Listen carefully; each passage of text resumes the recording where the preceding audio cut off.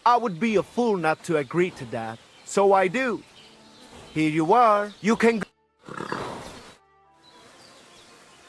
Hola,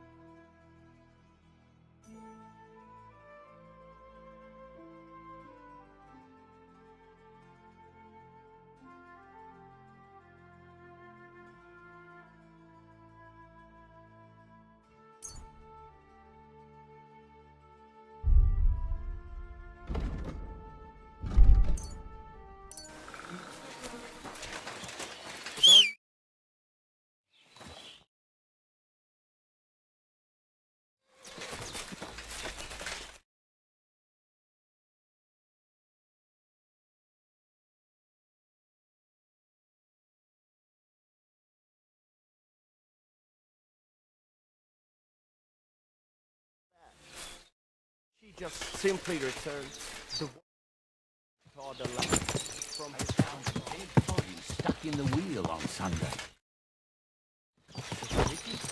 Ka!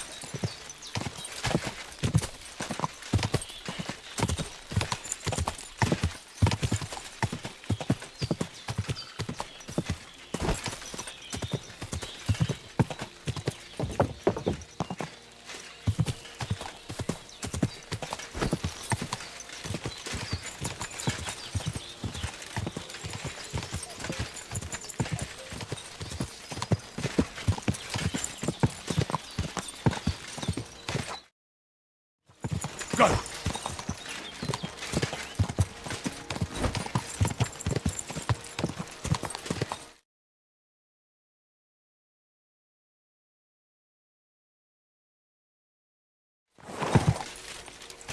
Whoa!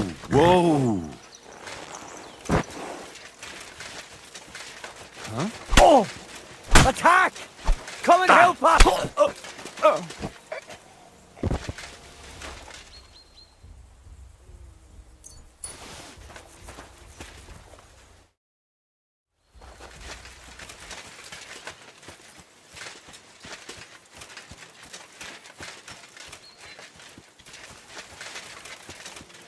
To hell! Are you yanking my pizzle? I'll kill you!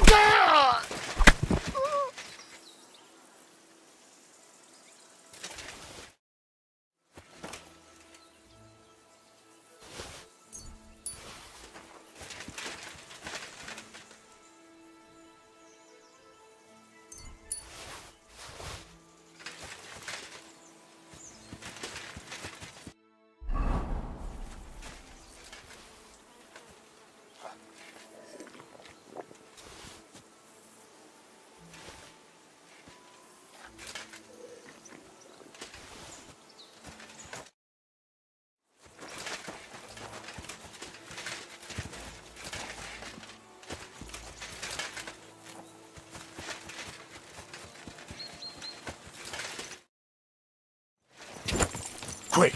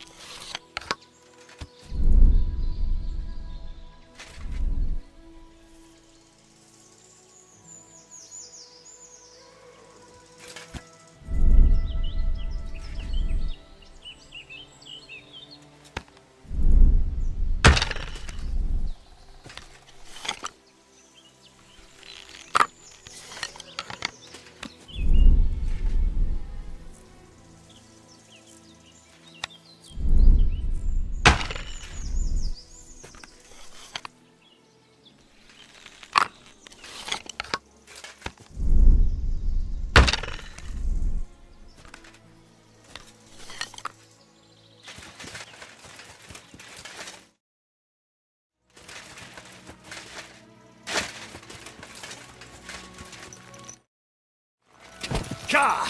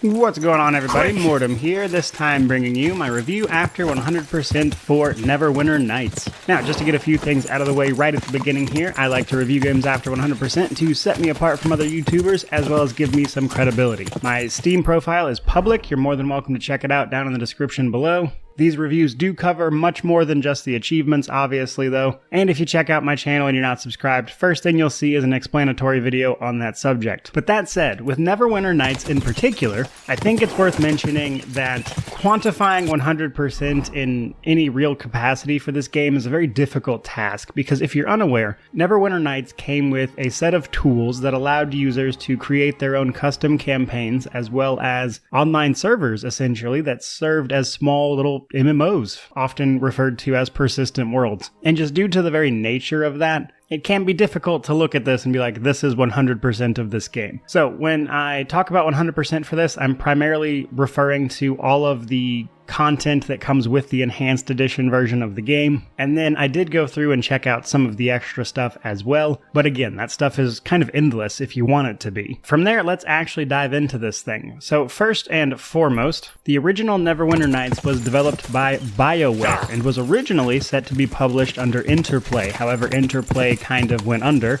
during this period and the publisher shifted to Atari. And as a fun little aside, Neverwinter Nights is actually named after another game that also had the name Neverwinter Nights, but was previously released in 1991. And the 1991 release version of Neverwinter Nights actually holds the surprising place of being the very first graphical MMO, which is why they named this one, with all of its multiplayer elements, after that title. But the game itself, regardless of whether or not you're playing the custom campaigns or the default campaigns, etc., is ultimately a third-person action role-playing game. And while I would certainly call it a CRPG, exactly how you want to describe this thing is really up in the air. But basically, third-person action game, and I do emphasize action in a lot of cases, but we'll talk about that here in a bit. And it is set in the Dungeons & Dragons Sword Coast area of the Forgotten Realms setting, which means, of course, that it is based in Dungeons & Dragons. This particular game uses Dungeons & Dragons 3rd edition,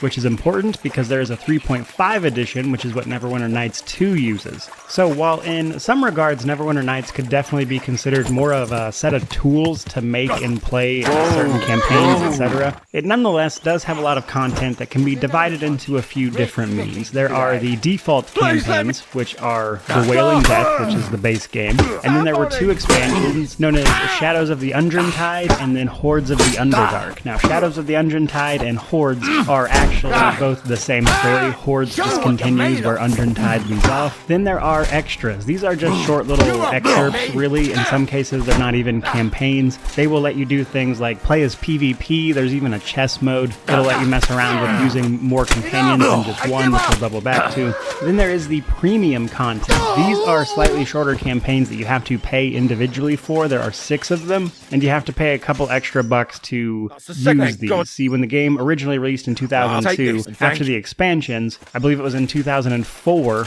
they opened up an online store where you could buy these premium campaigns. which would add more to the game. And then from there, we of course have the custom content. This will allow players to take on the role of a DM and basically guide a party via multiplayer through a campaign, or use one of the persistent worlds, which are, again, kind of like an early MMO. Now let's talk character creation a little bit. Now, as I mentioned, this used 3rd edition D&D, but character creation has a few intricacies that I would prefer to talk about instead. So while the 3rd edition stuff is pretty true to form, you know, barbarian, there's multi-classing. If you're familiar with any of my Pathfinder videos, you'll actually kind of get the gist of this, albeit there's not as much of it here. However, they did streamline a lot of it, and by that I mean they basically just guide you through quick choices for your class, and then they use a couple methods to simply make creating a character easier, and this is done via packages primarily. Packages are a set of pre-configured feats, etc. that a character can take, which is great if you don't know anything about D&D. It can kind of help you make a decent character without really knowing too much about the system itself. And for the people who know what they're doing, they can also customize these to be exactly what they want.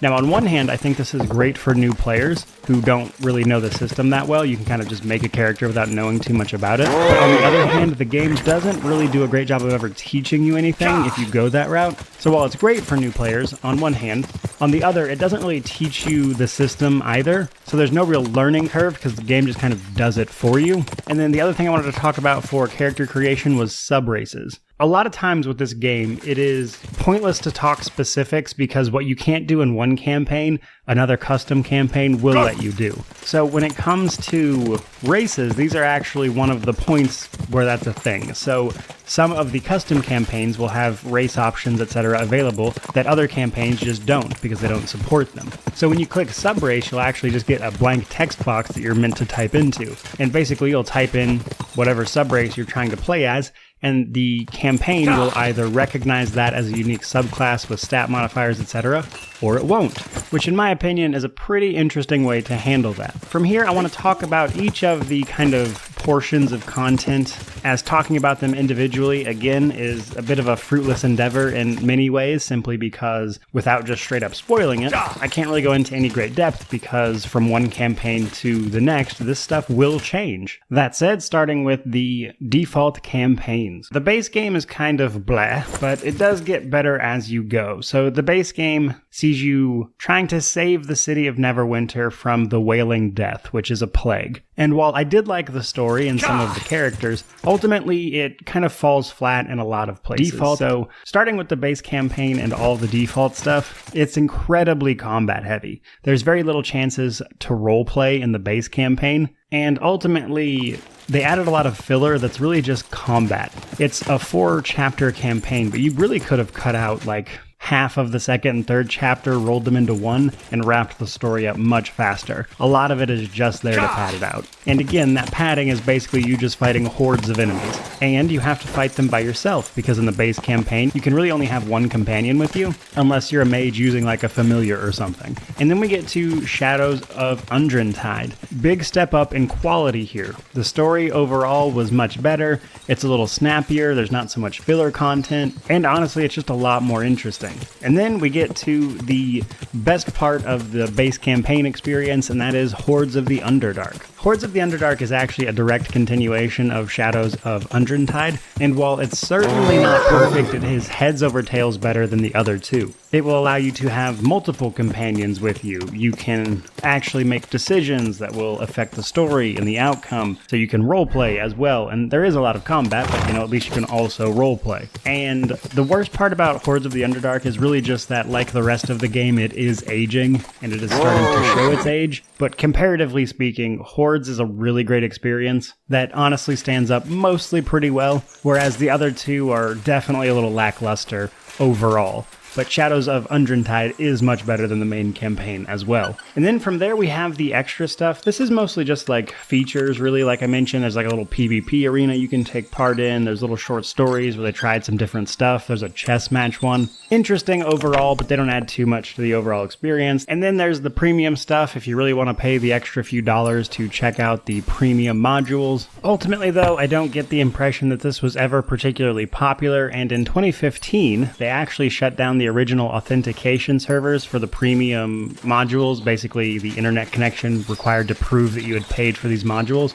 the original versions of these modules wouldn't even work anymore because that authentication thing didn't work. However, there are quite a few ways around that, and you can buy them again with the enhanced edition and they'd work, but I don't get the impression they were ever very popular. And with them being behind a separate paywall, even if it was just a few bucks, was kind of annoying. And then of course we have the multiplayer stuff. Probably the most interesting thing here is, again, the fact that people could get together, make custom campaigns, custom modules, etc. And this is something we've seen incorporated into more recent CRPGs, which makes the fact that this original attempt here was done all the way back in 2002 all the more impressive. This comes with a DM mode that allows somebody to kind of, again, take that tabletop experience into the actual 3D space that we have here, combined with the fact that you could play this online with your friends, and it was a very ambitious thing to do. And then there are the persistent worlds, which, again, kind of like early MMOs. Some of these are actually still going. So the characters or people who are really dedicated to their creations and seeing them thrive and adapt and evolve absolutely had the tools at their disposal to do that. Now that's kind of an overview of what the game is really, and I could go on in a lot more depth and give positives and negatives, but here's the thing. A lot of that stuff changes from campaign to campaign. So while I might list positives or negatives for one particular campaign, there's another campaign that might change those things in their entirety. So it's very hard to sum up a game like this in that way. So instead, I'm just going to give you guys a conclusion.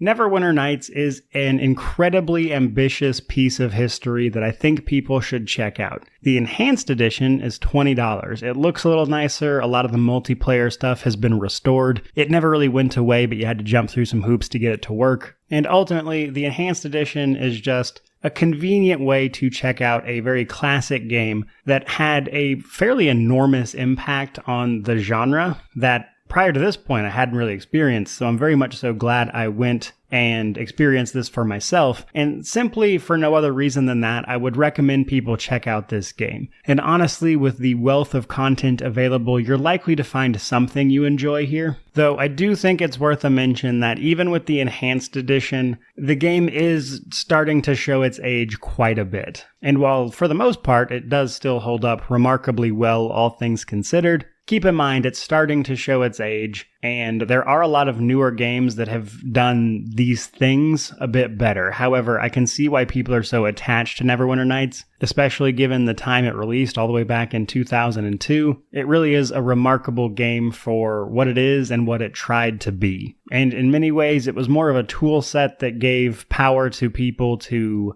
make their own campaigns in a D&D-like fashion, which on its face is incredibly cool. But there you go, guys. There is my review of Neverwinter Nights, a very interesting title that I am very glad that I went back and played and added to my gaming history repertoire, shall we say. But regardless of any of that, hope you enjoyed the video. If you did, please remember to like, comment, subscribe, all that YouTube jazz. But regardless of any of that, truly, thank you so much for watching. I really do appreciate it. May you wander in wisdom and have an amazing day.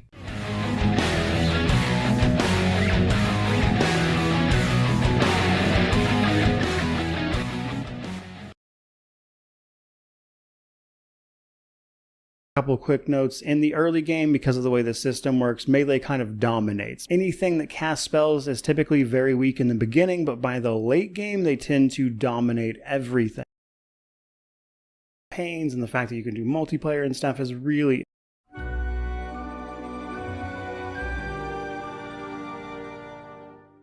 What's going on, everybody? Mortem here, this time bringing you my review after 100% for Neverwinter Nights 2's Enhanced Edition, which released a couple of weeks ago onto Steam to, frankly, a pretty mixed reaction that I shared in my own launch impressions video, and that is because this Enhanced Edition is honestly kind of half-hearted. We're going to talk about a lot of stuff in this review because I think Neverwinter Nights 2's content is pretty great, honestly, especially if you like D&D 3.5. 5, and even some of its different campaigns and the fact that you can do multiplayer and stuff is really interesting. The problem is, Neverwinter Nights 2 was available on GOG for a long time, and the Enhanced Edition brought it to Steam while updating a few things that could be useful to people, but also doing almost nothing to fix things like a lot of very prominent bugs and crashes. So I kind of want to get into all of that over the course of this review. But before we dive into all that, to get my usual stuff out of the way, I review games after 100% all the time to set me apart from other reviewers on the platform, and while that does include the achievements, it also includes a lot more than that. There's a link below covering everything I go over, and my Steam profile is public and linked below as well.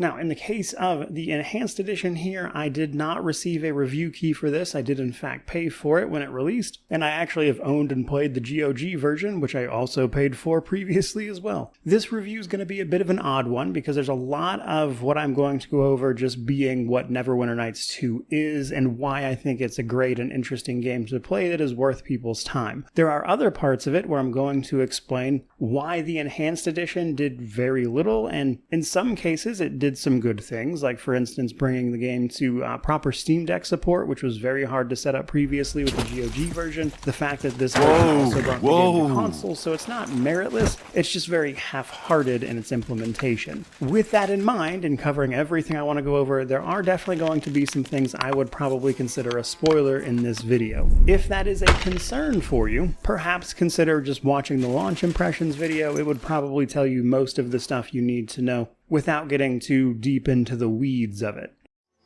Quick!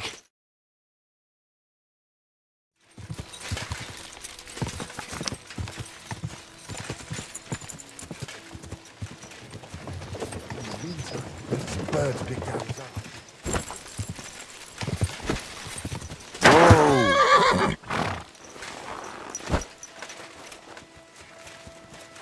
What on earth are you doing? Nothing. What's with that hole there? What about it? You've got a body in there, haven't you? Admit it. I ain't got nothing in there. Then what are you up to here? Look, I mean no disrespect, but I ain't having the best of days. So, thanks for stopping by, but no need to tarry for my sake.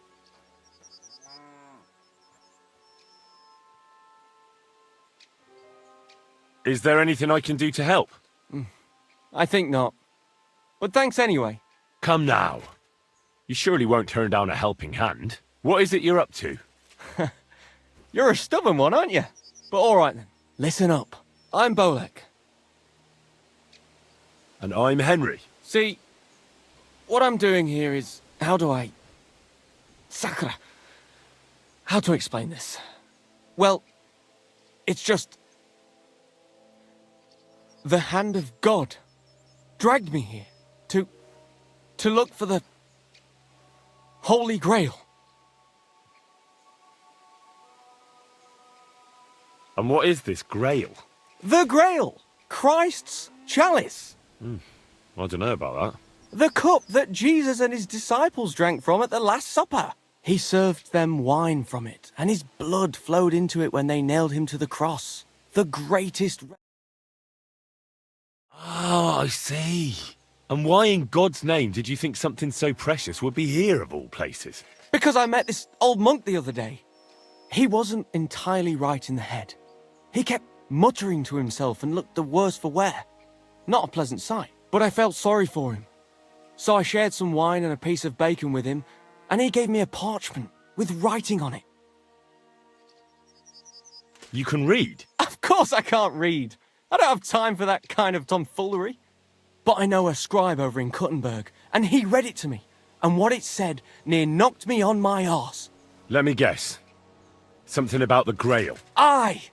That filthy scrap of parchment described exactly where the chalice of Christ was hidden. Seriously? Well, I mean, not actually exactly. It was more like a bunch of verses, but it's a great clue. Really? Do tell. You think I'd let you in on it?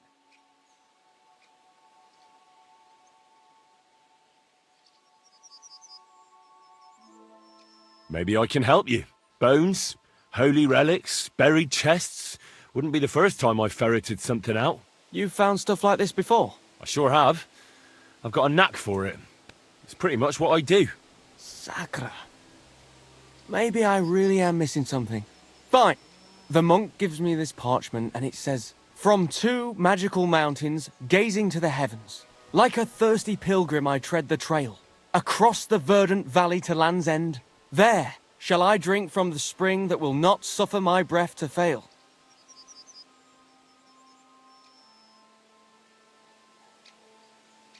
Let me see that parchment. Here. Can you make anything out of it? It looks like it's been torn out of a book. I hadn't thought of that. Part of the rhyme might be missing. Or maybe there's a map to go with it. Of course! A map! Why didn't I think of that? Are you all right? I might know who has the map. 1,000 thanks, Henry. You can keep that parchment. You've been a big help. Well, good luck then. Take care for now.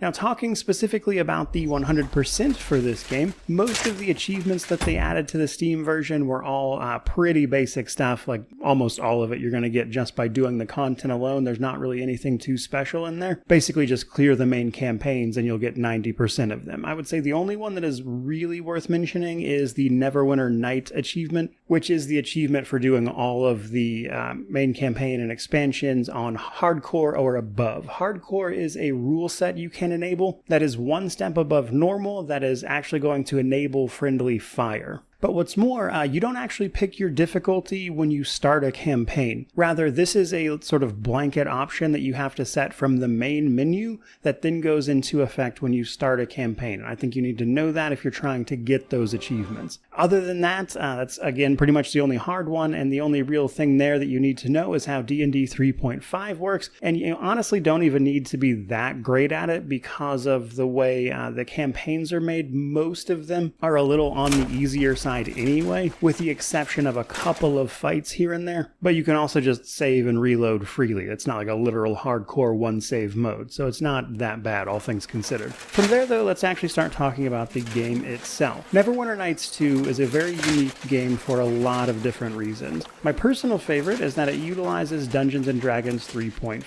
3.5 is actually the base of Pathfinder 1e, and if you've watched this channel at all, you know that Wrath of the Righteous and Kingmaker are Pathfinder games utilize Pathfinder 1e, which is my actual favorite system, and thus using the sort of base of that system in a game like Neverwinter Nights 2 is fantastic. There are not a lot of true 3.5 games out there. In my opinion, it's one of the best things about this game, but they didn't stop there. You see, another really cool thing about Neverwinter Nights 2 is that it's got a ton of options thanks to the expansions it got. They brought things like all the different races and classes you can play from.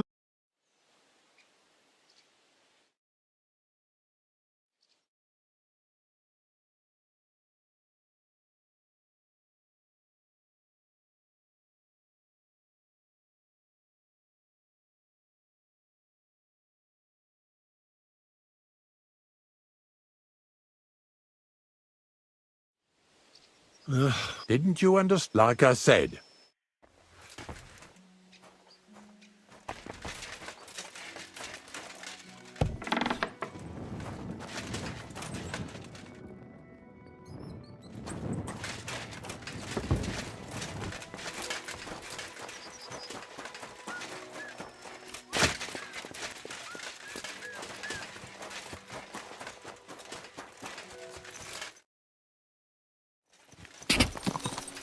Quick!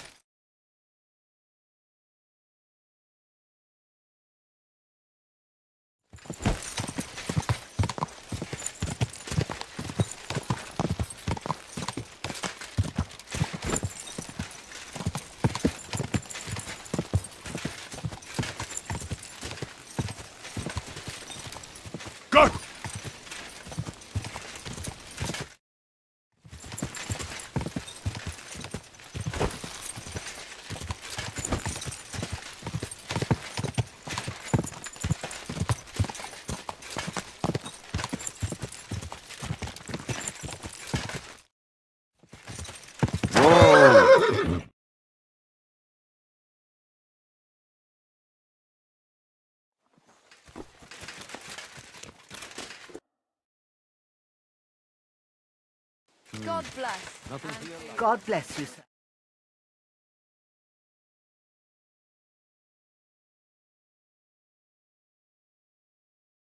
God bless. God be with you.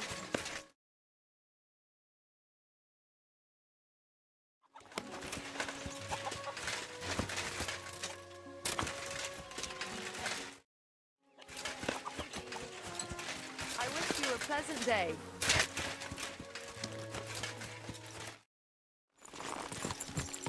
Someone's been tampering this horse. Quick!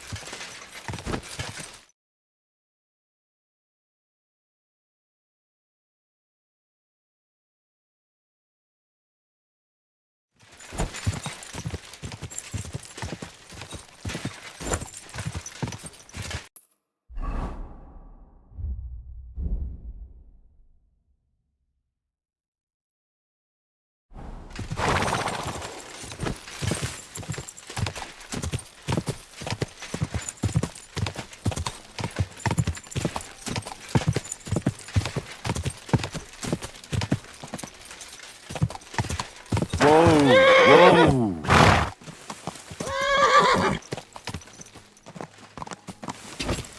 Ja!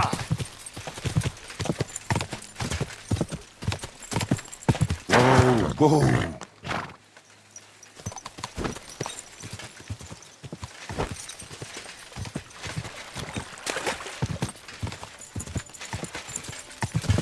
Whoa!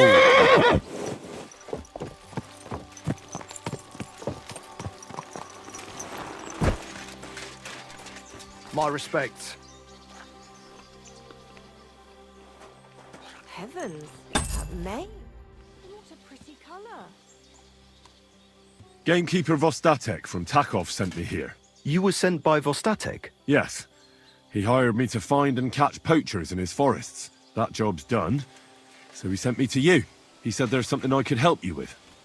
He was talking about some ghost? Nice. You might actually be useful then. What's your name? Henry. I'm Varel, the gamekeeper in these parts. But I suppose you know that. The lad who helps me told me a while ago about this ghost you mentioned. But I'll tell you about that after you help me with those bastards infesting my forests. What do you say? Will you do it? Aye. I just need to know some details. Sure. Ask away. Vostatek was moaning his forests are full of the vermin. But I only looked for 2. How many do you think you've got here? I have my suspicions about 3 places. And poachers always work alone. So I reckon it's an unholy trinity. How do you know you've got poachers here? The usual. There's been less and less game, and there's always a reason for that. I thought at first it might be them wolves that are rampaging there too, but I found some remains. It's a poacher, all right. How can you tell? There were knife cuts on the bones, not marks of wolves' fangs. Do you know of anyone near Slatigo who could help me? Try asking Ignatius, the Troskovitz gravedigger. Maybe he saw someone around there and can point you in the right direction. Good idea. Where do these bastards of yours usually hunt? The first one has been poaching Troskovitz, the graveyard site. Now we've started patrolling there, he's pulled back to Slatigo, somewhere to the east of the graveyard, and we ain't too keen to go there. Why's that? The place is cursed. And on top of that, it's swarming with wolves. You know that half-built cottage in Slatigo? Aye. I've been there. The previous gamekeeper started building it, but he didn't finish it. He kicked the bucket before he could go on his first round. I've been gamekeeper here since then, and I don't intend to end up like him. Right. I reckon that's all I need. Good luck.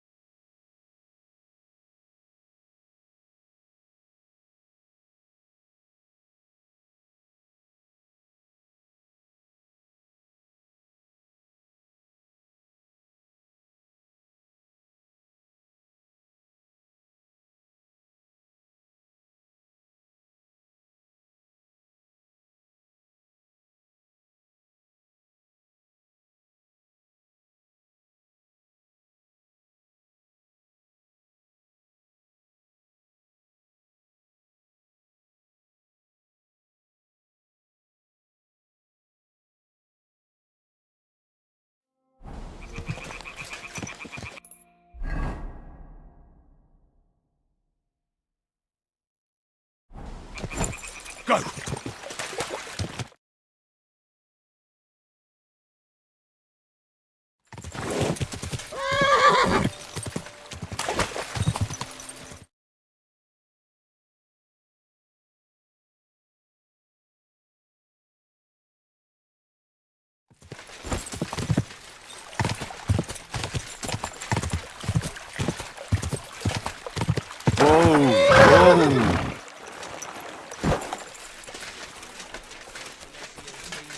Dancing bears wherever they go. Now you're gonna get it!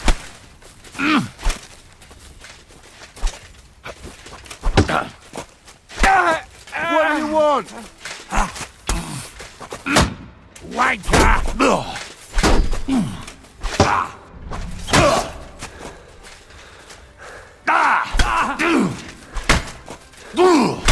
Show your stuff!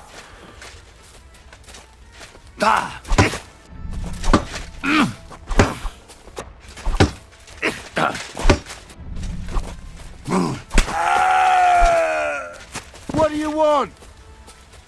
No, you don't.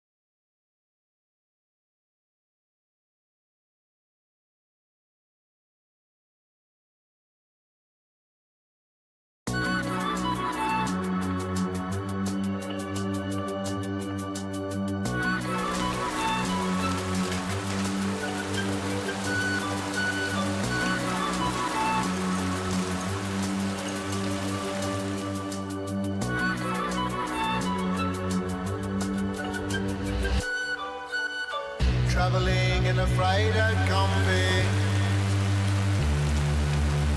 on a hippie trailhead full of zombies. I met a strange lady, she made me nervous. She took me in and gave me breakfast. She said, you come from a land down under, where women glow and men wonder. Can you hear the thunder? Quick! Better run than a take a run.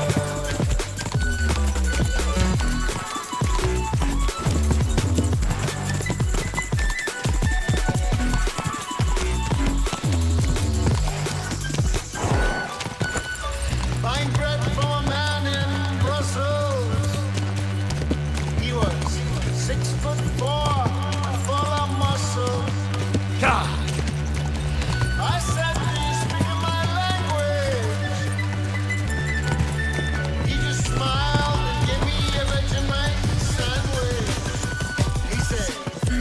come from a land down under. Where Peter's slow and mentioned. Can you hear the thunder? Better run, better take cover. Yeah. Can you hear the thunder? Oh, yeah. Better run, better take cover.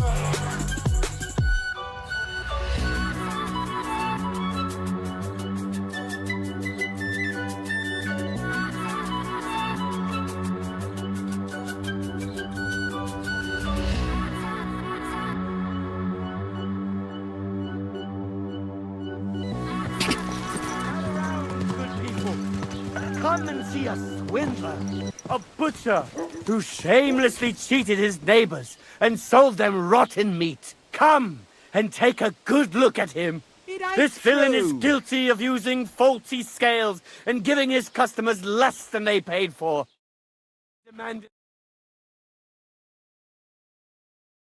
them with his cleaver, and even though he knew the meat was rotten,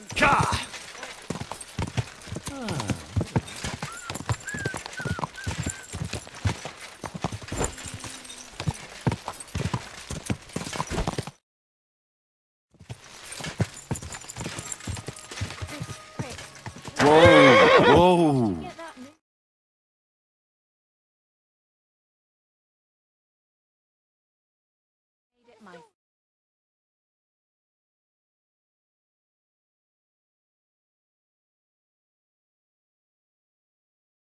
The Agartha memes are the culmination of years of edits that straddle the line between schizo-posting and sincerity, depending on which accounts share them and the context behind each one. Some people believe in the conspiracy theories and the perception of certain races, and others just see it as a ridiculous laugh making fun of the type of extreme content one encounters online. Agartha itself relates to the Hollow Earth theory, essentially the idea that an advanced race lives within it and secretly controls the rest of the world, and these advanced races often refer to Aryanism and Nordicism, which is why you'll see race-swapped versions of celebrities asking for entry to Agartha, as well as imagery of UFOs and the like. These types of memes and edits have been going on for years, with references to Agartha stemming from other conspiracy theory trends like Hyperborea, the Greek mythological land to the north, which would be located somewhere in the Arctic Circle if given a physical location, hence the imagery of ice and snow accompanying it. However, as stated prior, some people are in it for the irony and some take it seriously. These clips are usually coupled with the lewd remix of Down Under by Men at Work, which seems to be a similar format to old Little Dark Age and Hung Up edits from the early 2020s, which at times focused on certain ideologies. Also, who could forget the Gautier Black Mass Hyperborea edits, which featured extremely similar imagery to what we're seeing today with Agartha. Again, some of this was ironic, some of it was intentional. Then of course we have the Yakub KSI Logan Paul White Pharaoh memes, often showing Logan Paul wearing a certain uniform, as Yakub refers to a guy who is believed to have created the white race. The white Egyptian pharaoh comes from a slots game originally and featured in memes making fun of white people in textbooks, but some use it to reference the idea that the people who built the pyramids were from Agartha. Plus, you might have encountered the white monster memes too, which occasionally delve into the idea that drinking them turns someone white, as well as gives access to Hyperborea due to its cold, snowy environment reflecting the white monster can. Ultimately, these Agartha/Hyperborea memes come down to parodying the sheer number of posts one might encounter online where people genuinely believe in conspiracy theories, which are a dime a dozen on social media where any and all information is amplified to an extreme degree, straddling the line between schizo-posting and sincerity. What meme would you guys like me to give a lesson in next? Let me know in the comments below. And remember, like and subscribe!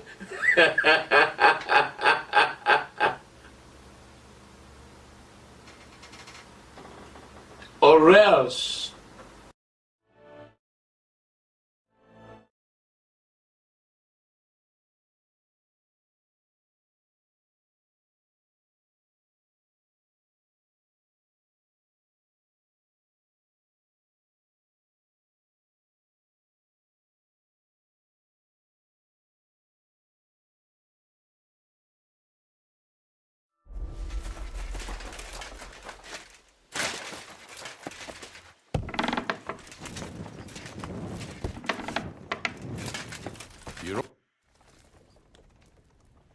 I don't know if I'm completely ready for this.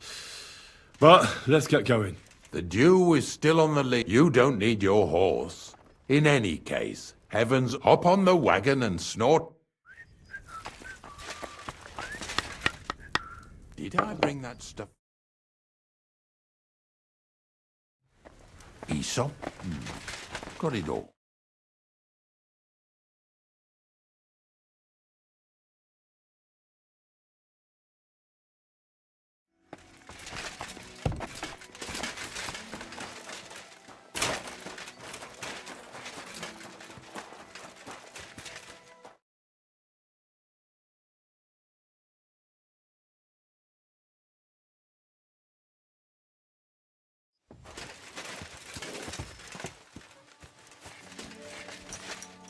Come on, then. Get a move. So get your...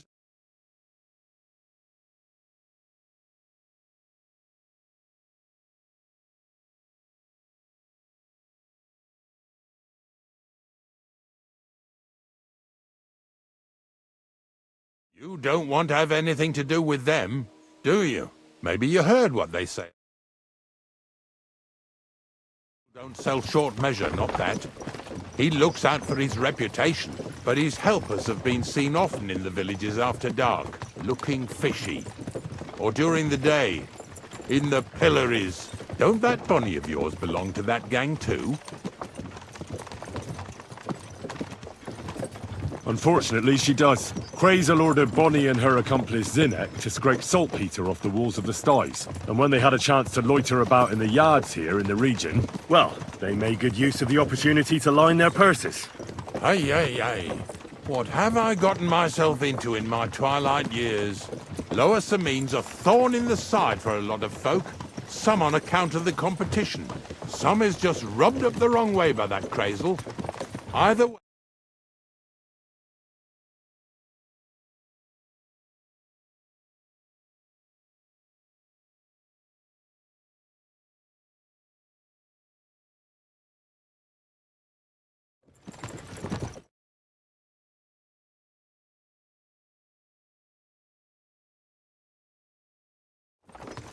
Yeah! Yeah!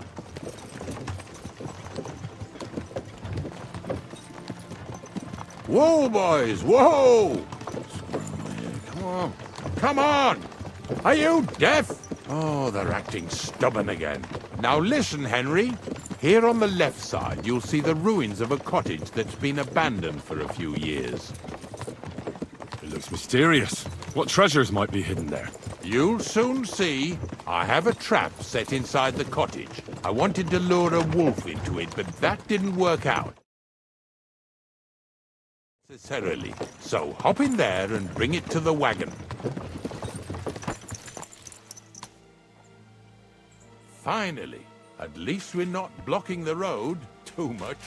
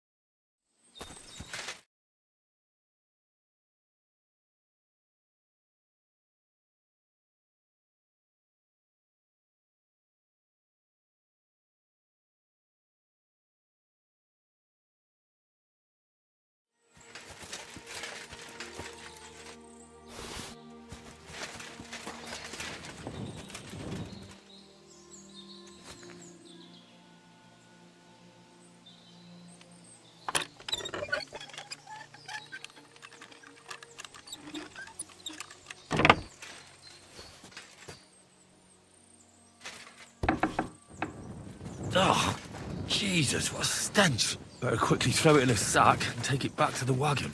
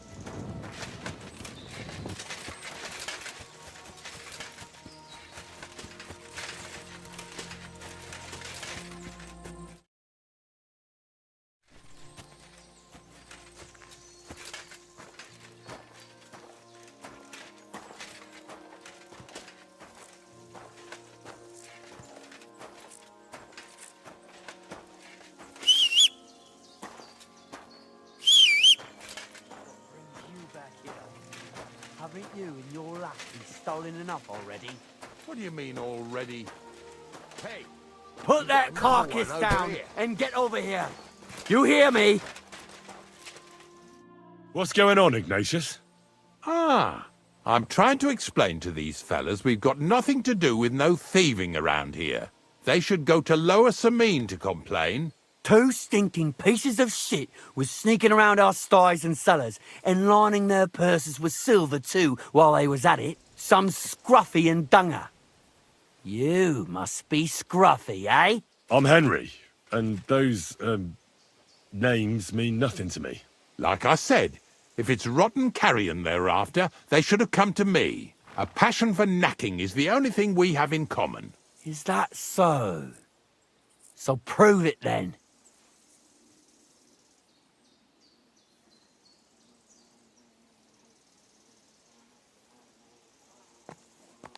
Ignatius is telling the truth. There are all sorts of types causing trouble in these parts, not just from Lower Samine. Ignatius and I thank you for taking on the job of guarding the roads, making sure that honest, if somewhat grubby tradesmen stay safe. Aye, that's exactly what I'm trying to do. So, thanks. Really good work, lad. Well, time waits for no man. Let's all carry on with our duties, eh? All right, listen. We'll be going then. But if you happen to run into them two thieves, you tell us right away. Got it? Of course. You can count on it. Glad to hear it. Let's go, fellas. Maybe... It's right. Maybe it was the one with... Not much left for us. Hopefully our luck will hold out, and we'll only be breaking the limbs of carcasses today. The next farm's just up ahead. Hop on, and let's go. Here we come, Snorter. Don't worry.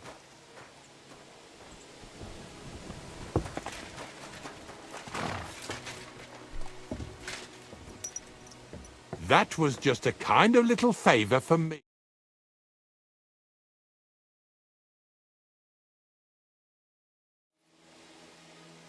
So far, I've just carried sacks. I already did that for the miller. Yesterday, the good wife from that farm came and told me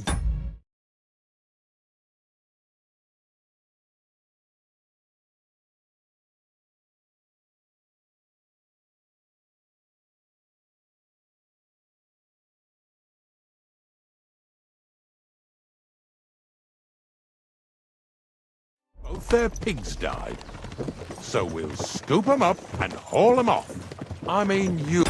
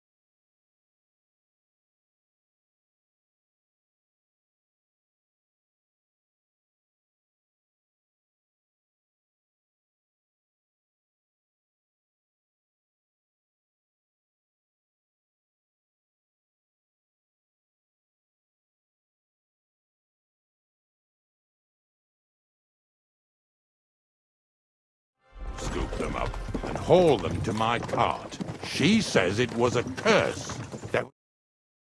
The pigs started trembling, squealing and puking, and then keeled over and dropped dead. All right, that's what you get. People sin here in their seclusion, thinking they're out of sight of our Lord. It ain't my first day doing this job, so I could see right...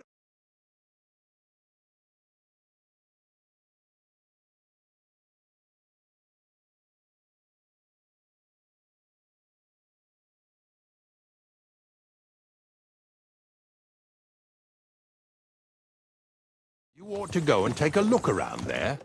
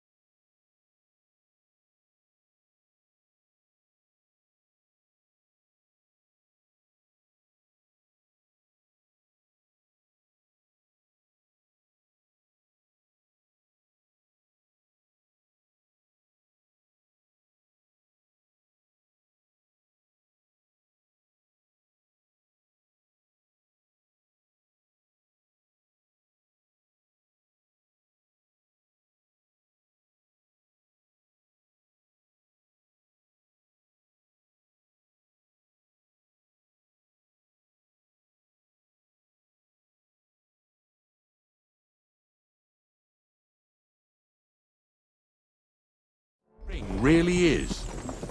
All right.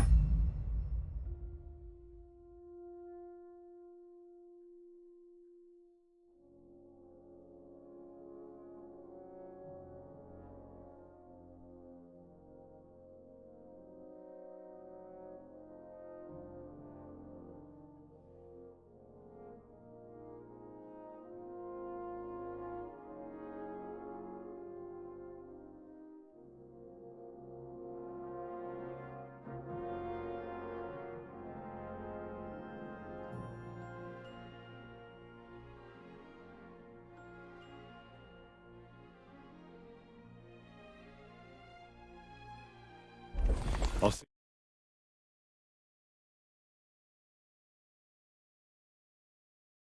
Roll around in the grass here with Snorter and Dragonfly.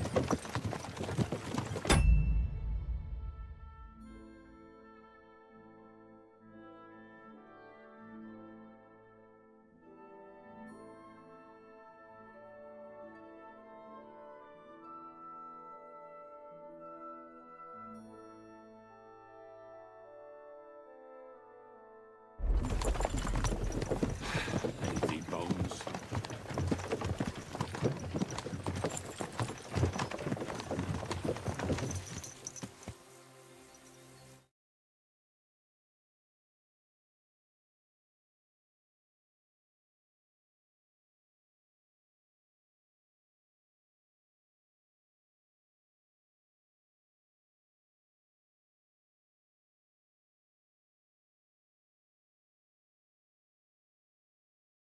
I'm here like I promised, and I even have a helper here with me who'll be doing the carrying for me today.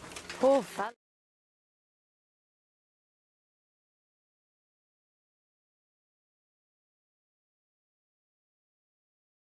Valuables.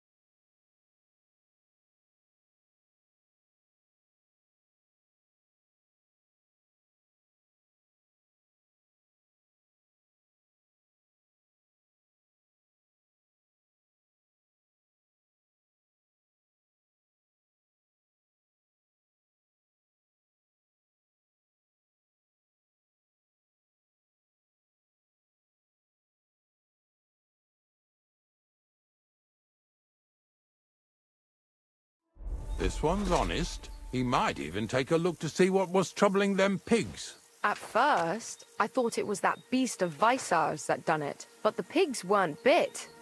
So it was definitely a curse. Curse my arse.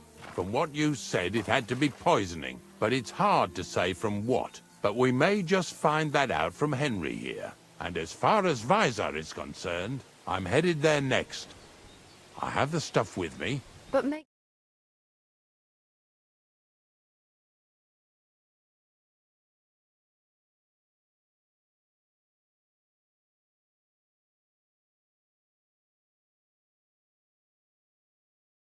Me much, but I'll probably get something from the bailiff for hauling.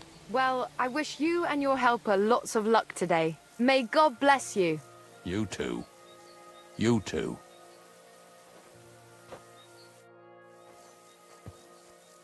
God be with you, sir. Excuse me.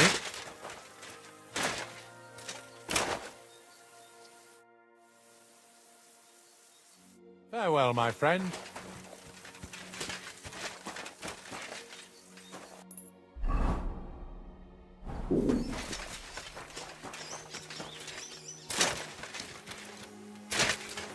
Where are we going to find...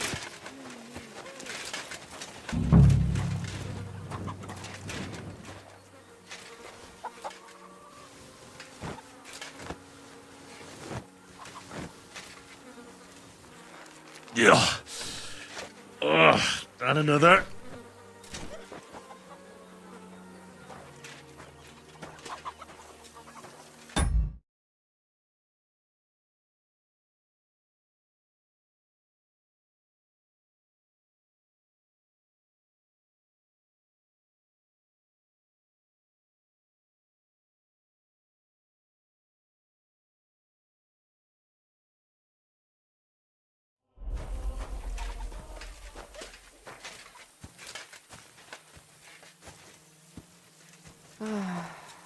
Oh well.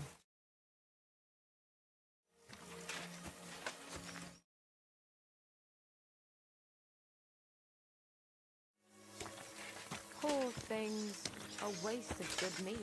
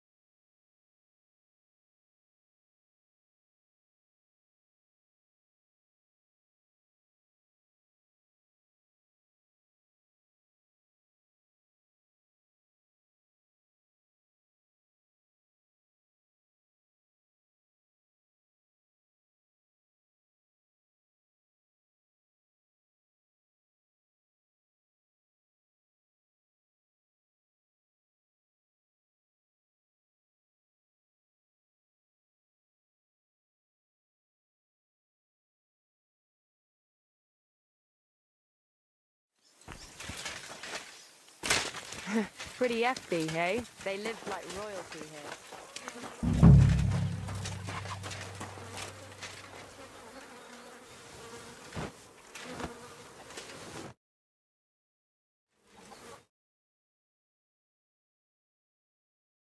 Another.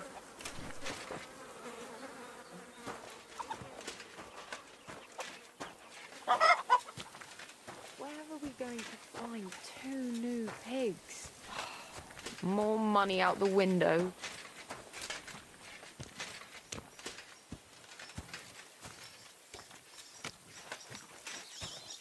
Greetings to you.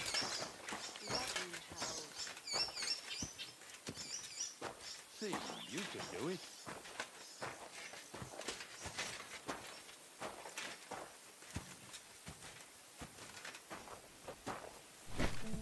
What now?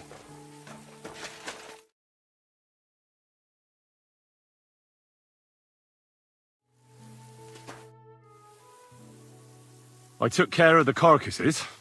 We can drive on. And what about this mysterious curse? Oh, right. Aye. Take a look.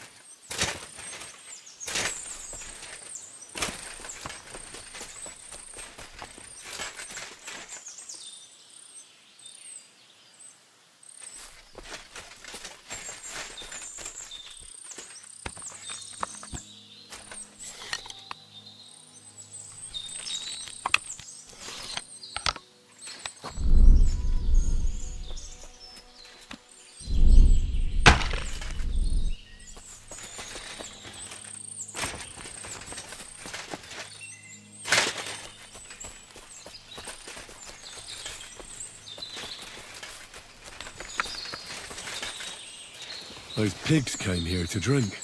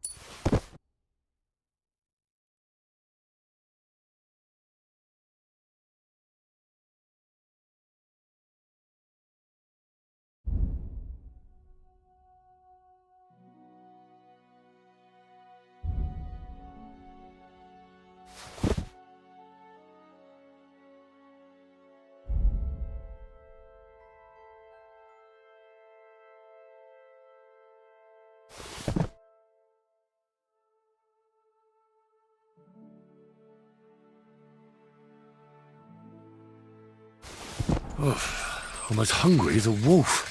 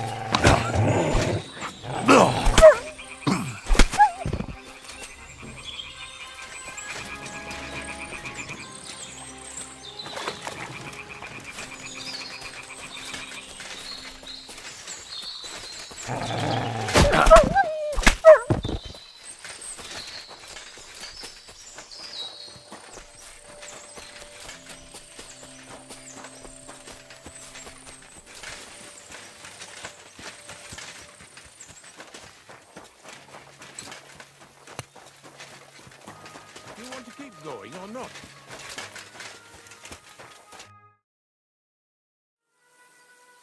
It really wasn't a curse. There are rotting carcasses in the water upstream from the watering spot. No wonder the pigs caught some disease. Well, what do you know? I was right. I'll give you a hand. It'd take you all night on your own.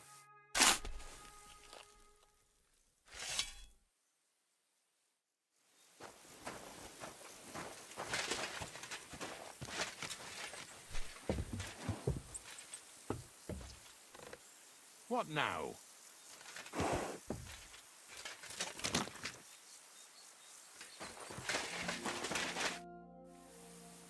I took... Nice work. Yeah, you'd eat that.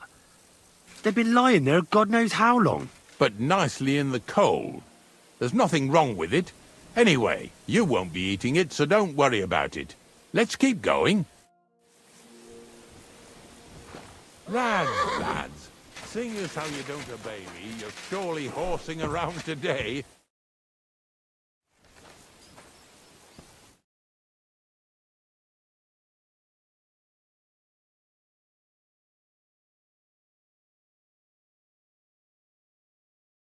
And or bury an unbaptized child?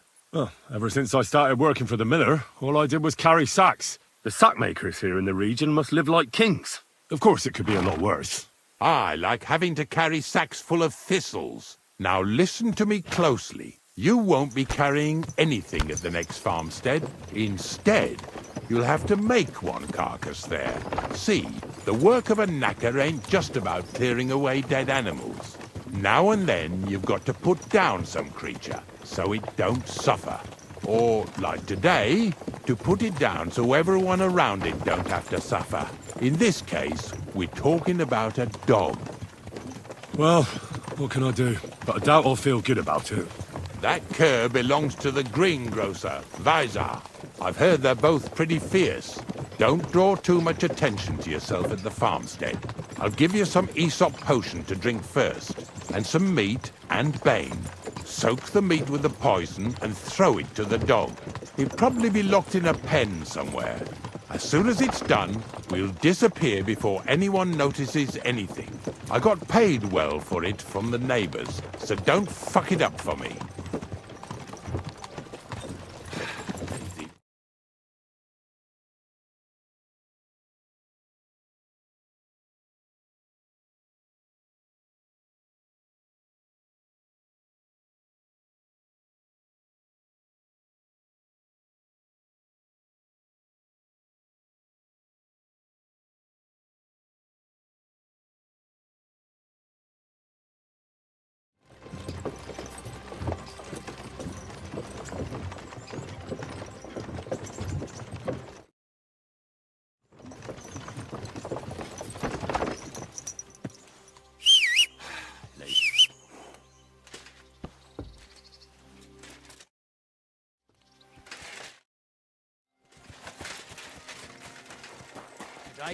Good day.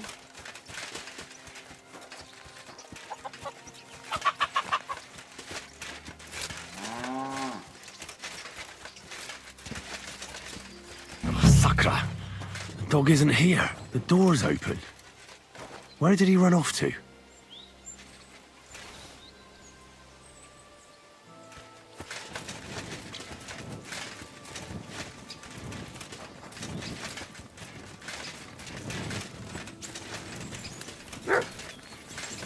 Barking.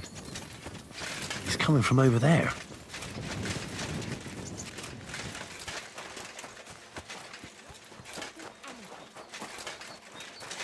Henry, how come you're here?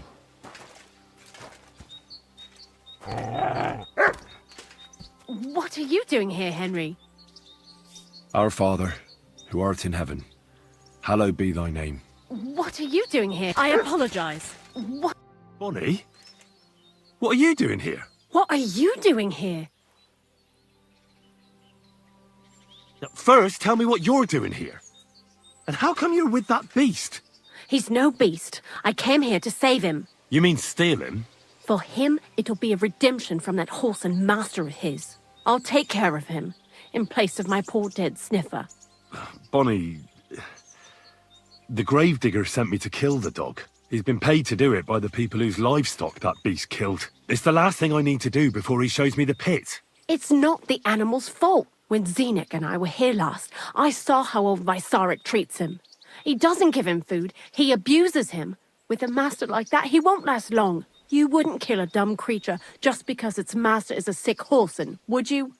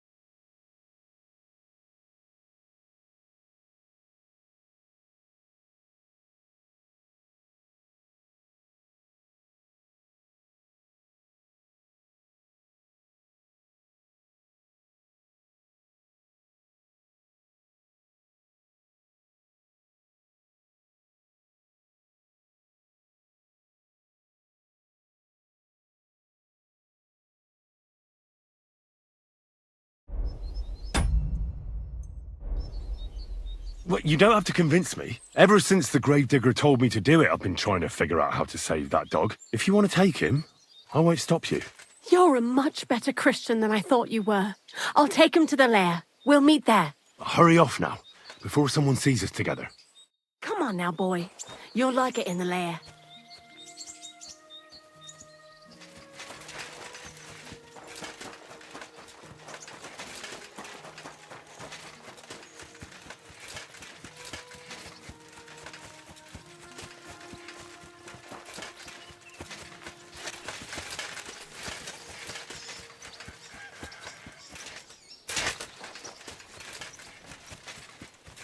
Blessings to you.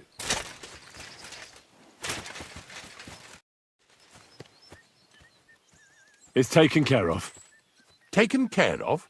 What do you mean? The dog is dead. Dead, eh? Well, it wasn't pleasant to watch. I did it exactly how you told me. I poisoned him. Oh, aye? Well, I dipped the meat in poison. He ate it, and peacefully departed to doggy heaven. So, it all went how it should. I use a real strong mixture so the creatures don't suffer too much. He's done for, the beast. Finally. Let's go before we start looking suspicious.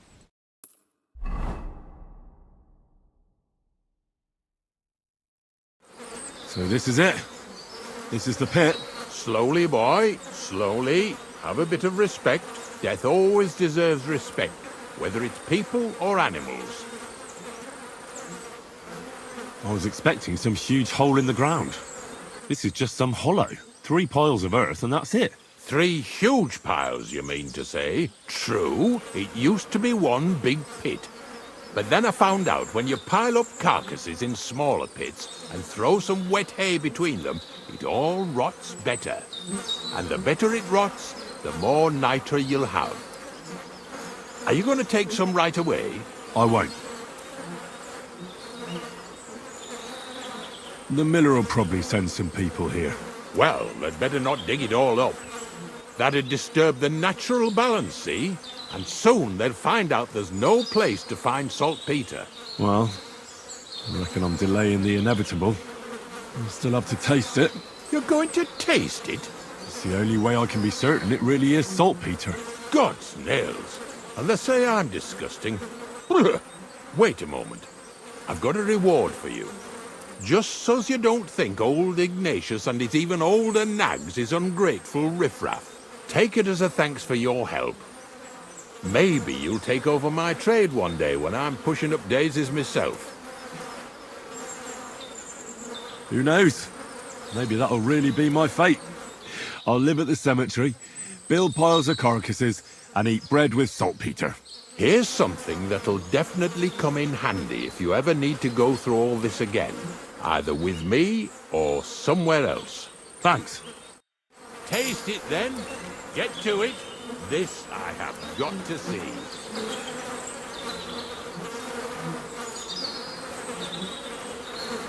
You didn't have to make such a feast of it. Look at me. I'm a lord's messenger to a taster of cadavers. Cold and salty. This must be it.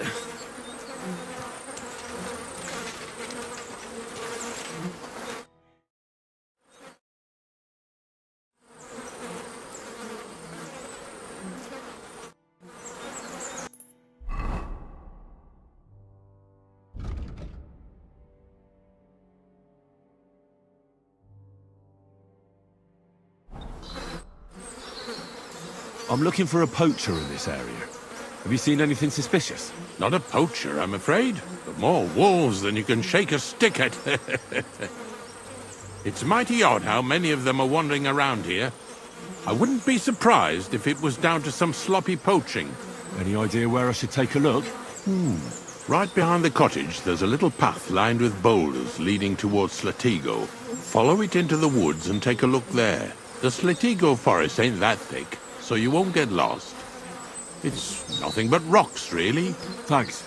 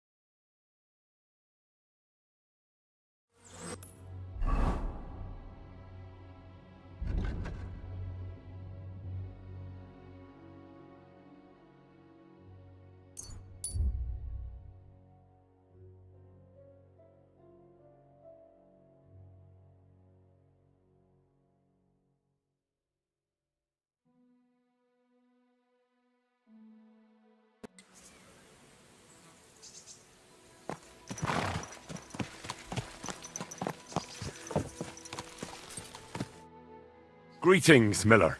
Good. Wait, is that you? Henry! Is it really you? It's me! Bolek! Remember? Of course I do. Bolek, chasing the Holy Grail, how could I forget? But I see you've traded adventure for honest work. Oh, no. This is just a disguise. Part of my plan, you know? Oh, right. I get it. So, tell me then. Find any more leads? I took your advice and looked for a map that would fit the rhyme, but it's harder than I thought, and bad luck clings to me like flies to a pig. How so? Did you know that millers sometimes find themselves in possession of, let's say, hot goods? I have heard that said. I once won a treasure map from one. So I figured if they have maps like that, maybe they'll have one that'll take me to the Grail. Anyway, I got myself this great disguise and went to the mill to join their guild. And that's where it all went to shit.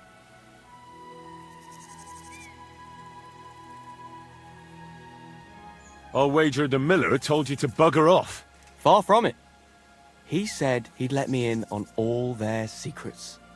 But seeing as I was new to the trade, I'd have to pass this initiation.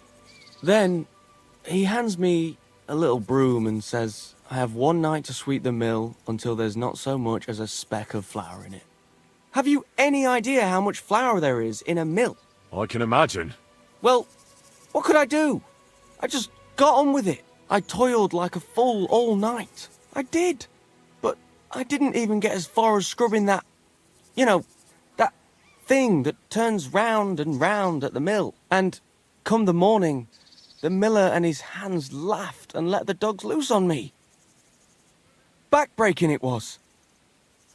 I don't know how the other millers could have managed it. Look, I think the Miller was having a laugh at your expense. No such initiation test exists. There's nothing special about milling. You know what? That occurred to me too. I did wonder, as I was scouring those wheels in the early hours, whether they might be fucking with me. Bloody bastards. Do you have any other ideas? Well, I was thinking, if that parchment was given to me by a monk, perhaps the monks know where I might find the map and the rest of the rhyme. That might not be a bad idea. I've been sniffing around in Kuttenberg, but no luck. They're like the millers, the lot of them. They learn to read and then look down their noses at the likes of me.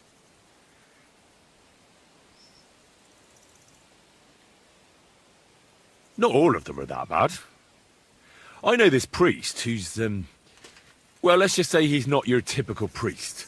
But he's a fine fellow, and his heart's in the right place. And it wasn't too bad in the monastery either. I mean, yeah, you have to follow the rules, but you're safe and you've got a roof over your head. That's no small thing these days. Wait, you've been in a monastery? That's what I'm telling you. Only briefly, though. That's a great idea, Henry! What is?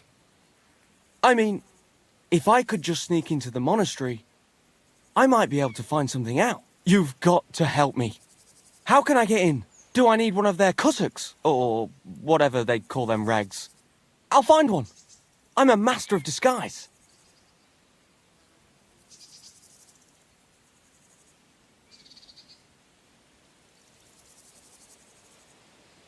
Forget about the cassock. If you want to get in there fast, dress up as a woman. They're celibate, and the sight of any woman would immediately make them, amenable. Get yourself a pretty frock, pad your cleavage up, and pound on their gate. They'll tell you whatever you want. You'll see. Seriously? That's how it goes in there? Trust me, I've been there. That happened all the time. Well, great. I thought it was going to be tough. But if all it takes is that... Right. I'm off to find myself a big old cabbage for my cleavage. Thanks for the advice, my friend. I suspect we'll be toasting each other from the Grail soon. I can't wait. See you soon, my friend.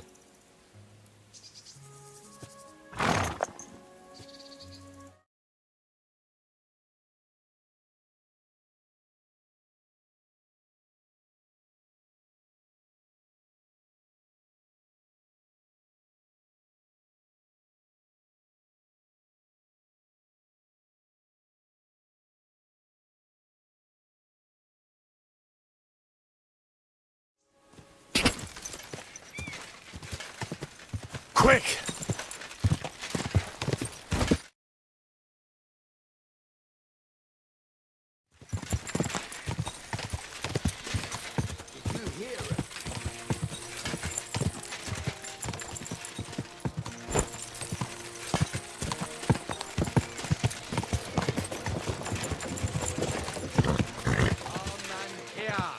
It's time you all heard.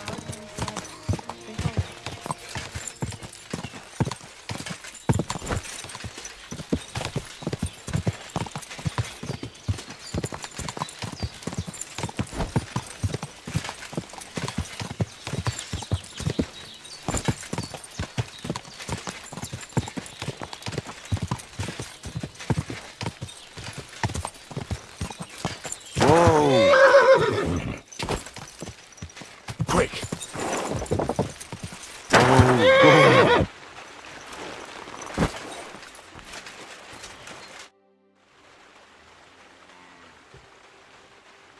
I found the place where we can harvest saltpeter.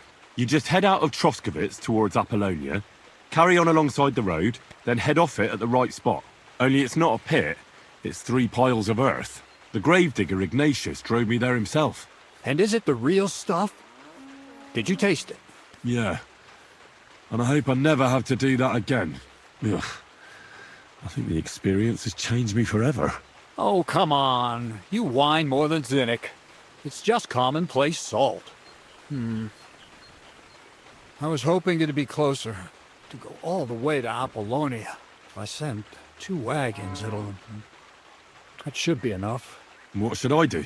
That means I could mix a barrel and a half. Crazul, focus. What else do you need from me? Oh, sorry. What were you asking? About a reward? It's right here. Thanks. How's it going with the golem? Well, the whole thing is really appealing to a scholar of my field of interest and important for humanity. But certain circumstances have emerged which, unfortunately, move its creation somewhere further into the future. Wait, what do you mean? So there won't be any golem? Not for now. What about all the niter? The life essence? I admitted to myself it's maybe too much to take on, and I decided to go back to my roots. So the search for saltpeter was for nothing? Not at all. The saltpeter will help us create primordial matter. The origin. Chaos. Materia prima. God. Here we go again. As alchemical scholars, we actually have only one task before us. To penetrate the diaphanum and find out where it gets its disposition and power from. Only then will we understand the nature of the shadows. Eh? I'll explain it to you. Tell me then. So what's the next task, Crazul? There's a quiet whisper coming from the open gates of Trotsky, carried by the wind all the way here to me. Do you hear it too?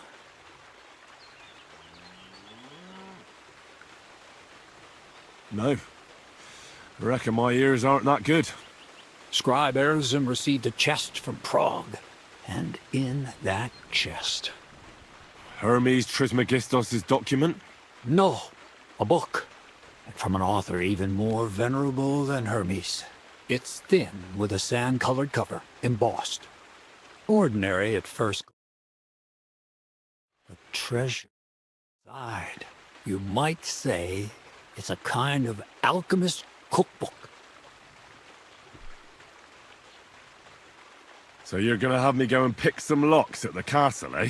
Did I say anything about stealing? No, when the castle was still closed. I planned to get the book through the castle chamberlain, with the help of a certain woman. But now that you have access to Trotsky yourself, it'll be much simpler. What about that certain woman? What was your plan? That's old news. The central figure is now the Trotsky scribe, Erezim. He's a great lover of knowledge. I'm sure he'd be happy to indulge another kindred soul and lend him the book, indefinitely and voluntarily. Let's hope so. I'll pray I'll be able to convince him. And that I won't have to ride around Trotsky picking up carcasses again. Or worse. Just do your best. The book is the last piece of the puzzle. The very last. But looking back at your 2 previous tasks, I have no doubt you'll be able to handle the third just as well. Go and see Arizum and ask him about the book. Then you'll see how difficult it will be to get your hands on it. Best of luck, Henry. I reckon I'll need it.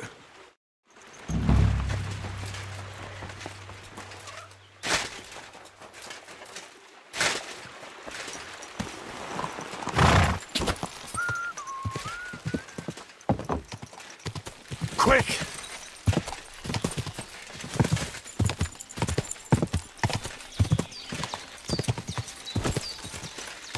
Come on, come on.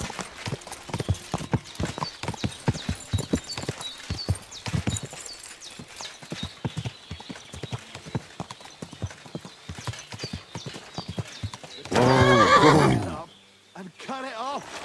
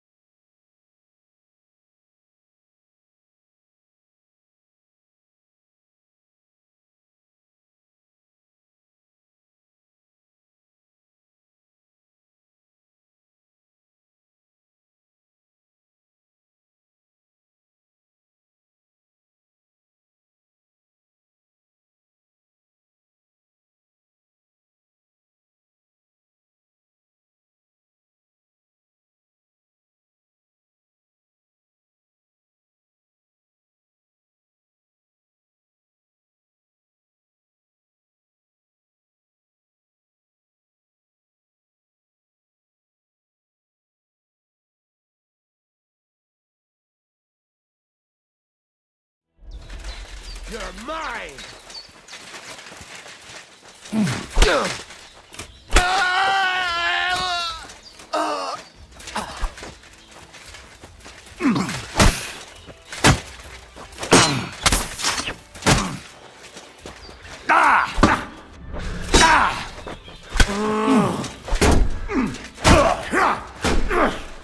Enough! Leave me.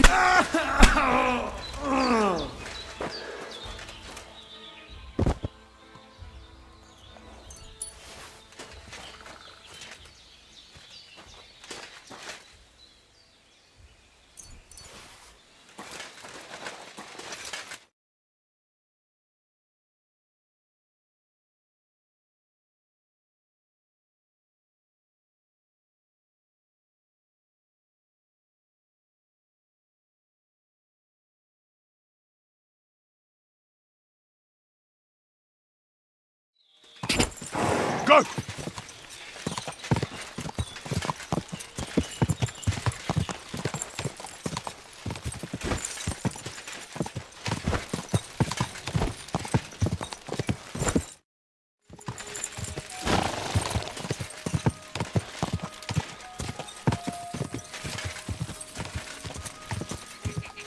Die!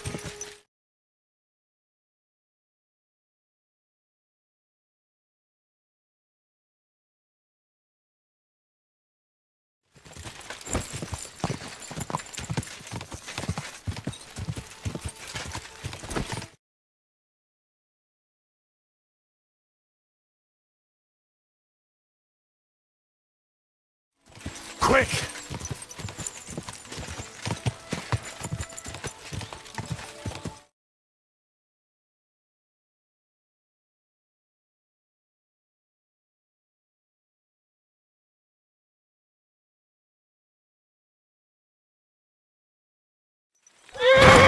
Quick!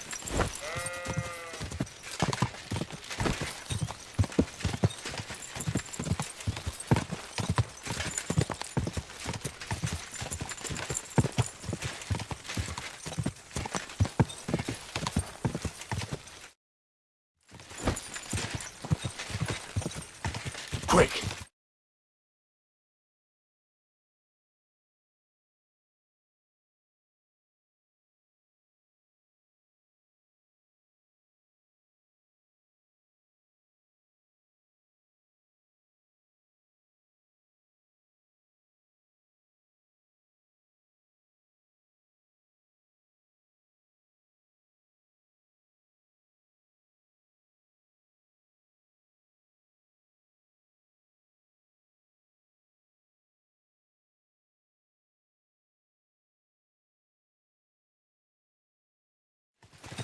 Quick!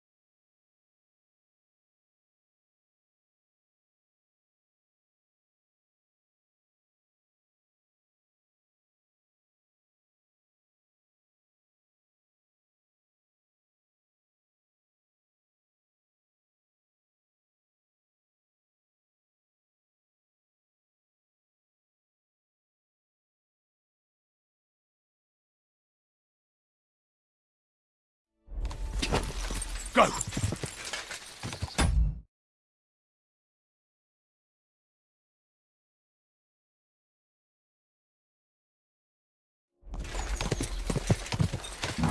Easy.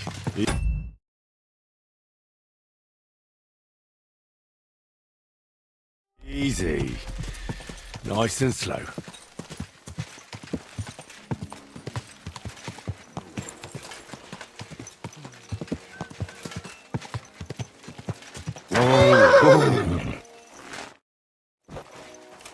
Did you hear about what happened with Hi-yo. the big wheel? At the mill? Yeah, the place by the Jeverok.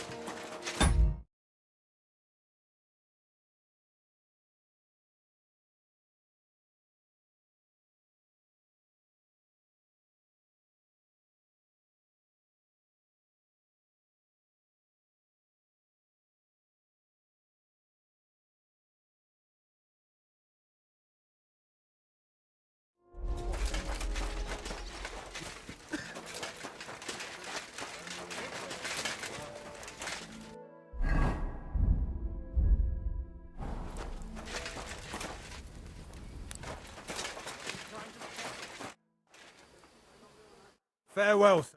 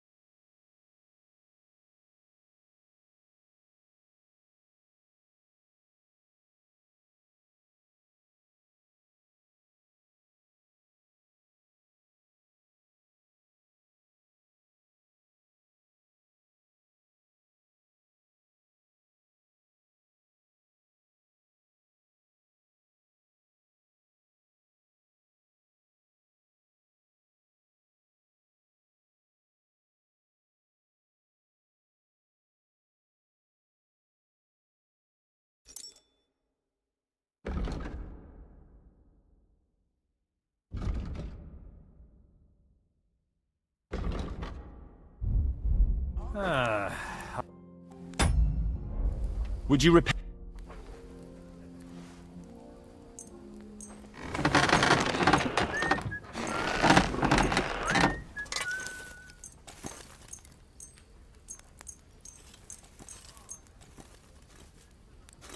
Let's talk about where. Look. Finally! Excellent. You made a... What do you...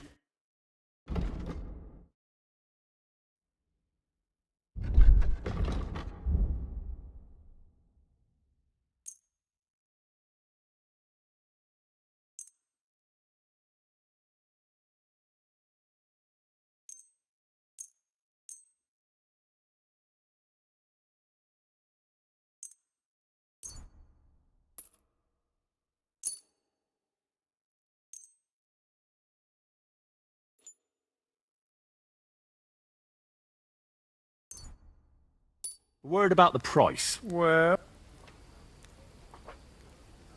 Here. My! I'm glad you found what you were looking for, sir. What do you have?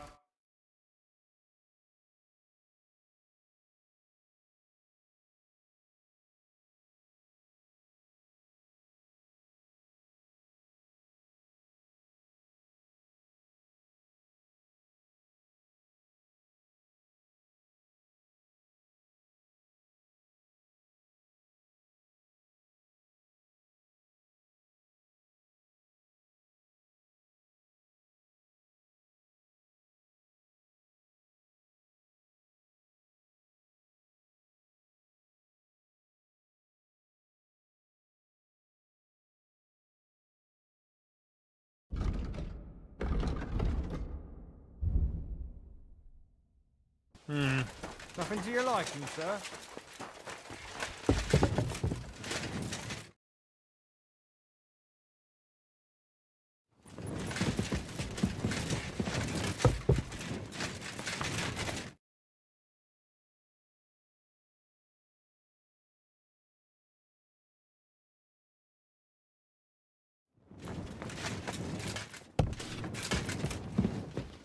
God be with you, friend.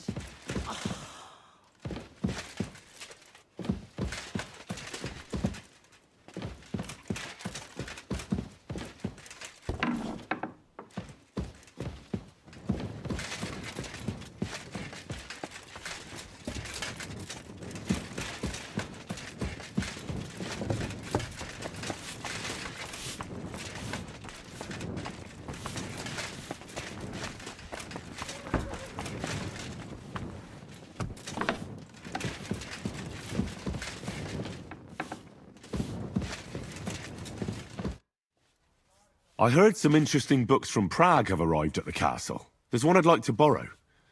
An alchemist's cookbook. A sand-coloured cover, embossed. Yes, several rare and astonishing books have arrived from Prague. But why are you interested in an alchemist's cookbook, of all things?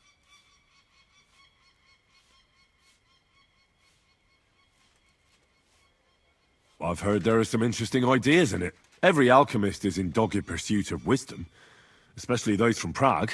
Perhaps you know more about that book than I do. Well, I'll have to disappoint you.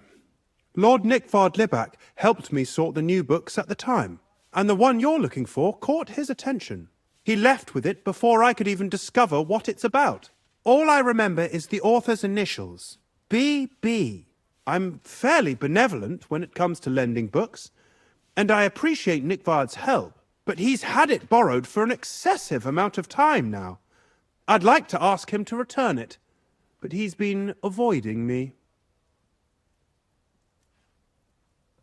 I'll have a talk with Nickvard and find out what the problem is. You think I haven't tried?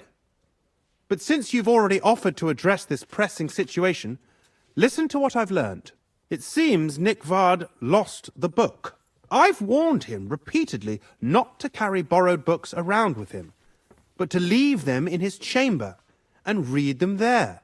But Nickvard is old and stubborn, and this is how things turn out. Well, it's still just a book. Paper and leather. You say that? To a scribe? I thought there were more precious things. Like a human life. We could have a long discussion comparing the value of a Takovite peasant's life with, say, a treatise on physics by Hildegard von Bingen. But I digress. As I said, Nickvard is intentionally avoiding me. But I've made headway. I've managed to find 3 people who've spoken to him recently. Bertha, the cook, Regina, the maid, and Hirsch, the hand. I reckon those aren't the only 3 people that know him. I'm surprised that he's ever spoken to anyone but myself. Nickvard is a loner, which is also why I suspect something bad has happened. Now that he's decided to leave his shell, that is. But I'm afraid that's all I've managed to find out. Since Lord von Berkove's arrival, I've been preoccupied with other matters. I'll help you. I'll ask all 3 and see if they lead me to Nickvard. Many thanks. If you aren't sure what to do, stop by and we'll discuss what you found out. I won't keep you any longer.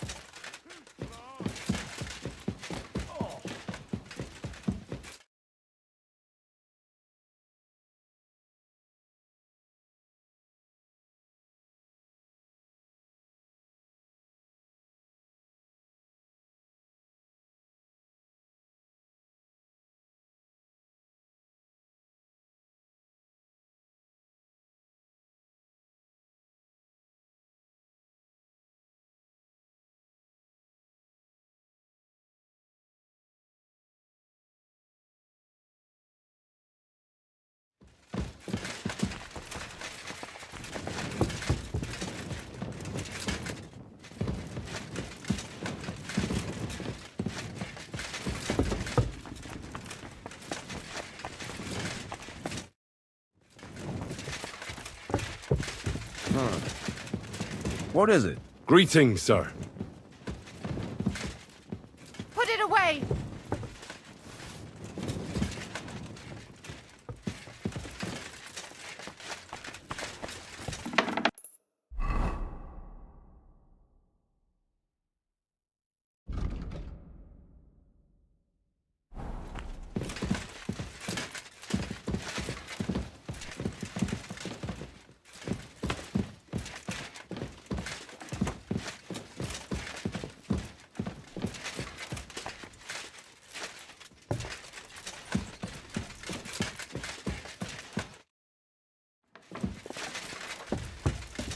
So, I went to see my brother.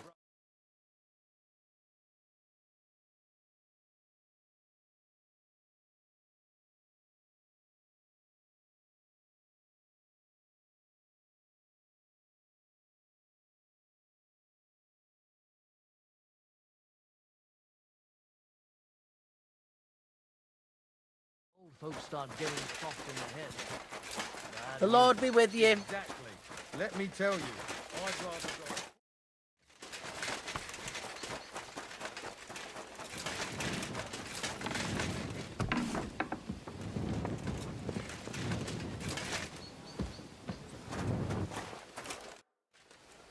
The Chamberlain said you know some... Of course I do. I keep finding... Oh, that sounds terrible. The Chamberlain wants this resolved as soon as possible. It's about time. Do you have any idea how scared people are? All it takes is one mention of those beasts and the maids start threatening to find work elsewhere. Oh, I hear the castle has always been connected to hell, but nobody tells you that when you ask to work here. Where should I start looking? They must be coming from the other side of the castle. Under the crone. All right. But what am I supposed to do about them? I heard I'm supposed to pour some kind of special water. But you're mostly right. You have to douse the ground in front of the fireplace they're coming from. That creates a boundary demons can't cross. All right. Where can I find the fireplaces? That's hard to describe. Anyway, there are 5 such fireplaces on the crone side of the castle. Together they form the shape of a 5-pointed star, a pentagram. Don't worry. I'll take care of everything. Hopefully I won't miss any of them. If I were you, I'd do it during the night. Even the demons have to sleep sometime, don't they? The devil never sleeps. And the old hag rushes in where the devil fears to tread, eh? The sooner you get rid of them, the better. Farewell.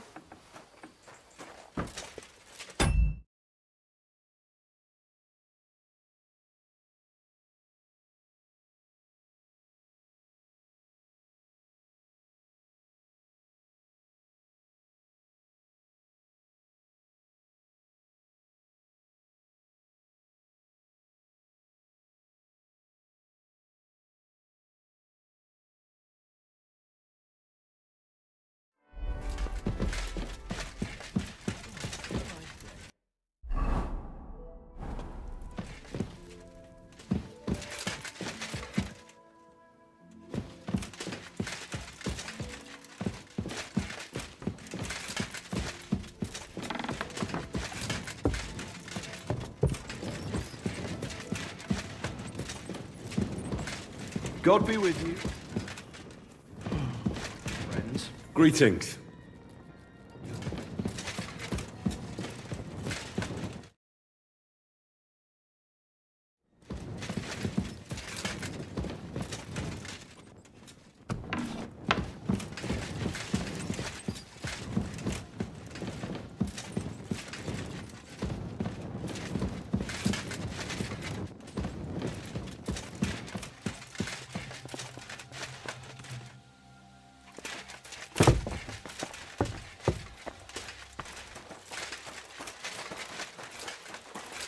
Hi-yo.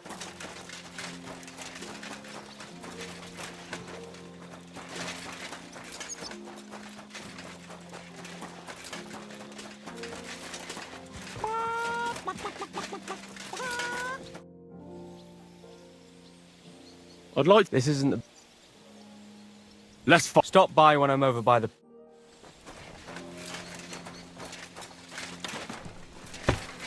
Aren't those guys sad that you just...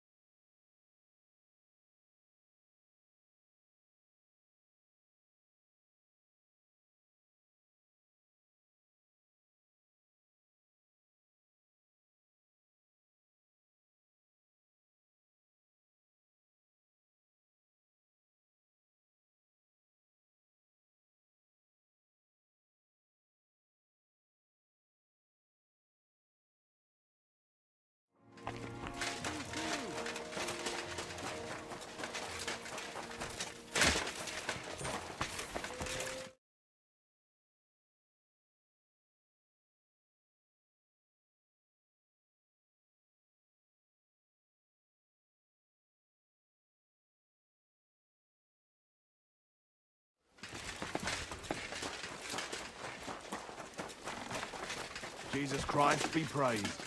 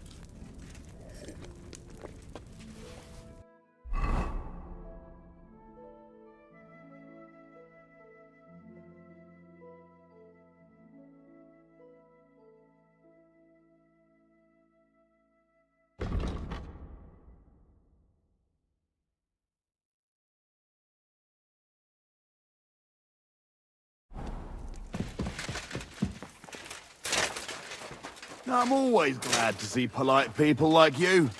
God be with you. Greetings, Master Guard.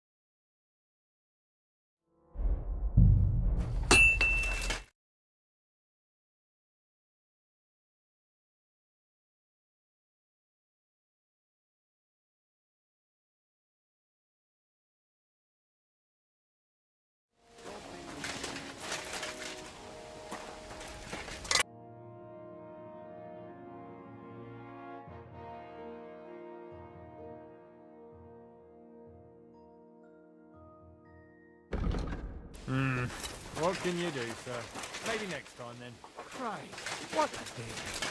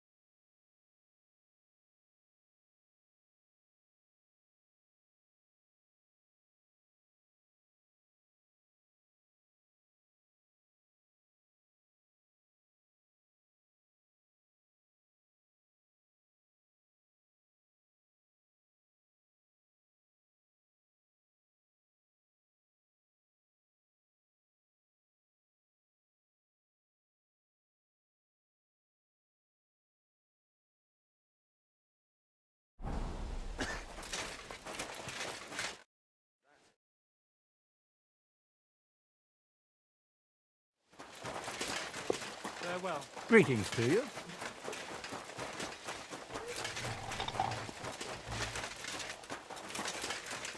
God be with you. Keep the peace and we'll stay friends. Cheers. I hope you have an uneventful shift.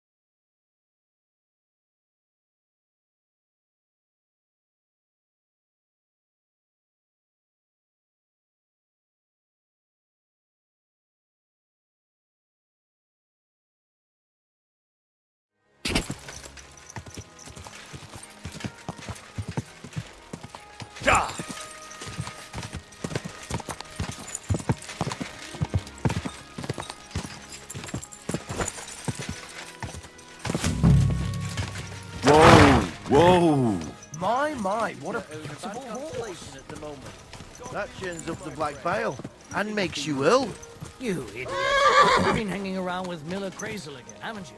And what if I have? He may be a bit odd.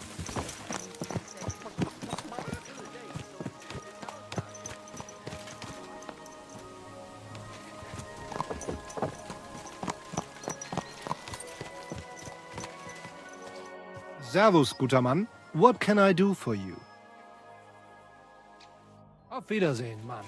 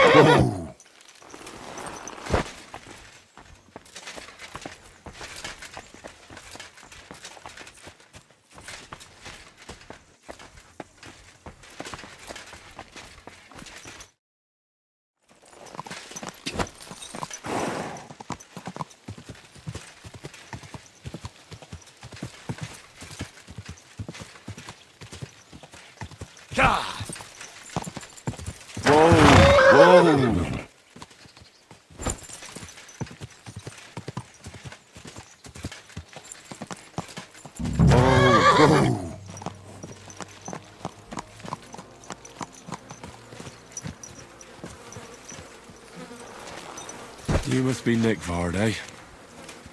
Poor wretch.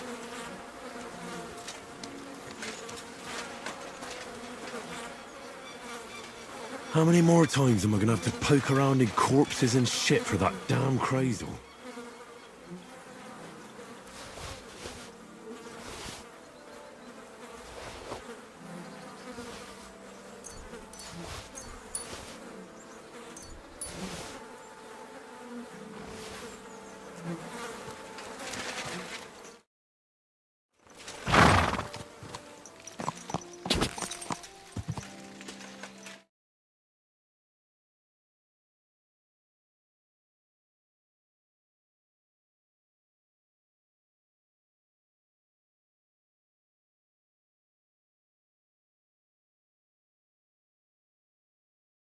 .3.5 that you quite frankly just don't see in basically any other game. And that combined with the content we get into, I think is really what makes Neverwinter Nights 2 special, even if it is a difficult game to run at times, which we'll get into momentarily. Some other things to know about Neverwinter Nights 2, however, are the multiplayer aspect of it as well as the actual campaigns themselves. So this game has a big focus on multiplayer. Now on the GOG version, a lot of that functionality was hit or miss. Like there's some stuff you could install to get it working again here and there, but one of the issues and why this got an enhanced edition was to restore some of that functionality. That seems to have worked out pretty well. They've got multiplayer up and working. You can join like lobbies and stuff from the multiplayer main menu. But another aspect of the multiplayer thing is what are called persistent worlds. This was a really big deal with Neverwinter Nights, and Neverwinter Nights 2 saw some of it, but both the multiplayer here as well as in Neverwinter Nights is facilitated by a tool set that allows you to do things like build your own campaigns and stuff. So you can also do multiplayer for the actual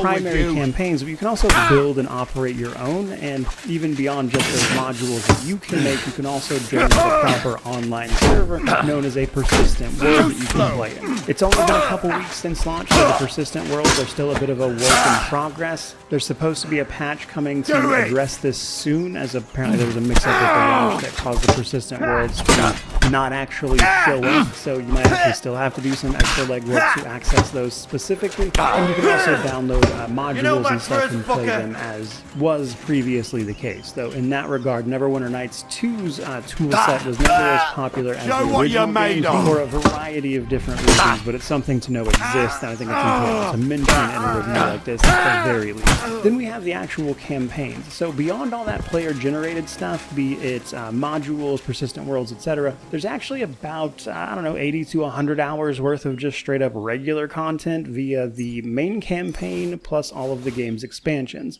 Now, probably unsurprisingly, of all of those, the main campaign is the most basic, and it's probably the easiest because of the way it handles resting. The other campaigns tend to incorporate other mechanics that make them a little more interesting, like the Spirit Hunger and Mask of the Betrayer, or the big trading and overworld system in Storms of Zahir, and we'll get into all of that. But covering all of that necessitates that the layout of this review be a little bit different than some of my other previous work, so I can cover it all thoroughly. With that said, let's actually move on and get to just that. Kicking it off with the technical state of things. Now, I've already mentioned a little bit here that the technical state of Neverwinter Nights 2's Enhanced Edition leaves a lot to be desired. In fact, if I'm being very blunt, it's a little embarrassing to call something like this an Enhanced Edition and then not fix like... And if you ask me, it's a map to, well, something. What? All right, well, I'm hoping it's a treasure map that will lead me to my fortune. Well, how about you show it? Well, you'll give it back, or I'll lose. Don't worry.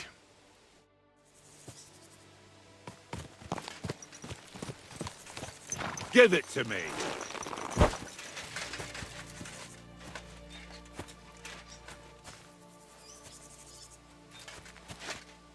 So, what's it going to be? Quick!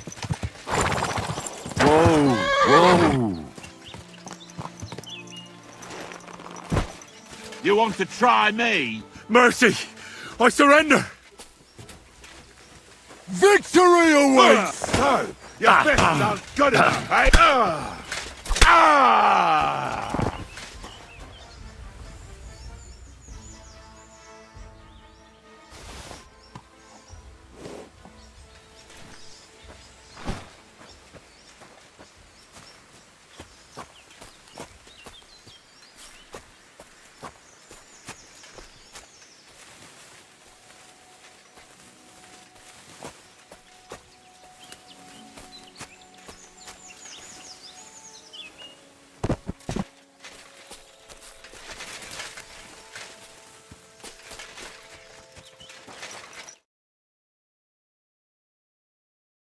Any of the bugs almost at all. If they fixed a single bug that was in the original, I couldn't tell you what it is. One of the original's problems, or the complete edition over on GOG, is that it is notoriously not a game that runs super well. You're going to experience crashes, you're going to experience problems with cutscenes playing improperly, and in fact that actually seems to have been made a little worse in this version, because sometimes it loads stuff farther away than it would have normally, and sometimes that kicks off sequences before they should happen because you're not close enough. This can cause you to teleport. Even when that's not happening, it's very possible for your character specifically to get stuck running on terrain, like just stuck running in place basically. You have to switch to other characters before your character eventually just sort of breaks out of that. You're constantly going to get stuck on terrain just generally, even beyond just that. And all of that to say that this game has a myriad of technical problems that it is insane to me that they did not seem to do basically anything at all to fix. I think the game is fun in spite of those things, but you're going to get tired of dealing with some of them, I can pretty much guarantee it. And by far, one of the biggest things I'm going to ding this for is just not doing basically anything about any of that, which is just crazy to me. Moving on a little bit though, next up let's talk about difficulty. So difficulty is divided up into the general difficulty that you set the game to, and then kind of some individual campaigns. But the catch here is you can actually load in characters to a campaign that are much higher level than they are supposed to be, and I'll touch on that in a moment via character creation. But as I've already mentioned, in the main menu, if you go into options, that's where you're going to set the difficulty from. There is essentially easy, normal, hard, and very hard. Anything above normal enables things like friendly fire. It also is basically just a stricter adherence to the actual rules, which makes the game harder by default, as normal and easy in particular kind of skew things in your favor, including by just ignoring things like friendly fire that would normally come up, and that's kind of how they make the game more easy or difficult accordingly. Beyond that, a couple of the campaigns, like say Mask of the Betrayer, for instance, has a mechanic that is specifically designed to be something you have to juggle, and that one in particular is also a system that utilizes the game's epic levels, which means they go a lot bigger on the actual fights and mechanics you need to be aware of. So on one hand, I wouldn't consider Neverwinter Nights 2 a difficult game simply because of some of the features we're going to get into momentarily, like again loading in characters, the adjustable difficulty itself, but you can, if you choose to, make it a little harder than it might be by default. But let's talk a little bit about character creation now. So I love the character creator in Neverwinter Nights 2, and that is because if you paid much attention at all, it looks a whole lot like the character creator from Pathfinder Wrath of the Righteous, which is not a coincidence for reasons I've already stated. But the first thing you are going to do is pick from the available races, things like dwarf, elf, gnome, halfling, half-elf, half-orc, human, plains touched, which is actually a wide variety of different races. That's where you're going to pick things like tiefling, Aasimar. You can even play as the Genasi, which are one of my favorite D&D races. There's a lot of different options that are covered in plain touch. You can also play another one of my favorites, the Yuan-Ti Purebloods, or even a Grey Orc. Now, something to be very aware of when you are choosing your race, though, is that some of these actually come with experience penalties, and the way the game handles this is by doing level adjustments, usually to the tune of either 1 or 2 levels. And what this does is it makes the first level you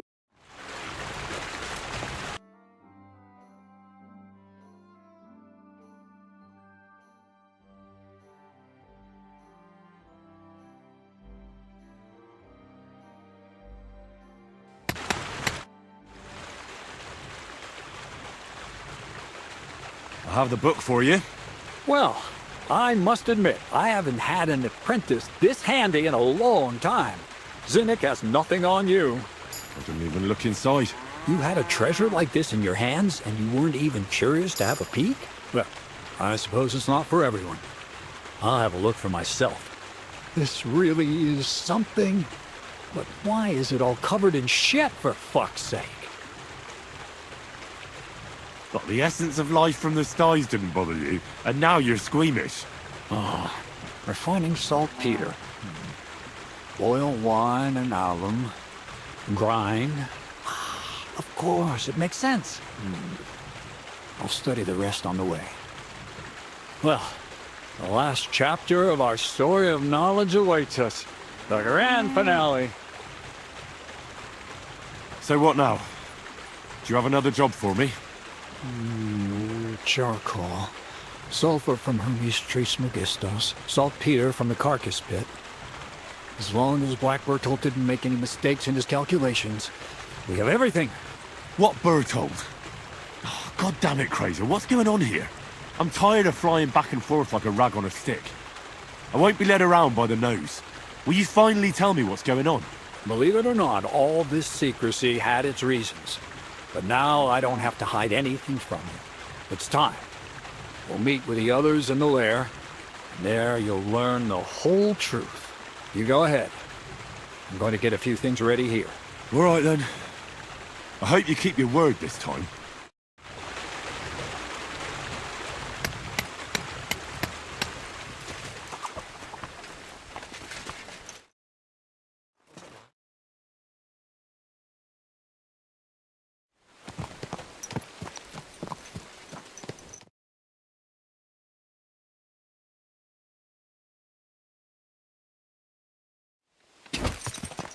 Quick!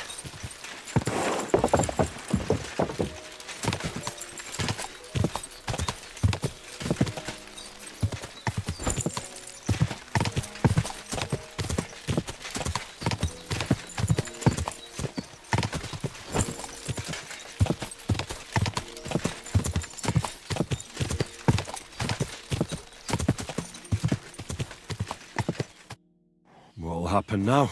Our last supper, with only one but very filling course, awaits us. Crazel, please.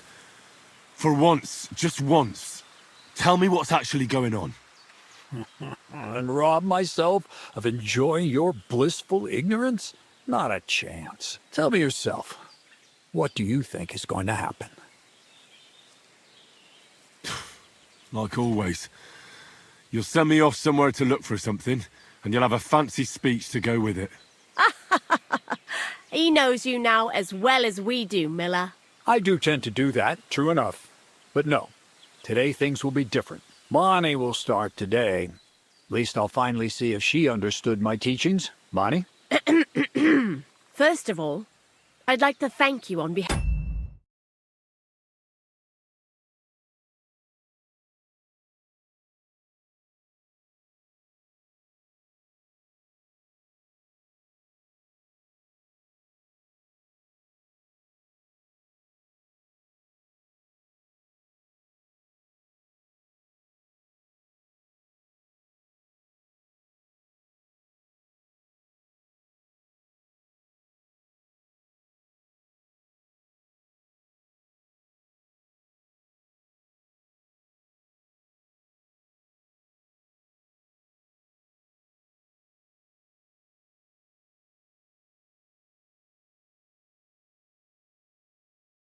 half of the whole gang for all the work you've done. We could never have finished the job without you. We found 2 new partners, you and Monarch here. It's good to have someone to rely on. So, it's time we started being honest with you, so you can finally learn the whole truth. Not yet. Let's pull up that uppity bastard's leg a bit longer. That's the fun part! One more word, Zinek, and you'll get one on the nose. Calm down, friend. I'm just kidding.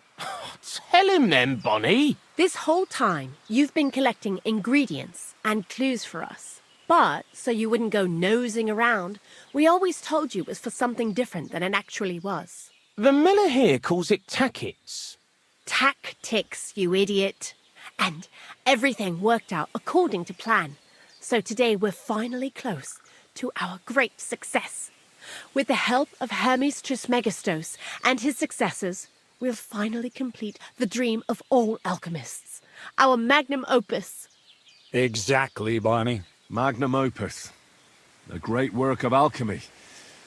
You're trying to make the Philosopher's Stone. I see you've learned something after all. But no, the Philosopher's Stone isn't our goal. Let's see then, Henry. What is it you think we're making here? Some kind of weapon? Well, Henry's not too far from the truth after all, don't you think? Actually, he's pretty spot on. Although weapons were our last order of business. Let's start at the beginning. My father was a miller as well, but I was never much interested in the trade, even as a young boy.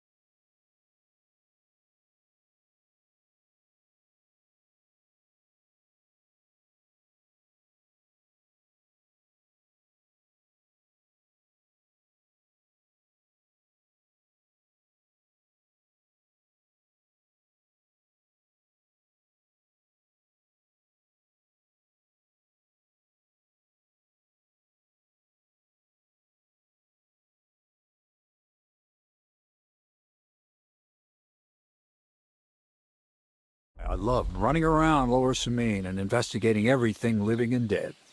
And I had a lot of questions about everything. Then my mother, God rest her soul, decided it'd be best for me to go to study in Prague. As soon as I grew up and gained a bit of sense, I packed my bags and left.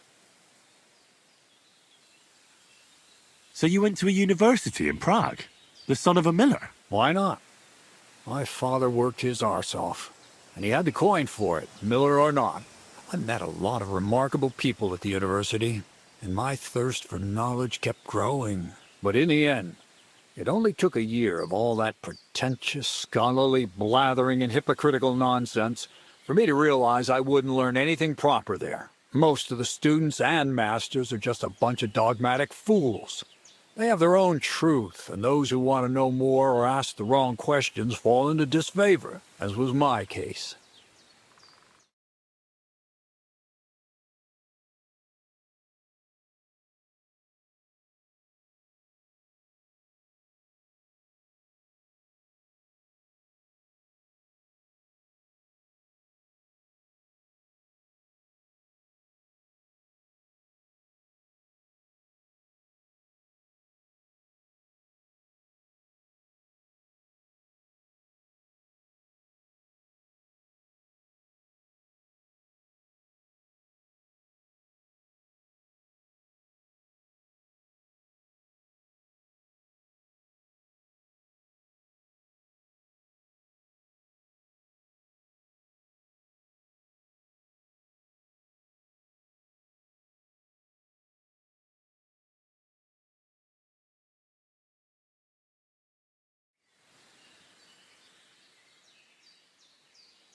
You left your studies? And I'm glad I did. The most important science is not subject to any religious dogma.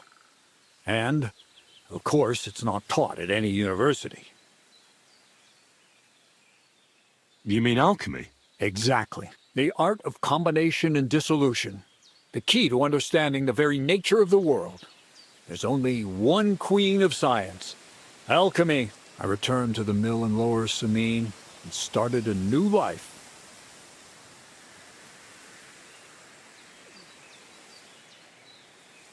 Keep it short, Crazel. I just want to know what it is you're doing here. I don't need to know your life story. You're the one always asking questions. But fine. Straight to the point. Once I tried mixing sulfur, charcoal, and saltpeter. I had a candle burning next to me. A gust of wind scattered the mixture. And all of a sudden, bang!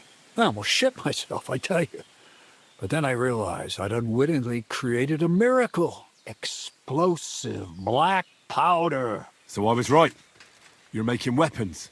No, it's about much more than that. We're all in on it now. I couldn't continue my experiments on my own, but Bonnie and Zinnik did a few little jobs for me. So he initiated us. But we just still didn't know how to do it right and not blow ourselves up in the process. And we used up a huge amount of saltpeter and sulfur. By the way, the manuscript from that Hermes Trismegistos was our shopping list and price list for material from Kuttenberg. Only we didn't know correct proportions. I looked up a few of my former fellow students and brought it up with them. And we found out that before us, some monk had already made the discovery. Some fella called Black Bertold. And that he even started writing a book called Feuerwerkbuch. We can believe our luck when we found out there's a copy of it right here at Trotsky. And you know the rest. It's a discovery that will change history. In the right hands, it can make miracles happen. All it takes is a spark, and a storm of fire will sweep away the old world order. It will wipe out stupidity and ignorance, once and for all. And what will happen now? As I said, we're about to have our last supper on our journey to satisfy our hunger for knowledge. A feast of smoke and fire. Black Bertold never finished his book, because he never had enough ingredients for his last great experiment. But now, thanks to you, we do. We can finally finish Bertold's work and finish his book. We'll see with our own eyes what a barrel of black powder can do. I hope you're as excited as I am.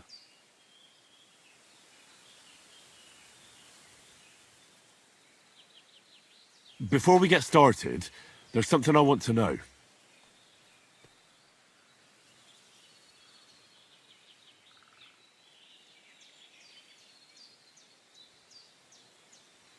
How did a scholar and an alchemist become a thief? Prague is a big city, and a poor student has no chance of getting a decent place to sleep or even something to eat. Learning to shop with 5 fingers was the first requirement for survival. We're all masters of our own destiny.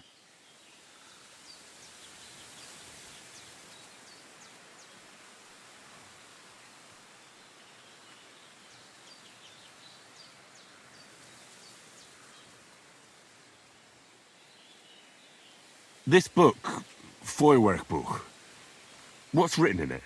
Everything you'd want to know about black powder.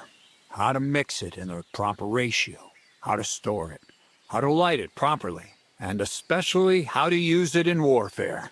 Because that's the most important part, after all. I've heard enough. Now I want to... Let's do it then. Bonnie, is everything ready? Indeed, it is. We can get started. Long live the beautiful new world.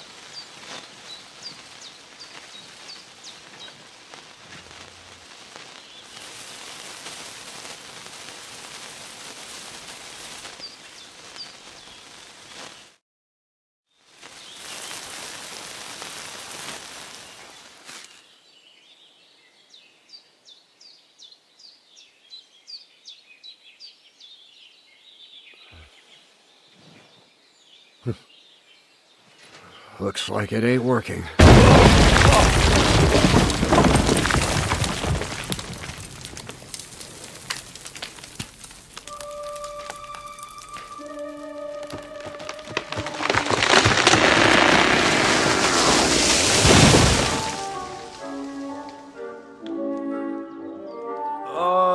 I'd say it works just fine. This will change history. What? I can't hear a thing. But I'd say it works just fine. As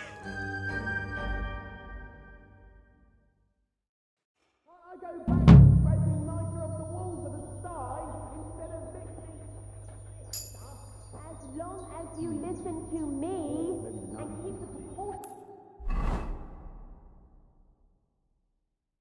Right, you won't fuck it up.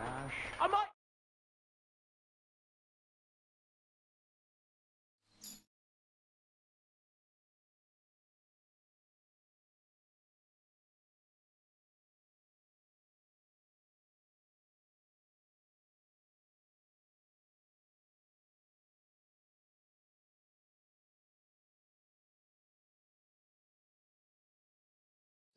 In due time, Piney. In due time.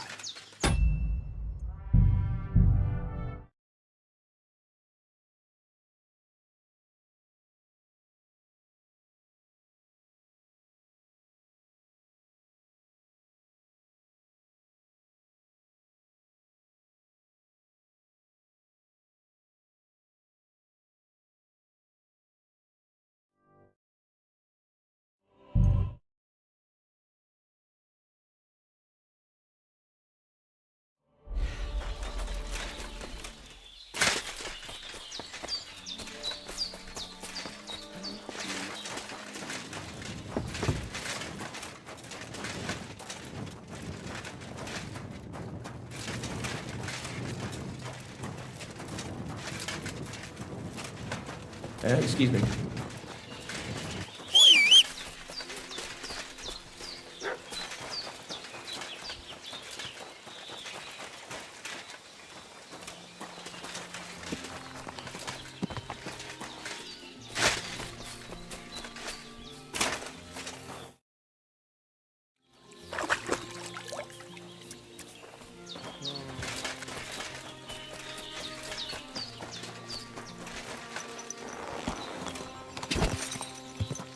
Quick!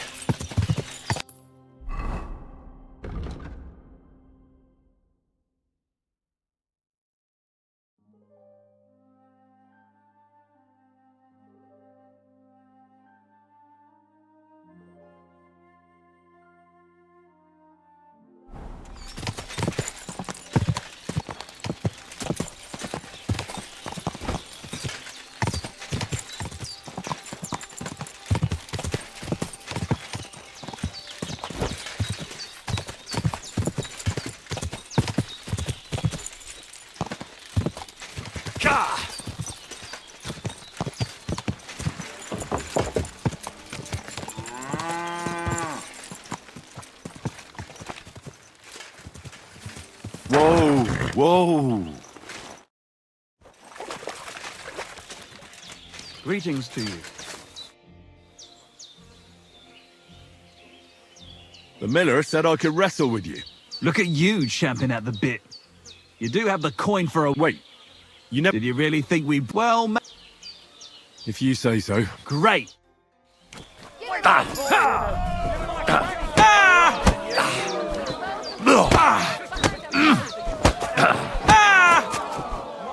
Nice. Nice. You fight better than I'd have expected. Thanks. But we'll see how you fare against Malik. Oh, yeah. And this is yours. What's it going to be, then? Now it's more... Well, ready to brawl? Aye, all right.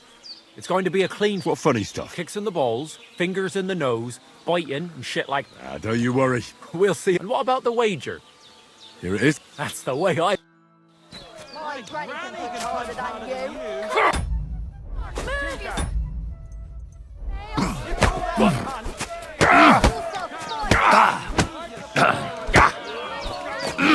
God damn. You alright? Well, a bit of liquor to ease the pain, a bit for the tummy, and I'll be alright. You're gonna be much worse off when Vera's done with you. If you wanted to train a bit before then, let me know. I can show you some tricks. And here's your wager. Spend it well. What are you waiting for? Come here.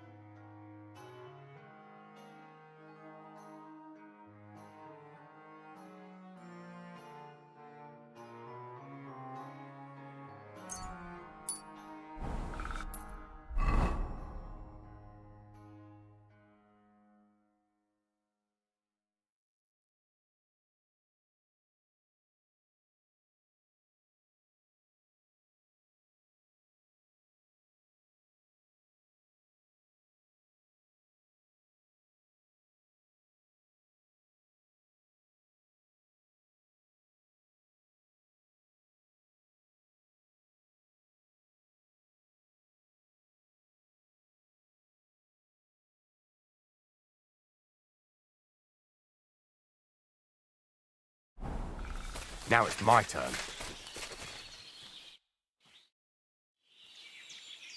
I want to fight. Are you sure? Don't you worry. Well, got the coin. Yeah. Get ready. You'll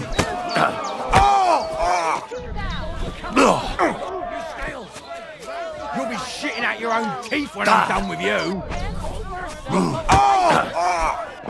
Useless.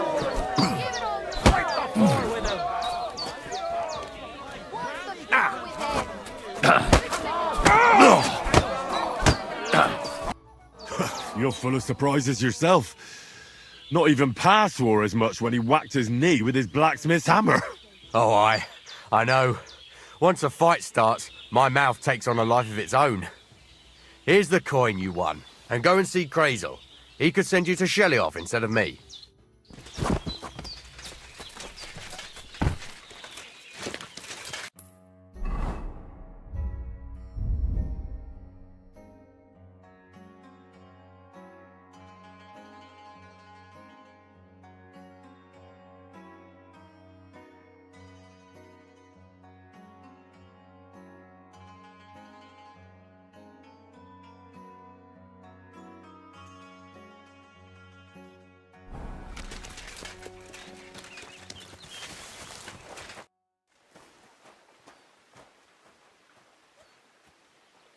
Well, Miller, it seems I defeated all the hands you have here. Even Vera? Well, hats off to you then. Listen, what if I sent you to Shelioff instead of him? You up to it? Sure. Why not? Great. I'll pay the entry fee and wager a pile on you, so you better win. And if you want to train a bit more, just punch the shit out of them sissies of mine.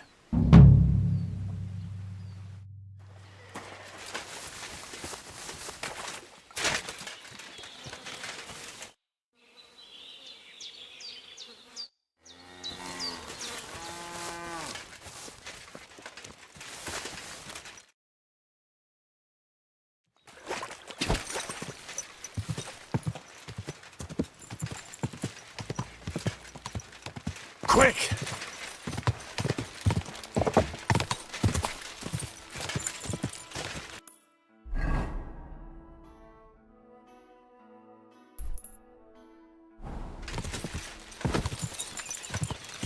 Whoa!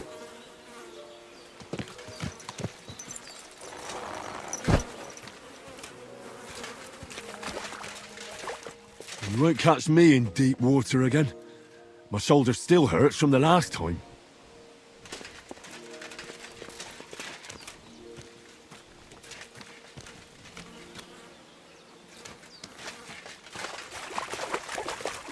Oh, I can't go any further.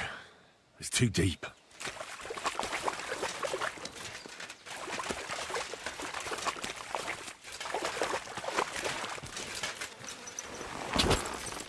Go!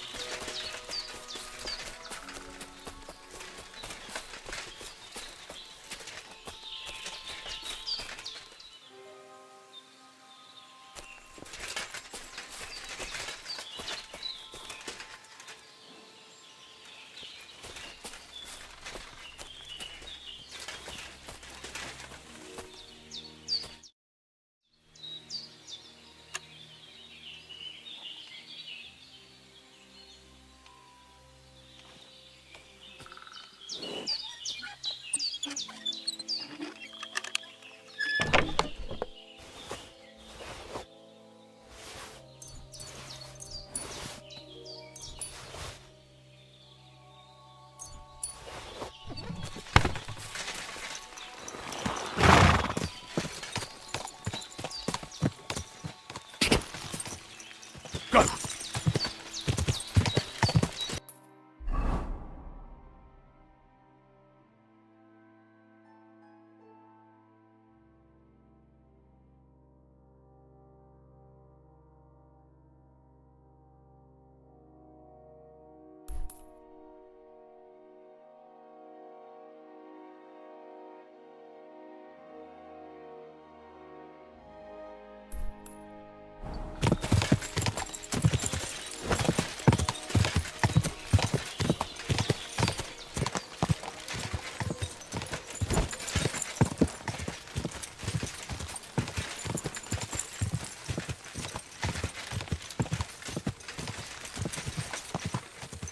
Go!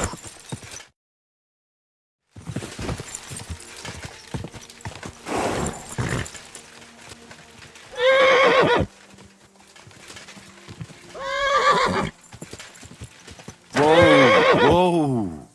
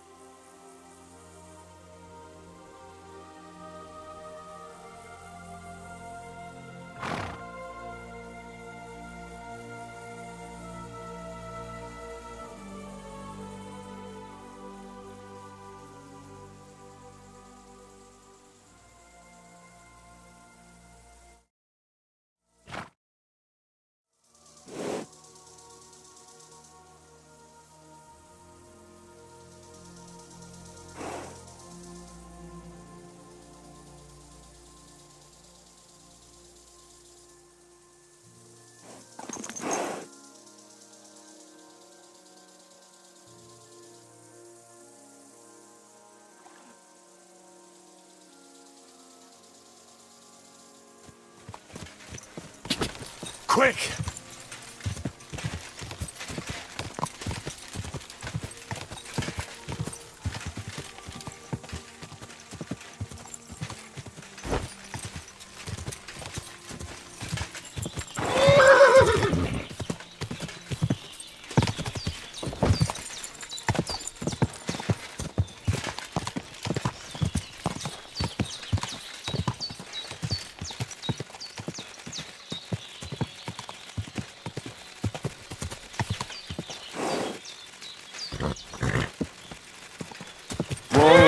Whoa!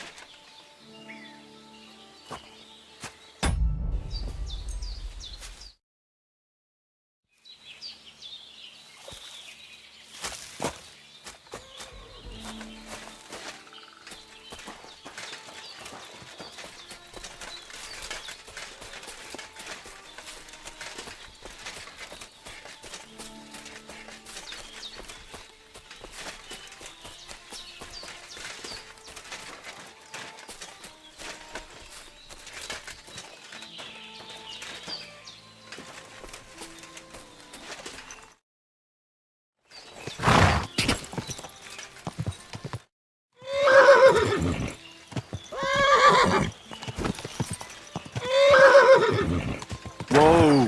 Whoa!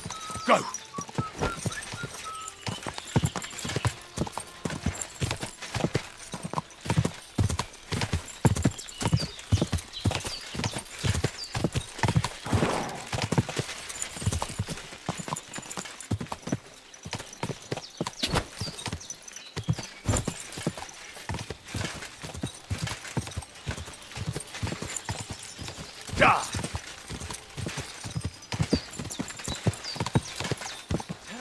Hey, you! Either you have something to sell or we never saw each other. Sounds interesting.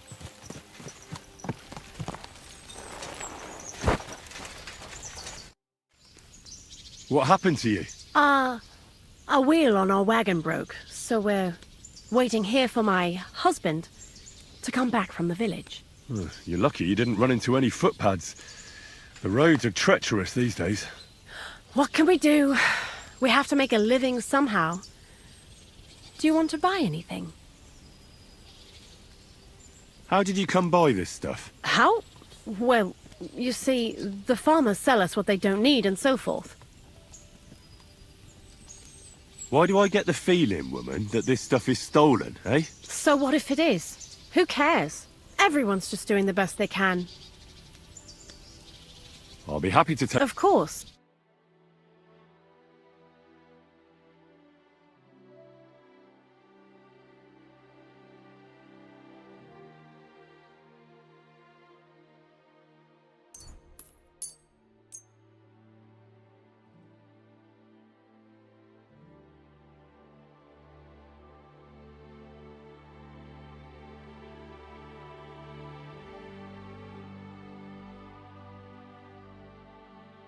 Let's talk... What would you say? Finally, a reason. I'm glad you found what you needed, sir. Go!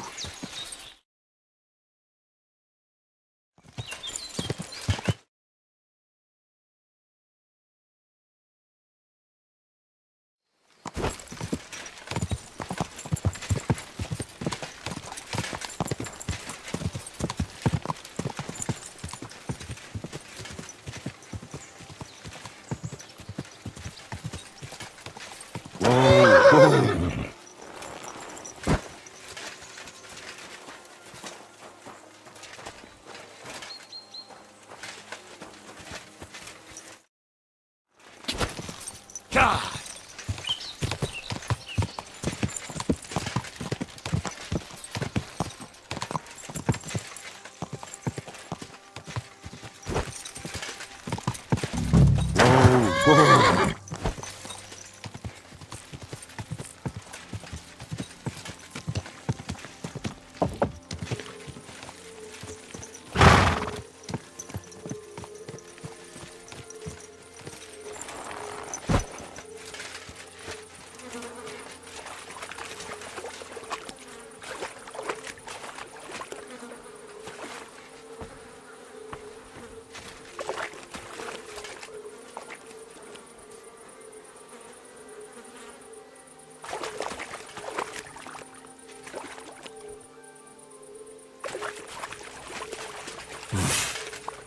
can't swim.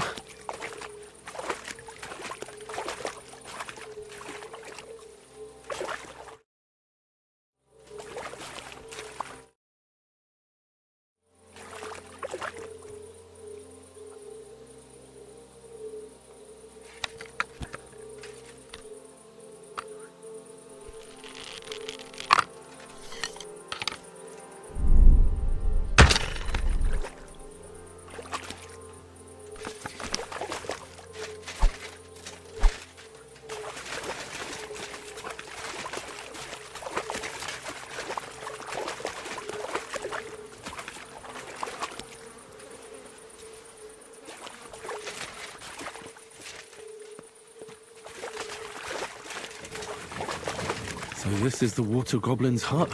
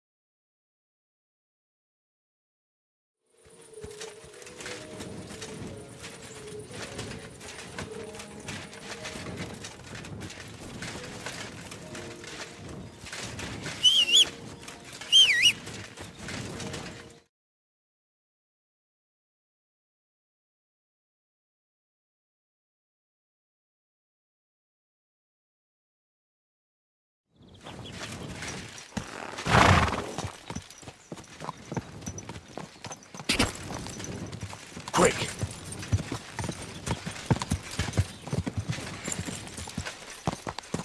Whoa! Leave me be! I've done nothing to you! What the? Somebody please!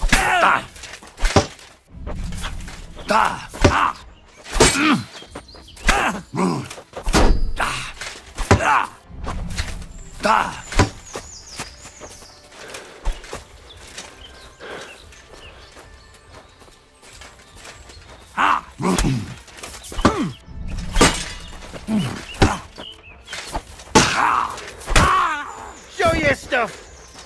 Bad luck!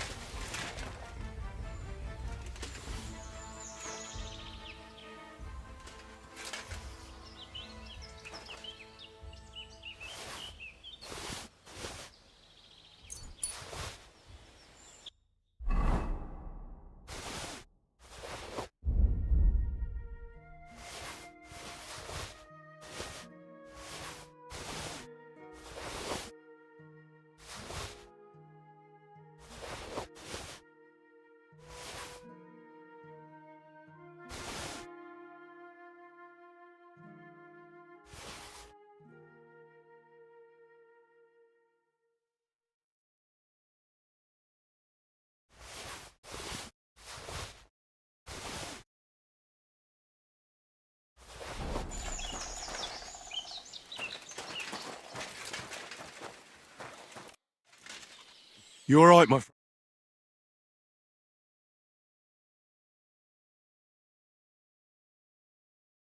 Before. You're the unlucky one, aren't you?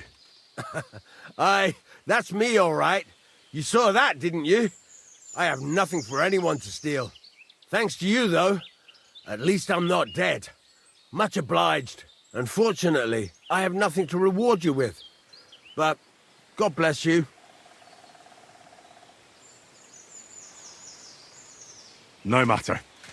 Just take care of yourself. You might not be so fortunate next time. I'll try.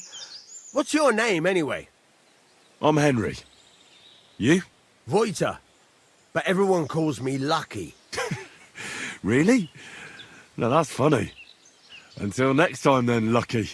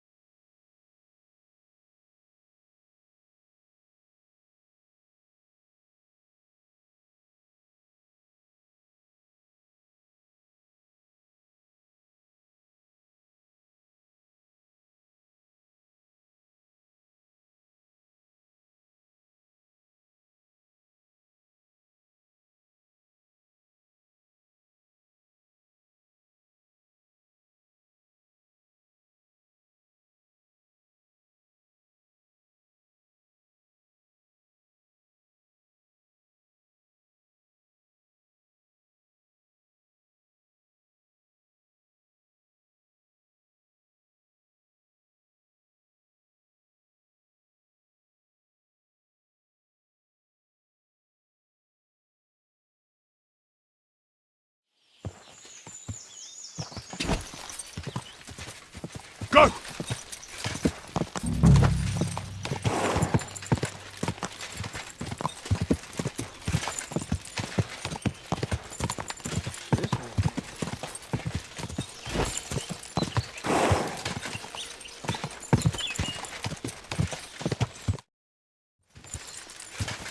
Go!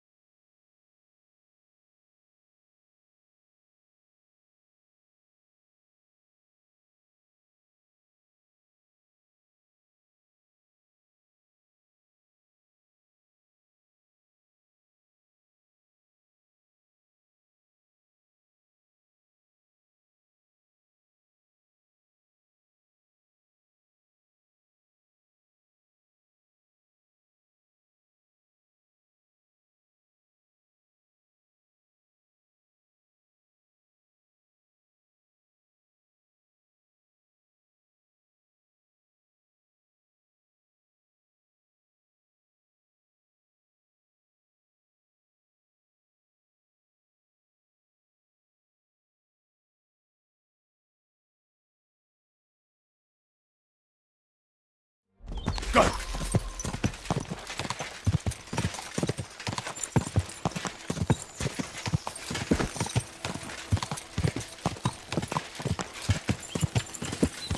Whoa! Whoa!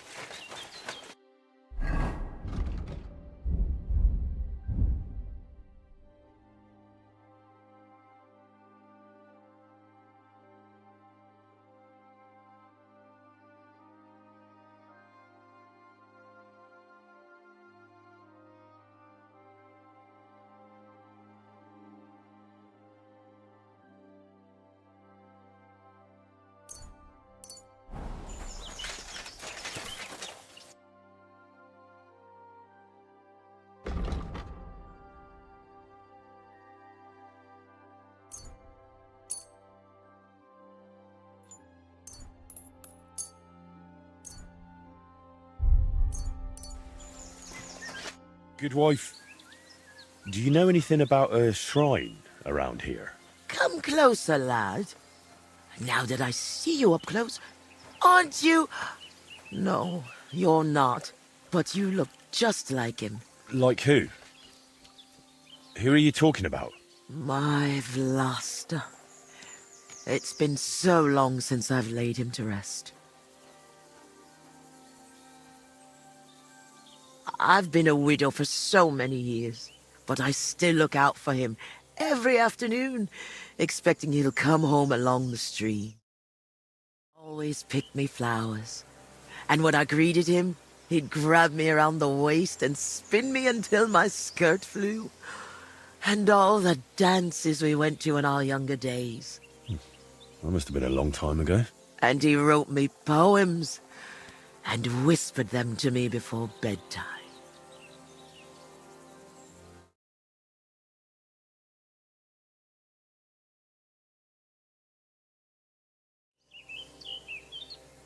Did you end up living here all alone? Don't you have anyone to help around the house? The children went out into the world and my husband went to heaven. That's life. Benish, who was sent here from Trotsky, helps me sometimes.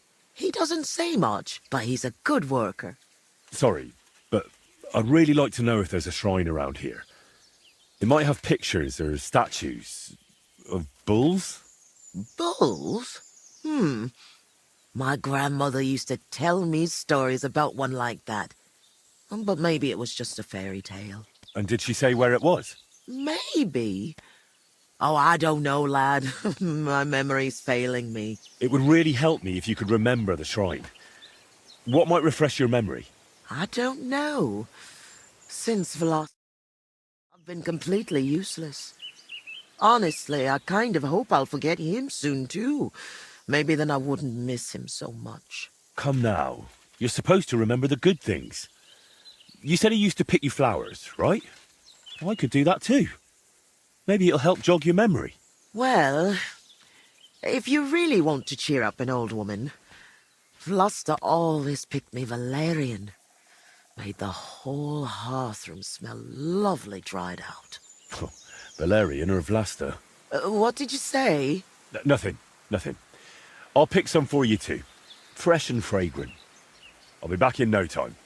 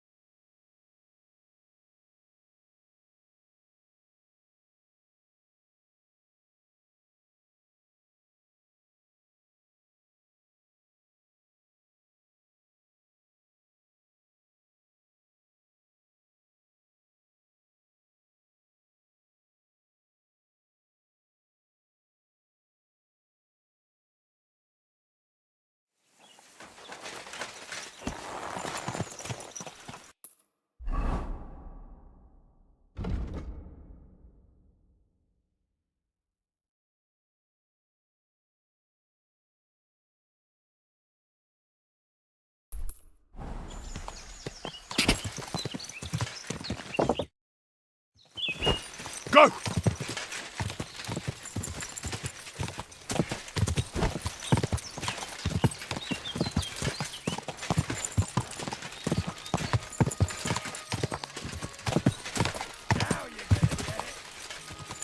Whoa! You want to try me?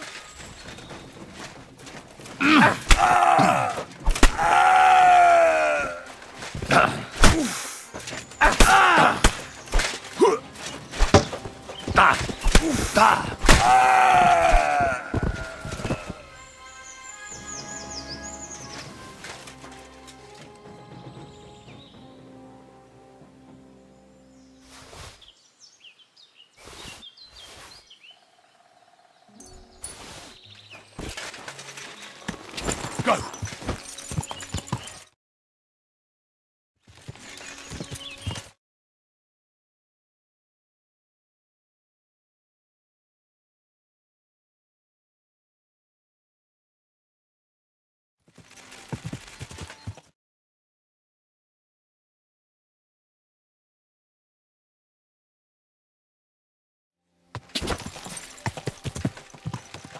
Da!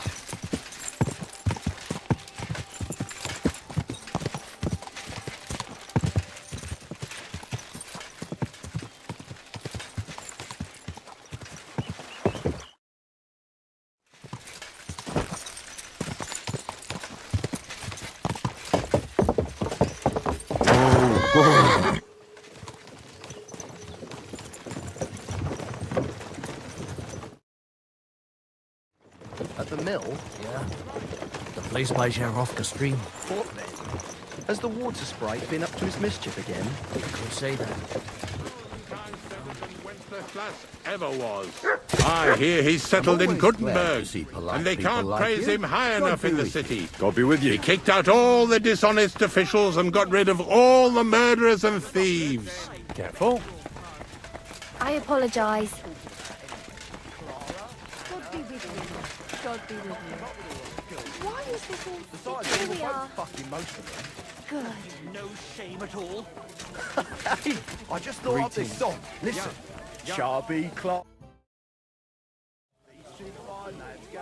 I've come for my dog. About time. He's a hungry beast. I'd like to try the fights here. And did Crazel get... He did. Heck, or they could. But as I said, old Fiala is sitting at home in the doghouse. His old woman won't let him fight anymore. So you took my money for nothing? Easy, lad, easy. We'll sort something out. What if you tried to talk to Dorothy? You're a stranger. Maybe she won't be as sharp with you as she is with us. Go and see her. She manages the bars behind the inn. It's no more than 5 steps. All right then. I'll see what I can do. 3 syllables into one iambus. I've heard tomcats wailing better songs. Stick in the mud. Bungler. Nobody. Barbarian. Barbarian. Yes. Praise the Lord. I'm proud of it. Same to you. Let's drink to that. Why is this sticky?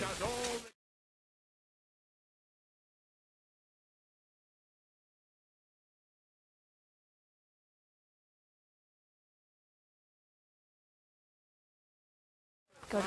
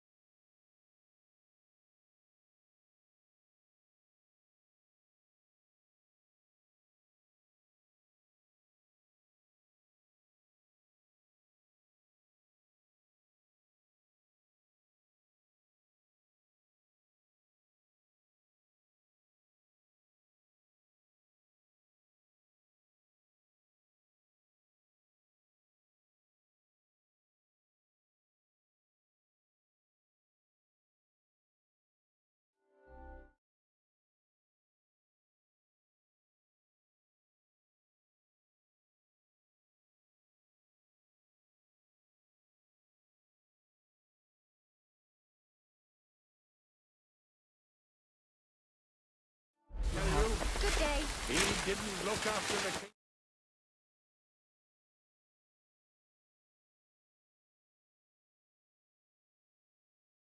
God bless. Same to you. Aren't those dice sad? Letting them sit there? Royal the Wigglesworth.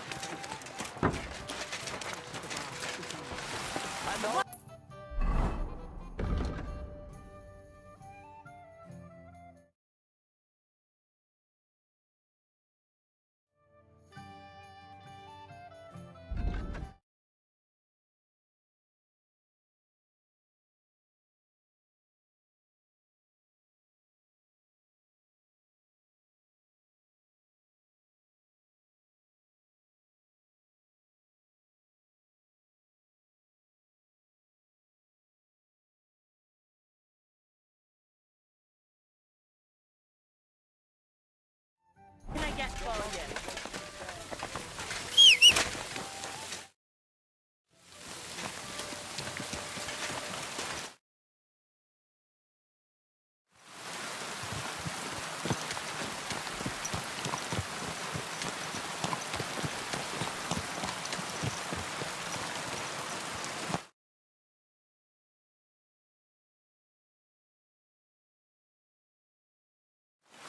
Go!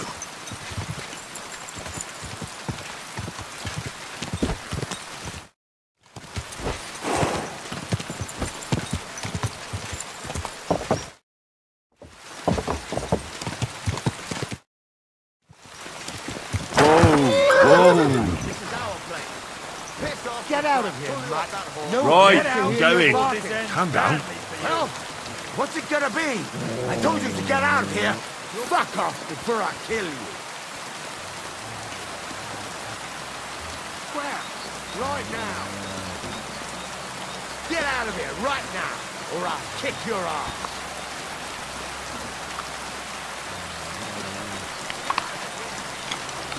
Oh, God.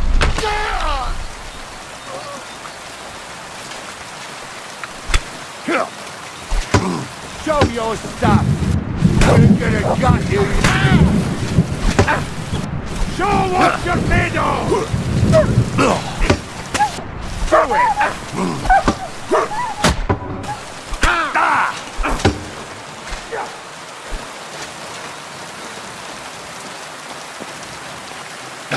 Take that.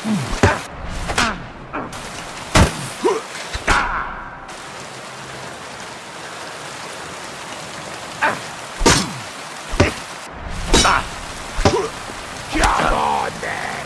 Try! Didn't see that coming, eh?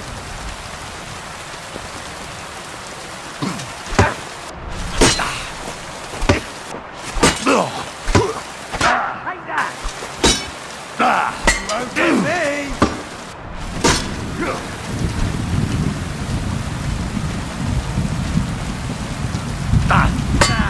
Fuck that! No chance! Rip your ass open! Take that, you shit! Ooh, bleeding, are we? You want me to get your mom? You're not up to it! Show your stuff!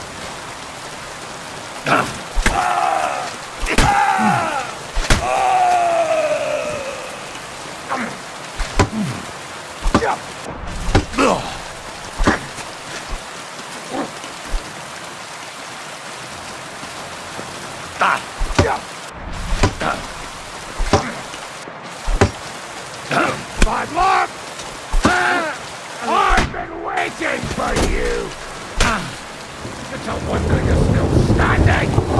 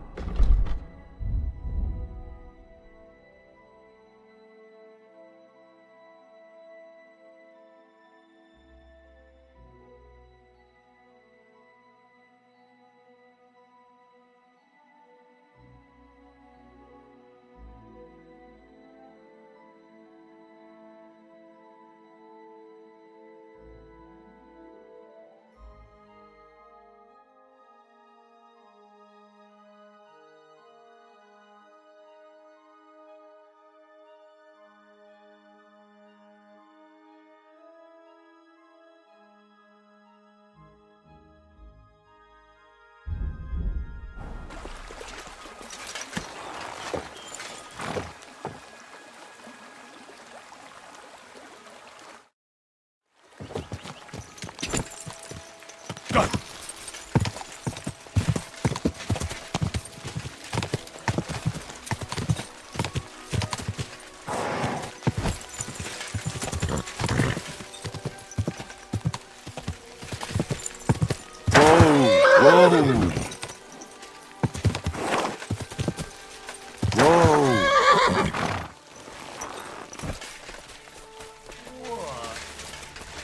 Now you're gonna die! Whoa!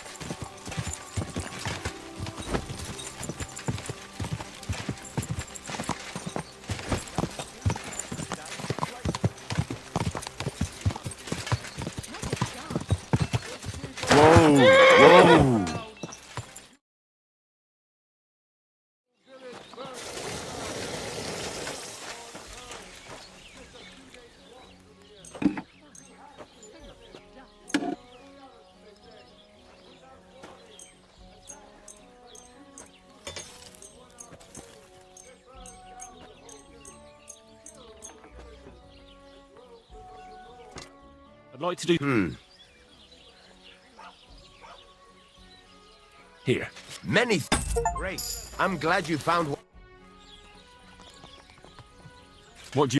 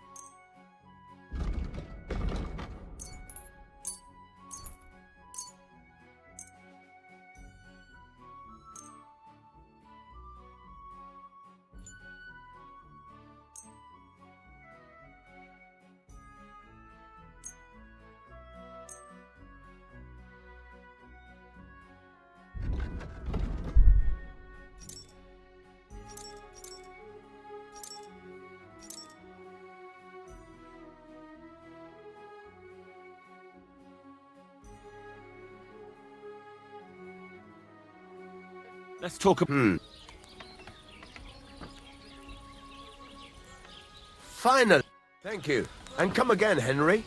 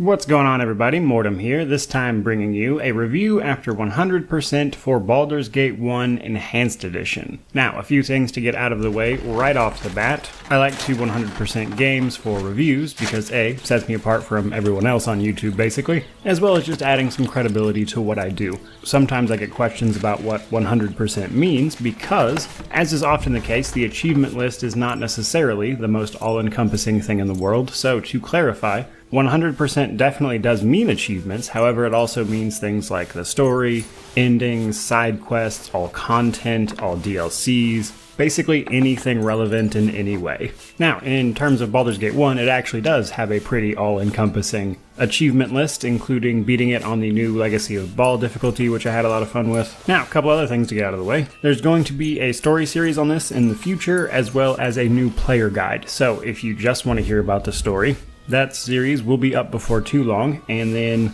because of that I'm not going to cover it much here, just going to give a plot setup, so this will be free of major spoilers. And then if I talk about anything you don't fully understand, I'll have a new player guide up soon as well. And just to mention it at the start of the video, if you like those kinds of things, and you want to support the channel and see it grow, consider joining the channel as a member, buying some merchandise. That's actually a great way to support the channel. But with that stuff out of the way, let's actually dive into this. Baldur's Gate 1 is set in, of course, the Forgotten Realm setting, specifically the Sword Coast of Dungeons & Dragons fame, which is where most people are probably familiar with, as that is like the main area of D&D now. While there are other settings, of course, that's kind of the most popular one these days, and is where Baldur's Gate is set. Now, this game was originally developed by BioWare using the 2nd edition D&D rule set, otherwise known as Advanced Dungeons & Dragons, or AD&D. Now, the Enhanced Edition was put out by Beamdog. They introduced a ton of quality of life changes for the base game, and eventually they added some new companions, specifically 4 of them to the base game. Those are Nira, Rasad, Dorn, and Baloth.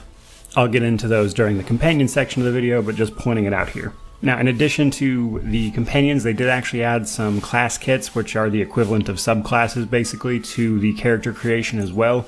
But it's a single-player game, so I don't think people were too worried about balance anyway. Now, it's important to mention that BioWare did the Tales of the Sword Coast DLC. That actually released after Baldur's Gate released, and, it put out DLC like any other game typically tends to do. However, the other 2 DLC, if you want to call them that, are Black Pits as well as the Siege of Dragonspear.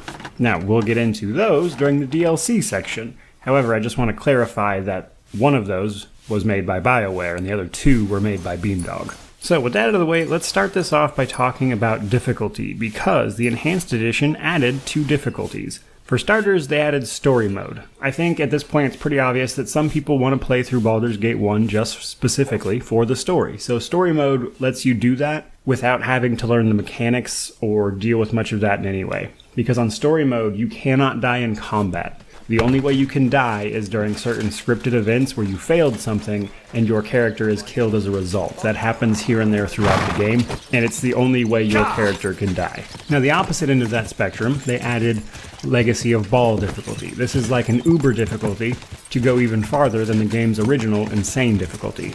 Now, thankfully, this isn't an Iron Man mode, but on that difficulty, most enemies have, I think, it's tripled or quadrupled health. It's a lot. Like, rats have like 90 HP. And for some clarification, most characters start with around 10.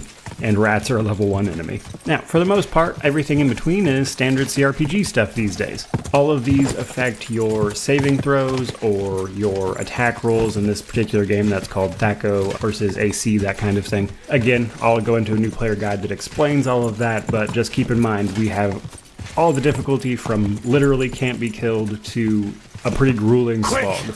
So that brings us to character creation. Now again, we are using the 2nd edition D&D, so the things I want to mention here are that classes are race locked, which means certain classes can only be used by certain races. Now, humans get the widest variety, however they can't multi-class. All of the other races get to multi-class. Humans get to dual class. Multi-class allows a class, or your character, to level up 2 classes at the same time. Now, what this enables you to do is use features from both of those classes.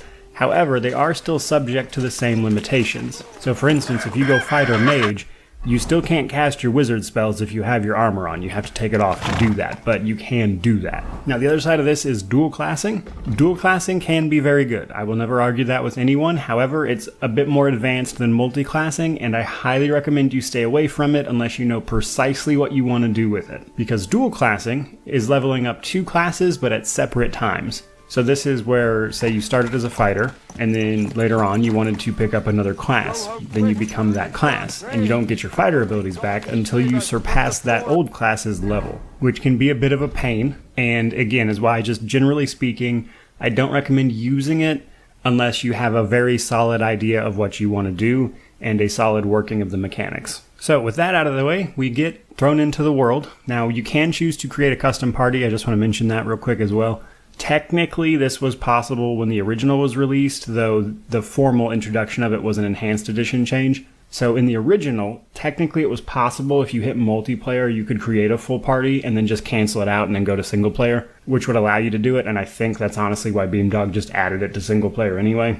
So you can start with a full party like you can in Icewind Dale if you choose to. Let's talk story setup. So you're greeted with a bit of a story setup from the game itself, where a narrator explains to you that you are a ward of a man named Gorion, who raised you in a place called Candlekeep, which is a giant library, repository, studying knowledge type of place, not unlike a university. Now, you were raised there, and recently Gorion's been acting strangely, and then he comes to you, says you need to gather your things, get prepared in an inn, and then you guys just need to bail. Doesn't explain why, refuses to explain why, and immediately upon leaving Candlekeep, Gorion is murdered in front of you by a band of strangers, and you're just kind of dumped into the world. Now, Gorion left you instructions to find 2 people named Jahira and Khalid at a Friendly Arm Inn, which is, beyond that, all the instruction you're given, and then you're just dumped into the world.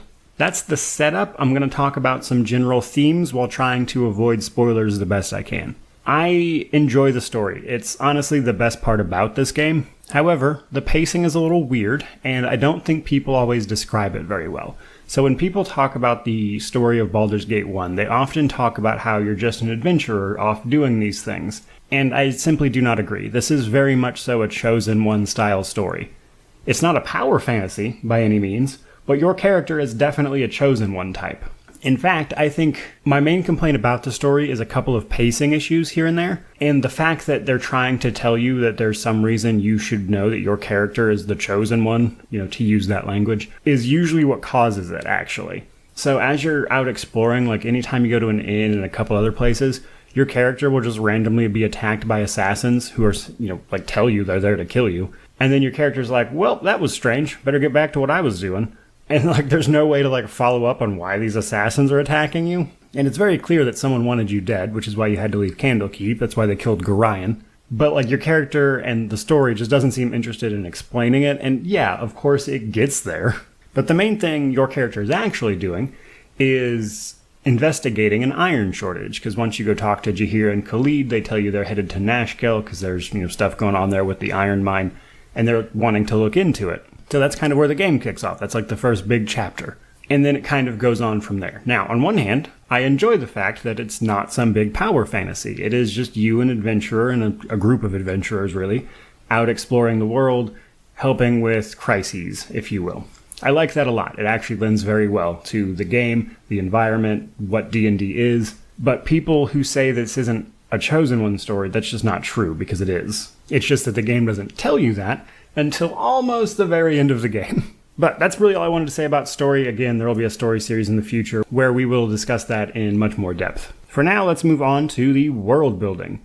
It's really good, especially for 1998 when this game released. So for starters, we have our world map. Each area on the world map is its own little map you can explore once you actually zone into it. The city of Baldur's Gate is several of these maps strung together. I think it's 9 or 10 if my memory serves. Now, in order to travel between these, you have to account for travel time as well as resting, taking you time, actually. Days are passing. Now, that said, only some of the side quests are timed. The main story is not. So some side quests, specifically most of the companion ones, actually, have a timer on them. Usually it's in the ballpark of 10 to 15 days. And they will remind you, if you're not going to do the thing, that, hey, they want you to go do that thing or they're going to leave. And they will leave if you don't go do the thing. But the main story itself is not timed. Now, as you're resting and going about exploring the world, there is no limit on rest besides occasionally being attacked while trying to rest and being attacked on the road while you're traveling. Now, you can't rest in special areas in towns, but these are few and far between. In town, there's always an inn. You can just go there. It costs literally 1 gold to rest, which is unbelievably cheap. And then there are occasionally special areas where resting just isn't allowed, but again, those are very few and far between. All these little locations on the map, the main story only requires you to go through a few of them. And what's more, a lot of the story relevant ones are actually locked until you get to the point in the story that you need to go there. For instance, there's an area called the Cloakwood that you cannot go into until the story tells you it's time to go to the Cloakwood. But beyond that, there's a ton of optional ones, and even the ones that are related to the story usually have a ton of extra stuff going on in terms of side quests and fights and things like that. So there's a ton of optional places to explore. There's some good loot.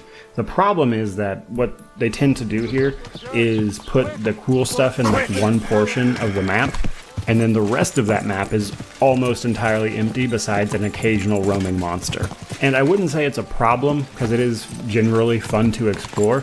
It's just that once you do so many of these, you realize that like there's the big area where the stuff is happening, and then there's the rest of the map in each of these individual places.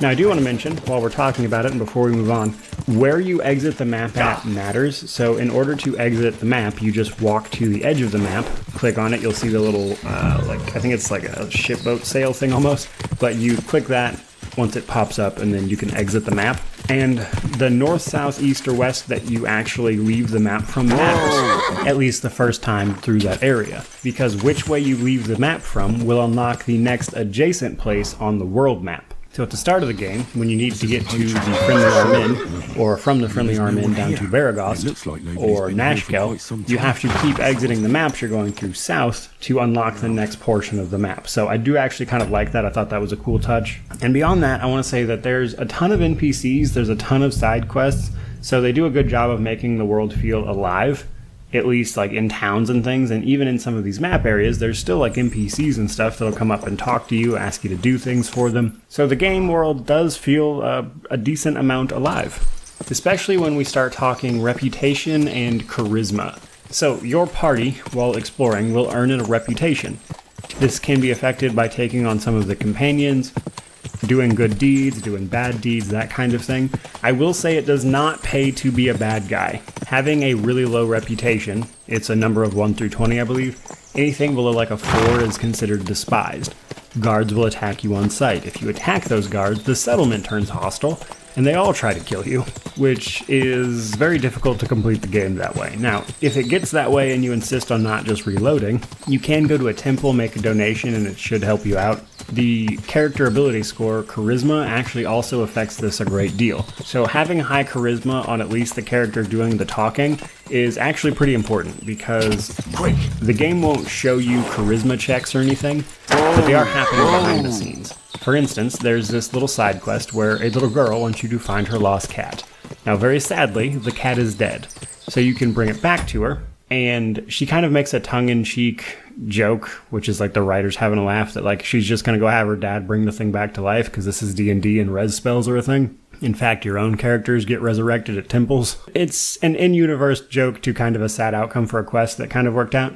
However, if you do this on a low charisma character, when you bring your cat back to the little girl, she'll blame you for killing it, even though your character's not responsible for this. However, if you bring it back on a high charisma character, she'll thank you for finding its body so she can have it resurrected and then give you a reward. None of that involved a visual charisma check, but checks like that are happening behind the scenes. So having a high charisma character doing the talking, which by the way, on the top right, whatever character is at the top, which doesn't have to be your main character, you can rearrange those portraits, but the one at the top is the one doing the talking. Beyond all of those specific to the game things, it's very much so Dungeons and Dragons, you know, it's Baldur's Gate, obviously. You're going around solving little group of adventurer type quests. You go and save the mines, of course, because there's an iron shortage going on. You investigate what's going on there as part of the main story, and then there's all sorts of little quests where it's like, some necromancer is causing trouble. You gotta go take this guy out. Like classic D&D type stuff. And honestly, even if you're not super familiar with Dungeons and Dragons or the setting, that part still comes across well. It's just a group of adventurers going out solving problems or causing more of them even. Now, that brings us to the companions. For the base game, there was no romances for the original game. However, there are romances for the 4 added characters that I mentioned at the start of the video. Nira, Rasad, Dorn, and Baloth. Truthfully, I don't care much about romances in games, but they are here. Those 4 characters being added to the game later, they are much more fleshed out than all of the other companions, because in the original game, there was about 25-ish, I think, companions, and then the new ones brought it up to close to 30. Now you might be thinking to yourself, that's a lot of companions, and it is. However, almost all of them have like one timed quest, and that is it. A couple of them have dialogue for specific events as you travel around, but that's few and far between just because of the sheer volume of companions. Now, the reason there are so many is that generally the game expects you to put a party together of generally similar alignment characters. This helps with the reputation system a little bit. It's not required by any means, but it'll help you out. So basically, all of these companions are here to kind of give you a broad assortment of good or evil aligned characters, neutral, etc. But for the most part, they don't get fleshed out at all. There's no romances. They're basically there to serve a role in the party and the alignment, like I mentioned. Now, that brings us to combat. Combat is real-time with pause, and it uses 2nd edition D&D, like I mentioned. Combat varies wildly depending on what difficulty you have it on. Legacy of Baal is very, very difficult, even today. It's not so bad if you know what you're doing. For instance, summons on that difficulty get the same bonuses as monsters, which makes them invaluable. Probably the most important part of combat and understanding it for this game is 2nd D&D's THAC0 and AC system, AC being armor class. THAC0 meaning to hit armor class 0. So your THAC0 score is whatever your character needs to roll on a d20 to hit another character with an armor class of 0. So the lower your THAC0, the better, because that's the lower roll that you will then need to hit someone with an armor class of 0. However, AC is also required to be as low as possible in this edition, because what AC is, really, is a modifier to another character's THAC0. So if you, say a character with a THAC0 of 10, were to attack a character with an AC of 5, 5 is obviously more than 0, and you only need 10 to hit someone's armor class of 0. So if they have an armor class of 5, you actually only need to roll a 5 to hit them. Now, overall, this is a simple enough concept once you get used to it. However, it does not play well. People generally don't like it, and that's why it went away in almost every edition of every tabletop game going forward, and it's been abandoned by these rule sets. Now, truthfully, it's not that much different than the current system, or later editions of the system, I should say. And if it ended right there, I don't think it would be too bad. However, the problem is when you pick up items and stuff, they'll still say like +1 or 2 to your THAC0 or your armor class. However, putting those items on lowers those things because ideally you want them as low as possible because that's what helps you. But it causes a lot of confusion, especially among new players who don't have this stuff explained to them. Now, in terms of combat and things, the Enhanced Edition added a tutorial to the game that will kind of walk you through the basics. There's also tutors and Candlekeep where you start the game that will explain every single one of these concepts if you stop to talk to them. However, at the end of the day, combat is based on an aging system that, generally speaking, people these days do not enjoy. Now, the combat itself, and being good at it, comes down to crowd control and the action economy. Level 1 spells and things are actually pretty high value in this game because a lot of level 1 spells are spells like Blindness or Charm Person, I think even is actually a level 1 spell. And Blindness is incredible in this game, and it's a level 1 wizard spell. Because when something is blind, it can only hit characters in melee range, and even then it's going to do a poor job at doing so. Now, later on, you get spells like Web. Web will crowd control basically everything in an area, and all of the characters in there will have to make a saving throw basically every round to not be held, and it's very hard to get out of. So spells like that actually have more utility oftentimes, especially on the higher difficulties, than high damage value spells do. Moving on a little bit, if that's where the difficulty of combat stopped in terms of the actual game, it would be fine, honestly. I think most people would be okay. The problem is, the game is awful at conveying information to the player in terms of what you are fighting and what you are doing's effects on that enemy. What I mean by this is that if you're attacking an enemy, say is immune to your damage types, you might see the chat there scroll up that, hey, this thing's not doing any damage because this creature is immune to it. It doesn't tell you why it's immune to it. It doesn't tell you what about that weapon specifically it is immune to, and just generally gives you zero information. But, for instance, the boss at the end of one of the Tales of the Sword Coast little adventures, a wolfwere, has tremendous resistances and can really only be affected by a couple of weapons. However, when you hit him, it just says it's immune, gives you zero information on why. To that same tune, if you hit a mustard jelly, which is actually also immune to basically most physical damage, or a battle horror, which is immune to all missile damage, which would be like bows and things, the game is just going to tell you the same thing, that, hey, this thing's immune to your attacks, but it's not going to tell you why. So when it comes to combat, knowledge of what is going on that isn't always found in the game is usually the best. Probably no example of this is more defined than the basilisk. So there are basilisks in about 3 places in this game. There's one section of the map that they are all over. There's one part of the main story where you have to go by 2 of them. And then there's 3 on top of Durlag's tower, which we'll get into later. Basilisks come in 2 forms, lesser and greater.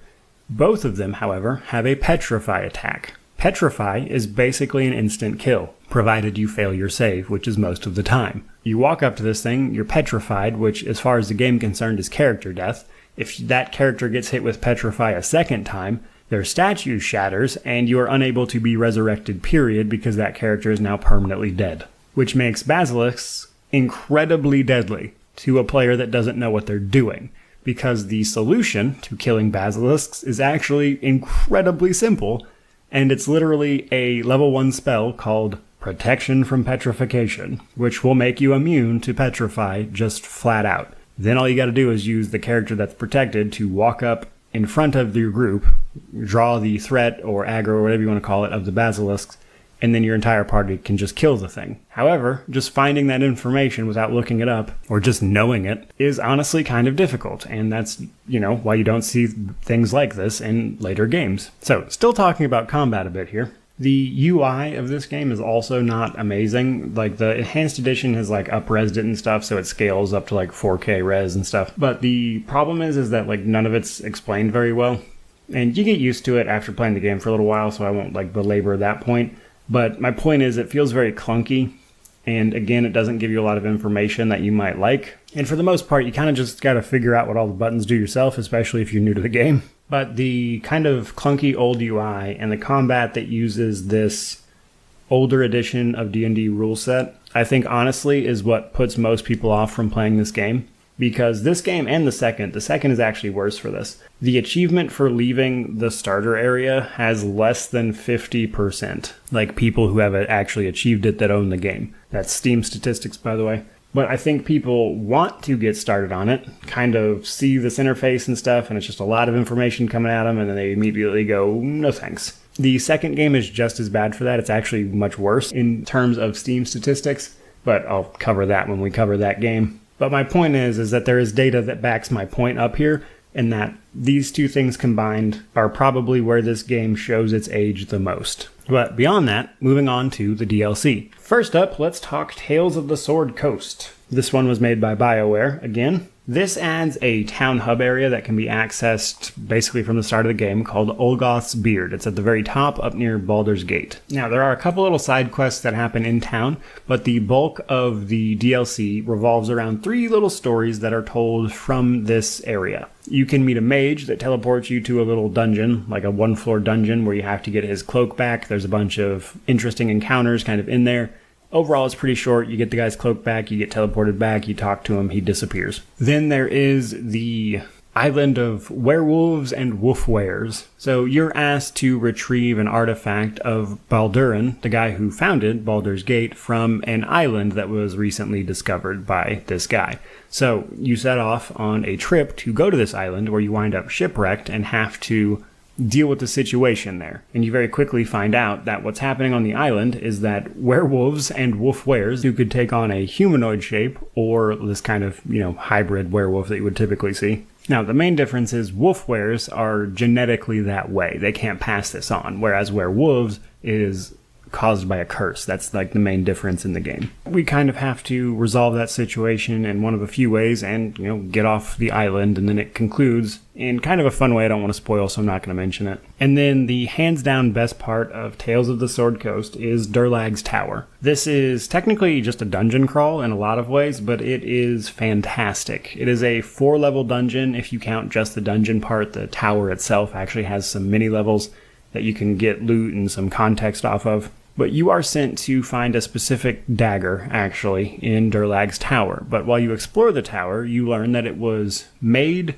by a guy named Durlag Trollkiller, who was this dwarf. And as you explore the tower, which is full of traps and things you just don't see anywhere else in game, like all of these unique ways and combat encounters to get past objectives, and you have to really think and kind of plan out what you're doing, and it's just genuinely a great experience going through this. But while you're doing that, you learn that Durlag himself built this tower because he was trying to give his clan and his family and everything like this place where they could be safe. But slowly, over time, the desire to do that, as well as the threat of invaders, caused him slowly to go mad, on top of the fact that his family was actually killed and replaced by doppelgangers, which are an enemy type in this particular world, and he's slowly driven insane.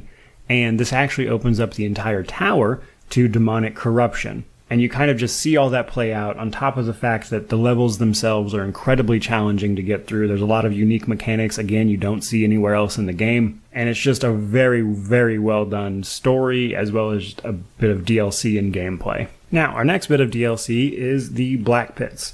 This is just an arena thing that was added. It's like 15 combat encounters. You're a party of adventurers that was teleported and forced to fight in this arena against your will, largely. It's, fight or die. It's got a tiny little story to it, but nothing crazy. It's mostly just about these combat encounters as you go through them. You'll be given gold and experience and stuff as you go through the encounters to level up your party and stuff. Pretty straightforward, takes maybe a couple hours tops. And then that brings us to the big one, Siege of Dragonspear. So, people have a mixed opinion about this one. I have a mixed opinion about this one. So, if you're unaware, Siege of Dragonspear was basically an expansion done by Beamdog. It was released in 2016. Now, you might imagine, it is unusual to release an expansion to a game that has sequels, and also 18 years after its initial release. But Siege of Dragonspear's purpose is to fill the gap between the first and second game, because you end the first game, the hero of Baldur's Gate, and you begin the second game in prison. So obviously there's some questions, or at least a jail cell. Prison's not exactly correct, but you get my point. There's gaps that need filling, and Baldur's Gate 2 never really bothered to explain it. Well, not in any great depth anyway, and Siege of Dragonspear was supposed to. Now, by itself, it is a linear story about a woman named Kalar Argent. She is an Aasimar, which means she has divine blood in her background that is manifested in her. Kalar Argent is leading a crusade to Castle Dragonspear. At the start of this DLC, she sends people to kill you. You would like to know why, as well as defend the city of Baldur's Gate, because while she's leading this crusade to Dragonspear, she's displacing tons of refugees who are now flooding Baldur's Gate, and it's causing a real problem. So you're sent to stop her. What she's doing is interesting. I actually liked it. They tied it in with Icewind Dale, actually, a little bit, which I thought was cool. In addition, this actually adds even more new companions, specifically for this little DLC, if you will. There's new romances, new monsters, you actually get to fight a dragon. It's pretty cool. The problem with Dragonspear is that it's mostly pointless. So it's supposed to be this bridge between 1 and 2, but literally only the ending deals with that at all. Like, this story here could have been literally anything, because the ending that happens that gets you kind of captured, like, it could have happened regardless. Like, you could have literally just told me that little ending part, and that would have been it. The entire rest of this expansion is just a story, and that's cool. I like it. It's a decent story. I actually enjoyed it quite a bit. But while you're playing it, I can't help but ask myself, what purpose does this serve? Because the only part of this that mattered was like 5 minutes of the ending. So if you bother to wade into it online at all, there's often back and forth about, is Siege of Dragonspear good? Some people like it, some people aren't fans. I don't have a problem with it, honestly. I don't take issue with the writing, anything like that. I simply take issue with the fact that the only part of this little DLC expansion that actually does the thing it was designed or made supposedly to do is the last 5 minutes. As a standalone story, I think it's fine. I enjoy it, actually. I had a good time playing it. It's just one of those things that really irks me as a person, because they were like, oh, it's the bridge between the two games. No, it isn't. Like, the last 5 minutes of it is. The rest of it, you could have literally done anything with. But, I don't know, it bothered me, honestly. But with that out of the way, let's talk positives, negatives, and come to a conclusion. So, positives. The story's very good. I like the main story a lot. Again, there's some pacing issues here and there, but overall, I actually enjoy the main story quite a bit. If you're a big fan of Dungeons & Dragons, you know there's a lot of that type of stuff here. Durlag's Tower was amazing. Honestly, I love that tower. That is well done DLC. Truthfully, the other part of the positive of this is that this game is super cheap. I think the enhanced edition is $15-20, something like that. I don't remember exactly. But that comes with tons of content, all this DLC. Personally, it took me about 75 hours roughly to 100% this, and that's with prior knowledge, mind you. And the other positive is simply that it's a classic game. It, in a lot of ways, reinvigorated PC gaming, truth be told. So it kind of has this place in video game history, and that's hard to ignore. Negatives, this game is aging poorly. The UI, even updated with the enhanced edition, it's old, it's clunky, the old rule set is clunky and hard to understand. It does not give you a lot of information visually that you can get through the game. And yeah, they added the tutorial and things to help. I'm not saying you can't figure it out. I'm saying it's clunky and it feels weird. And that's why less than half the people make it out of Candlekeep that actually start the game. On top of that, like I mentioned with the maps, there's a ton of just empty space. You might feel one way or the other about that. Personally, I don't find going through areas where there's like one random wolf and that's it. Like, why is this part of the map here? It just seems unnecessary. Now, some people, kudos to you if you do. Personally, didn't care for it. And probably the biggest negative, if I'm being honest, is the fact that the companions are basically just mercenaries. These could have been any of them. The fan favorites, if you will, the ones that had a tiny bit more than the rest, wound up reoccurring in the second game. But most of these guys just don't matter. So with that, let's come to a conclusion. This is a great classic of a game, especially for the price, if you can overlook the aging mechanics that aren't getting any younger. Now, at the end of the day, regardless of my opinion, regardless of anyone else's opinion, this game has cemented itself in gaming history. It has a very important role in literally the history of video games. That is undeniably true. And you need no further proof than simply the fact that here we are 20 plus years later, still talking about it. So with that out of the way, guys, there you go. There's my review of Baldur's Gate 1 after 100%, specifically the enhanced edition, but you get the gist. So truly, thank you so much for watching, especially if you watched this all the way to the end. If you did, you're a legend. Keep an eye out for the story series and the new player's guide coming in the future. Remember to like, comment, subscribe, all that YouTube jazz. But regardless of any of that, truly, just thank you so much for watching. May you wander in wisdom and have an amazing day.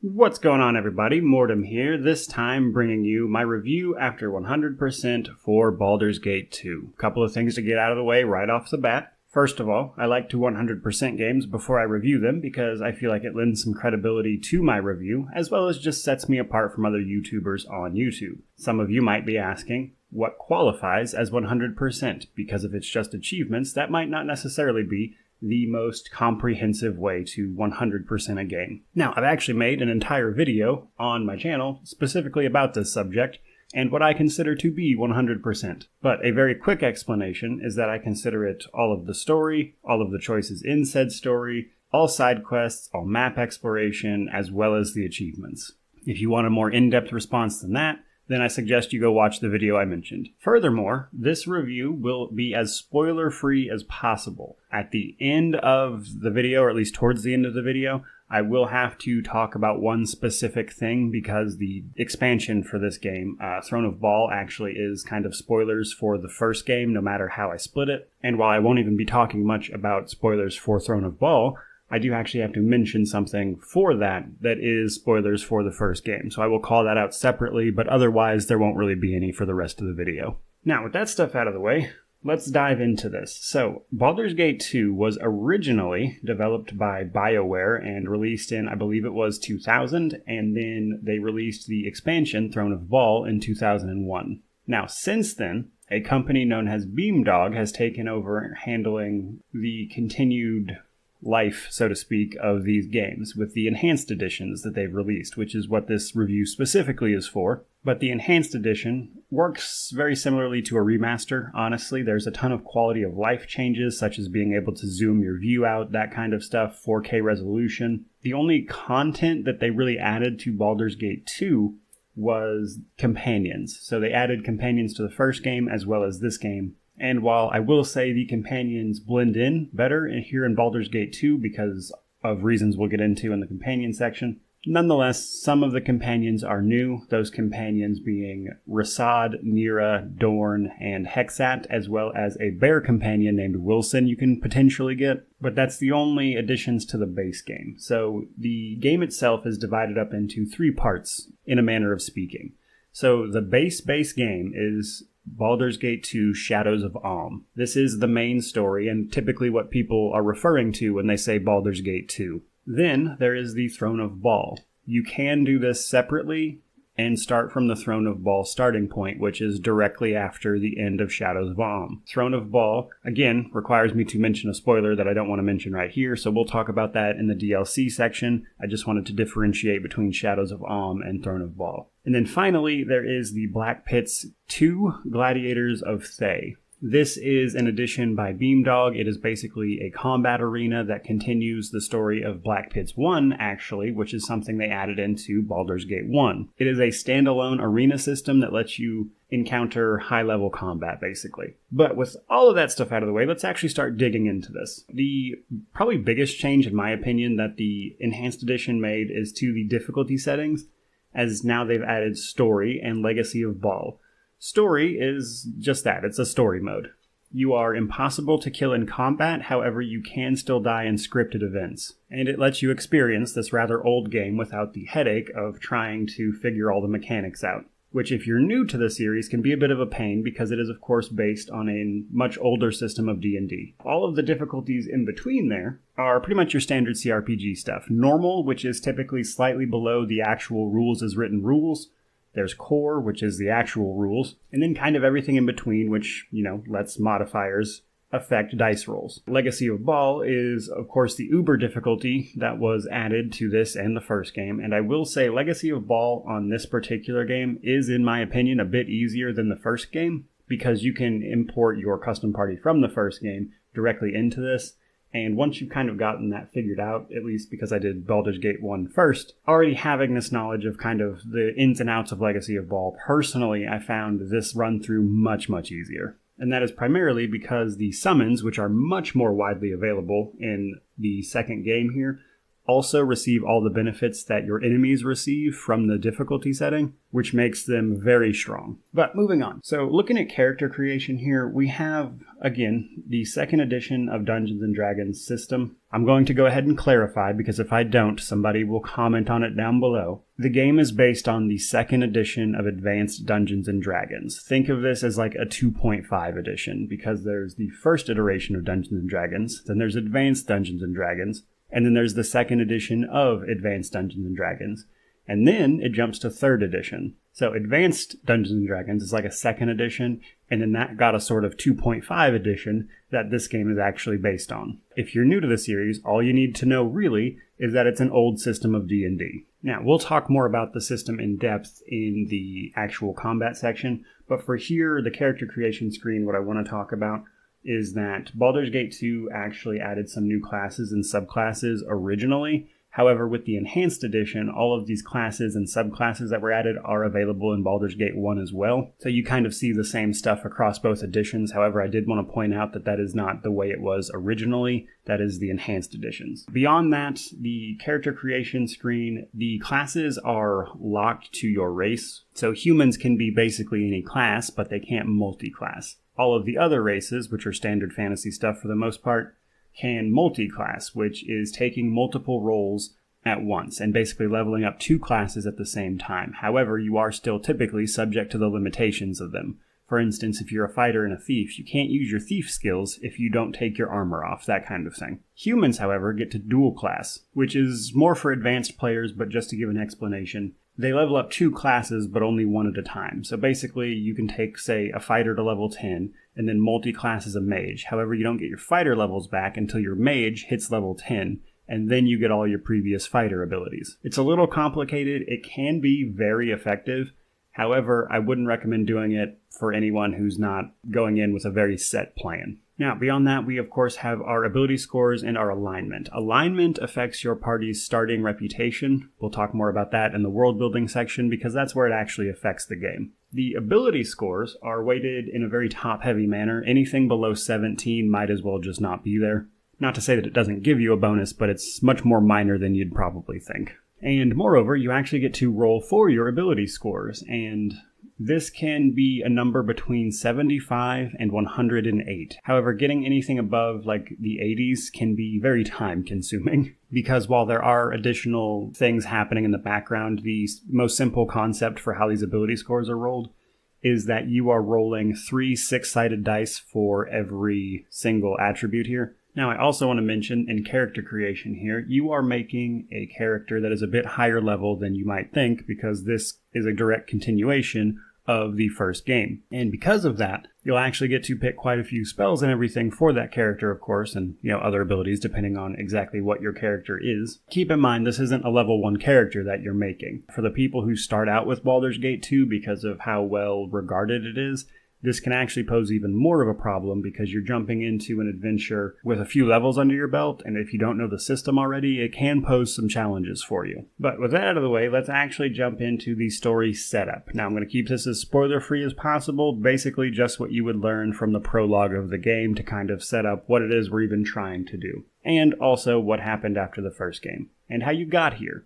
But again, no spoilers for the first game as best I can manage. Basically, after the conclusion of the first game, your party is kidnapped by an evil mage, and Baldur's Gate 2 starts with you waking up in this mage's cell, and he's doing experiments on you. However, that dungeon is shortly after attacked. This attack has provided you and the people you were captured with the opportunity to potentially escape. Your first task is to escape this dungeon. Now, this dungeon does a fantastic job of setting up our villain, because our villain is experimenting on you, but as you go about the prologue dungeon here, you can kind of learn that while he seems to be an emotionless monster now, that certainly wasn't always the case. However, upon you managing to escape this dungeon, he and one of the people you escaped with, Imoen, used magic in the city of Athkatla, which is where you come up out of this dungeon at.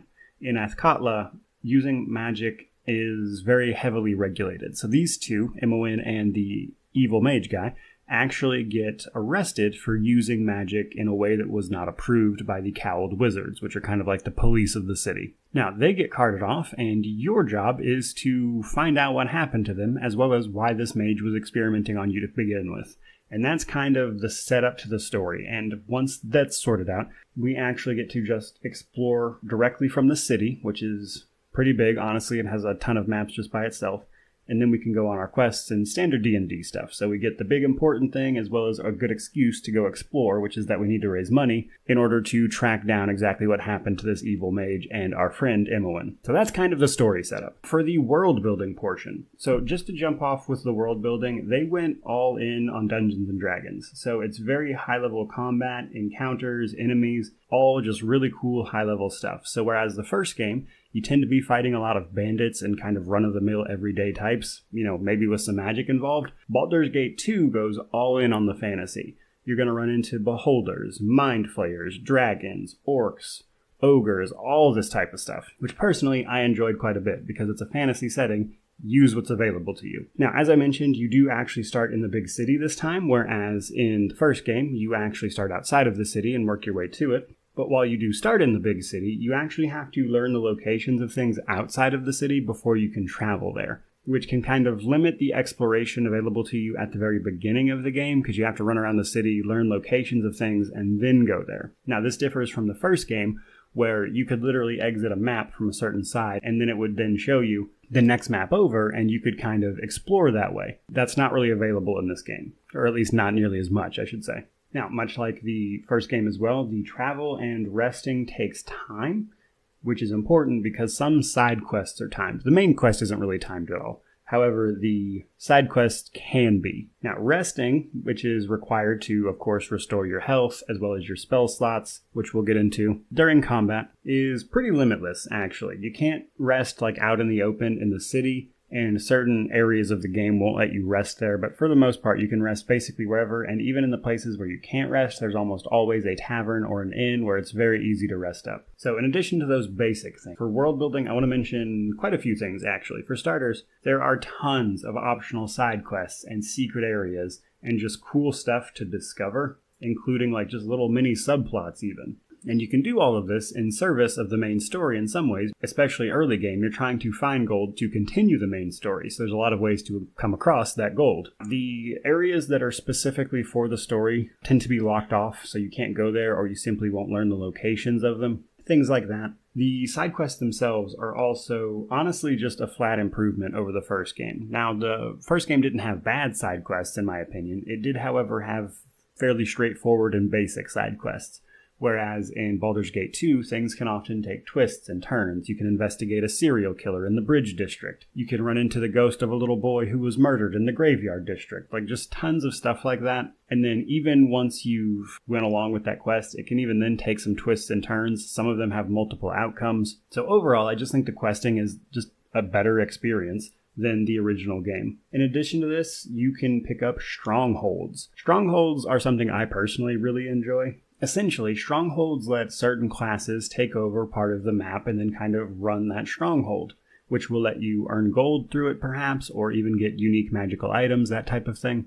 And the way this works is that basically certain side quests in the game can be completed by anyone. However, if you are a certain class, when you complete that quest, the area that was traveled during that quest will then be offered to your character as a stronghold. For instance, the ranger can come across a ranger cabin, complete the associated quest, and then be offered that ranger's cabin. And then each of these strongholds has a unique quest line that most are honestly kind of on the shorter side. They're kind of time-gated a bit by like in-game days. They honestly can be pretty fun too, and just unique experiences more than anything else. And they kind of make you feel like you're having an impact on the world.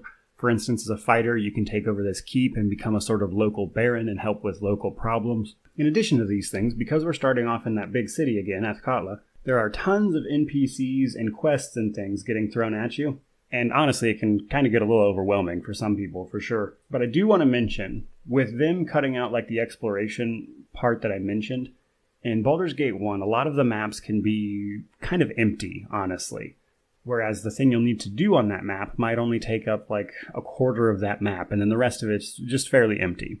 Baldur's Gate 2 definitely seemed to try to address that, because most of the maps here, almost everything in that map has a purpose. There's not a lot of this just empty filler that we saw in Baldur's Gate 1, which really helps fill out the maps, and honestly just makes the world feel more dense. When it comes to interacting with those NPCs, I want to talk about your reaction score. So I talked about this in Baldur's Gate 1, but I didn't explain the math. Basically, you have a party reputation. So this is the start of it, and your starting alignment will of course affect your party's reputation. Reputation is a score anywhere between 1 and 20, 20 being the highest. 20 meaning everyone super likes you. You're basically a local legend. They love you. They'll give you tons of discounts on stores, just stuff like that. Whereas 1, everyone hates your guts. Some party members will flat out leave depending on how high or low your score is. I think there's at least one companion I know of leaves if it's high. I think most of them are cool with it being high though. Quite a few of them will just leave if it gets too low though. Now, in addition to your party's reputation, there is also the charisma score of the person speaking. Both of those two things combined will then have a reaction score attached to it that when you talk to an NPC, they'll either be like, this is a good or bad person, which can change some dialogues especially, but in very rare cases, the outcome of certain things. But this goes a long way to making the game feel alive, like I mentioned. Now, I will say, this is much less impactful, in my opinion, than the first game. I didn't notice it nearly as much in this one. In this game, you can actually roleplay a bad guy and it not necessarily be the end of the world, because in Baldur's Gate 1, when you were doing bad things, you would start getting attacked by the city guards, which kind of still happens, but it made the game borderline impossible, and you basically had to go raise your reputation in Baldur's Gate 1.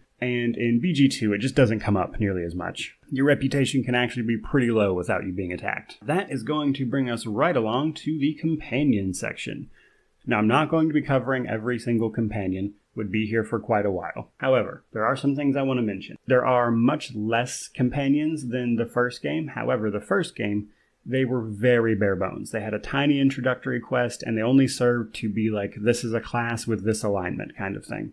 Whereas in BG2, companions are fewer. I think with the Enhanced Edition companions, it comes out to like right at 15 compared to BG1's 30. And while there are less of them, they are much better fleshed out. They all have an introductory quest, of course, usually.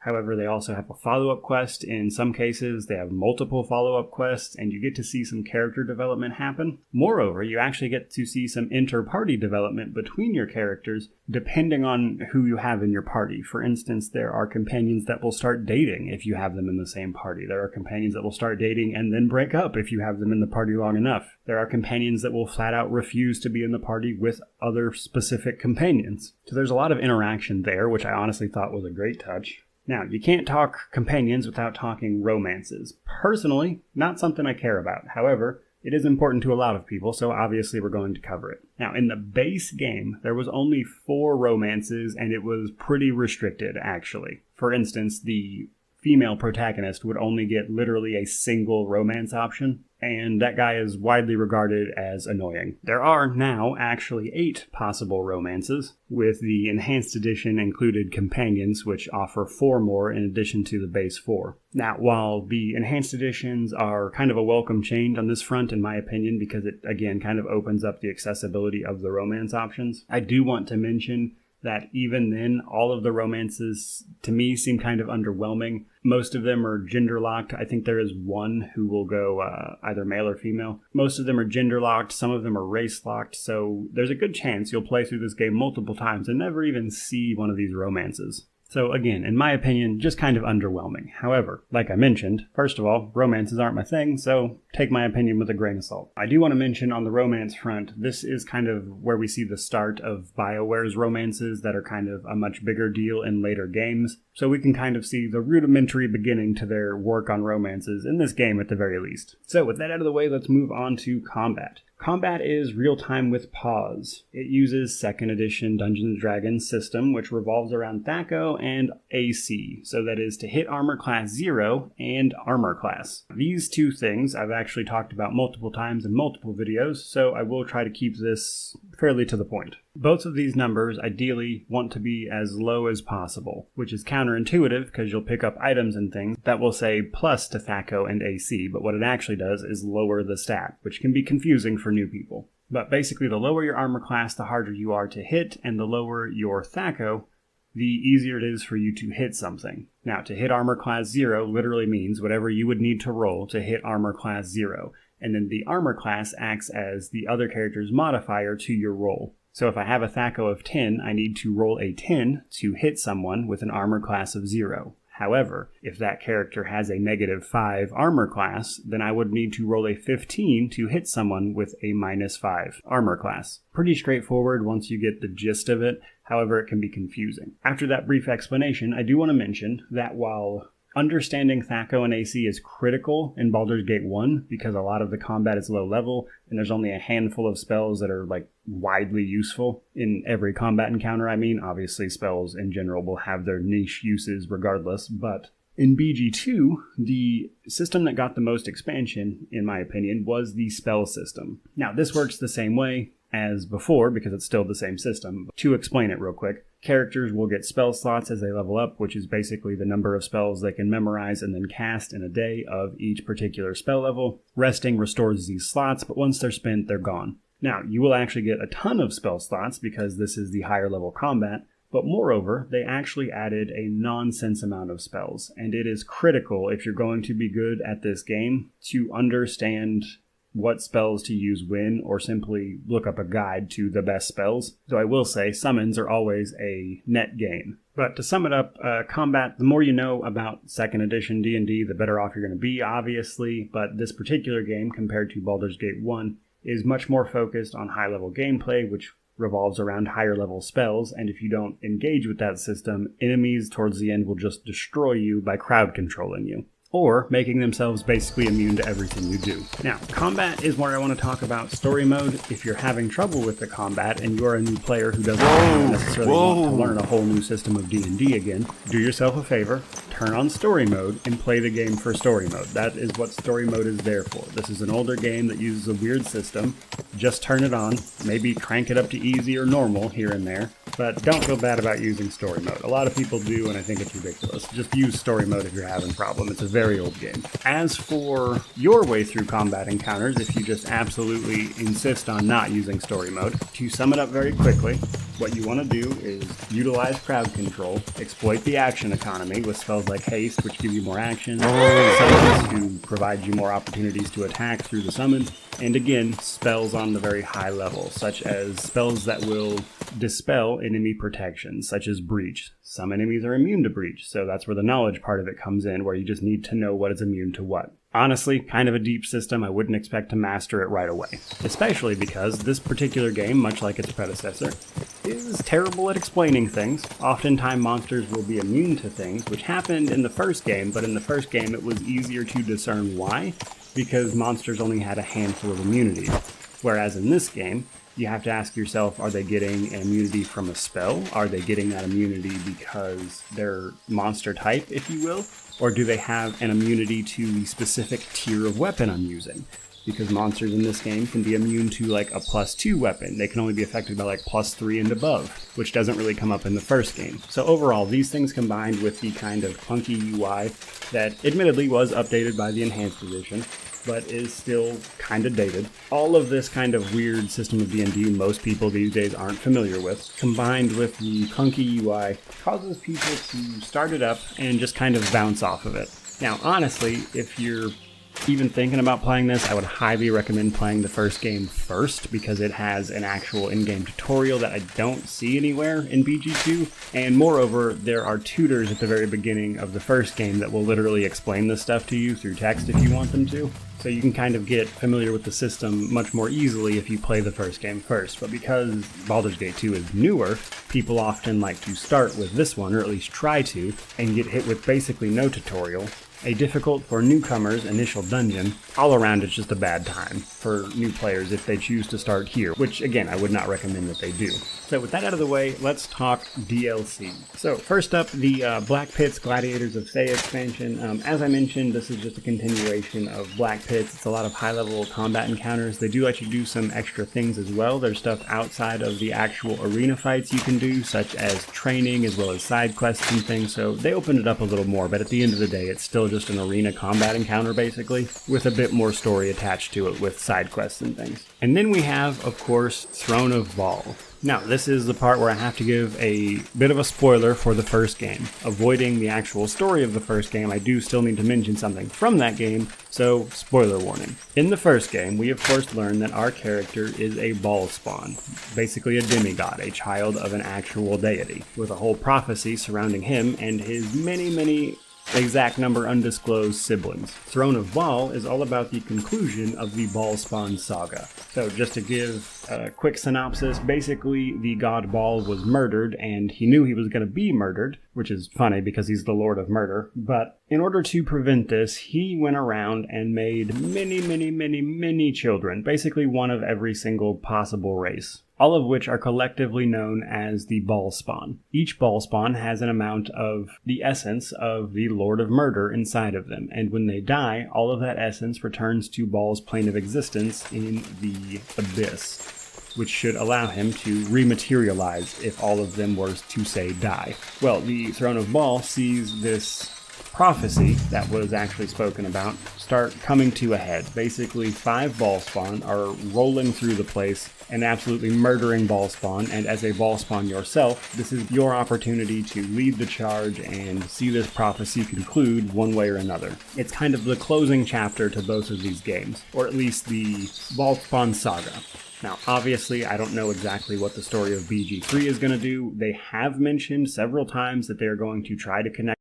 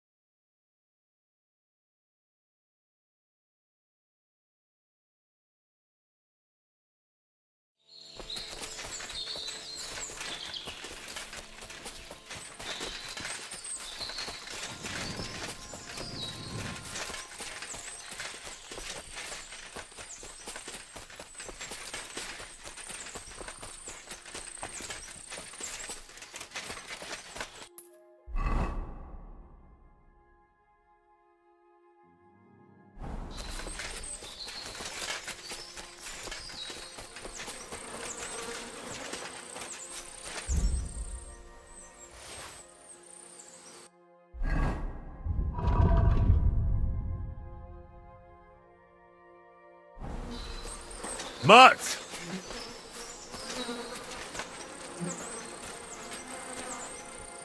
Track!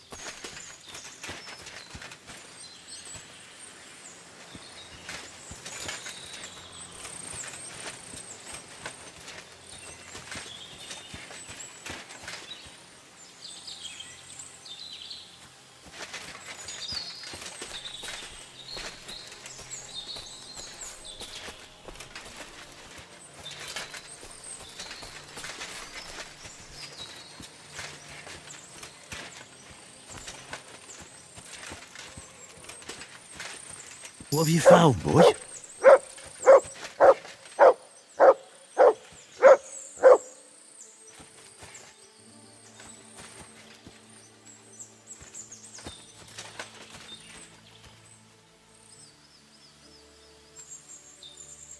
Mutt! Tizhelyov!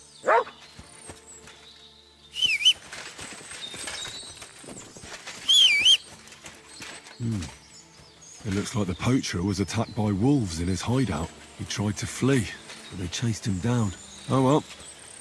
I'd better report it to the gamekeeper. I've got some evidence if he wants it.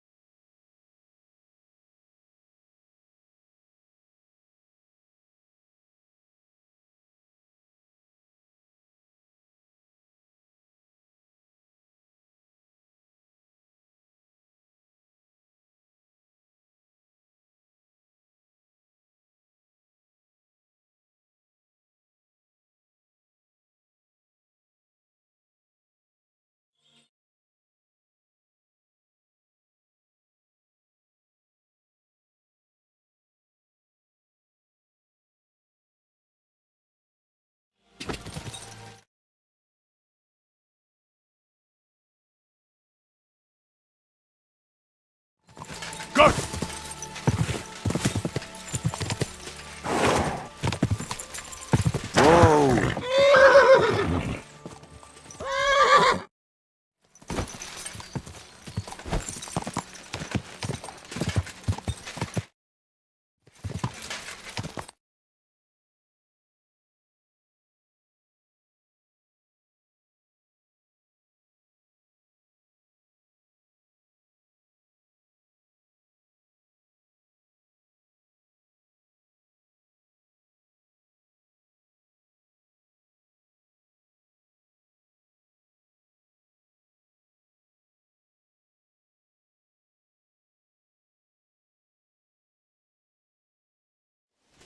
Go!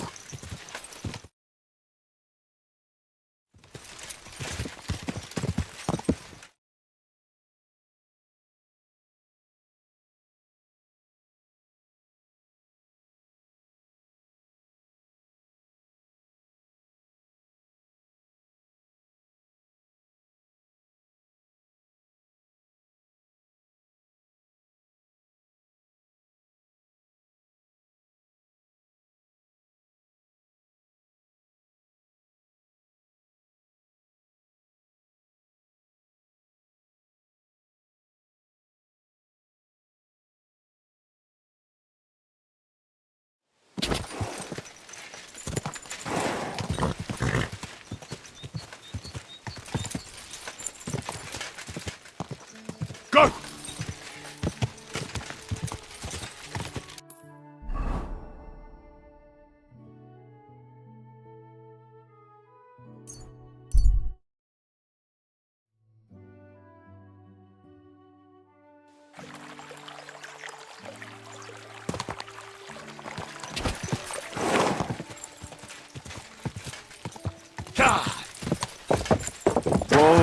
Whoa!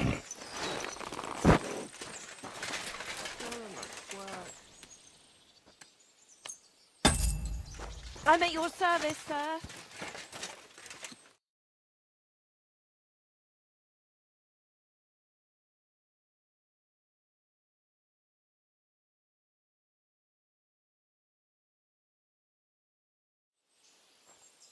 I've got news about that poacher that you sent me to catch.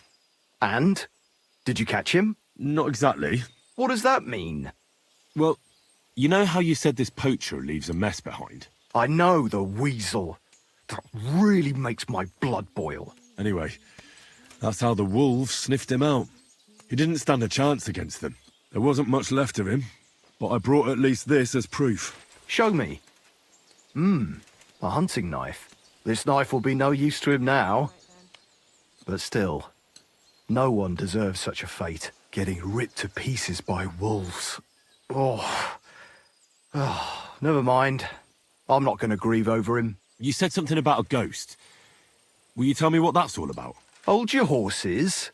All in good time. If you help with another poacher, I'll tell you the whole story about the ghost. Or are you tired of walking through our beautiful forests?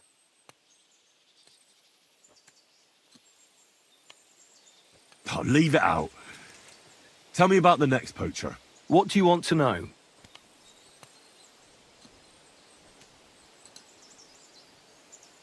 What should I do?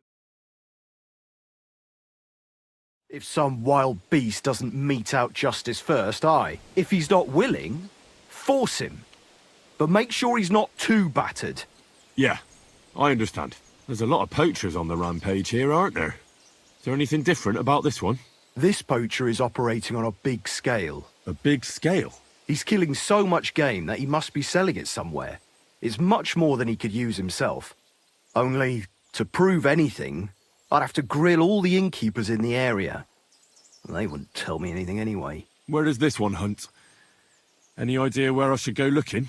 A stone's throw from here, in the woods around Sameen Pond. Christ, that's right here under your nose. I don't like going into them forests, to tell the truth. Even though they're nice and close, there's something not right about them. The game is often frightened.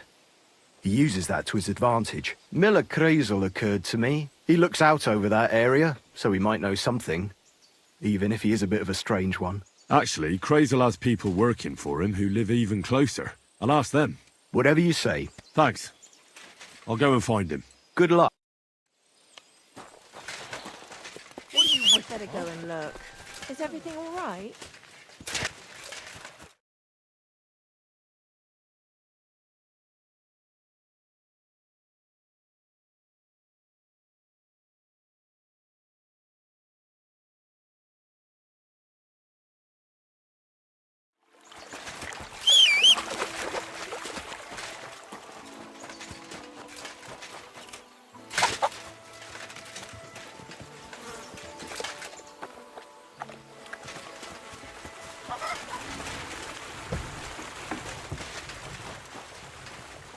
Did I forget to add salt?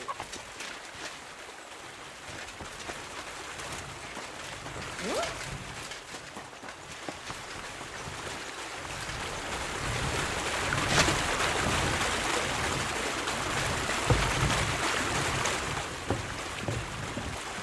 What's that?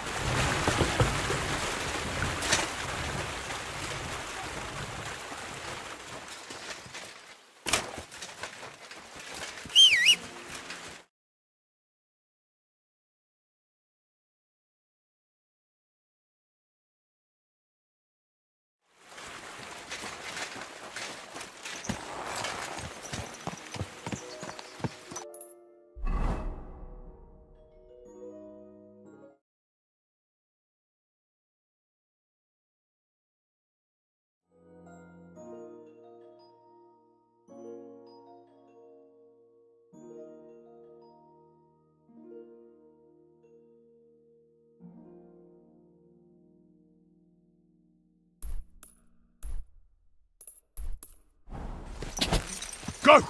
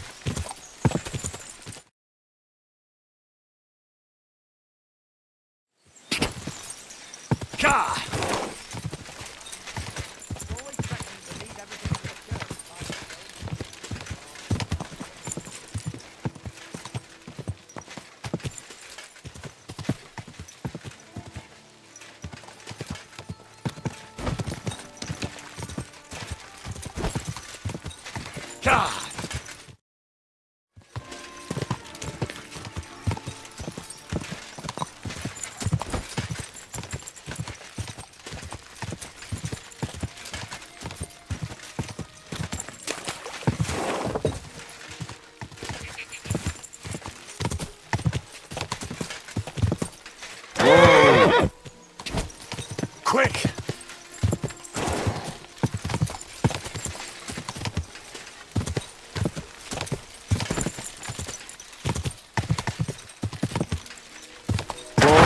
Whoa!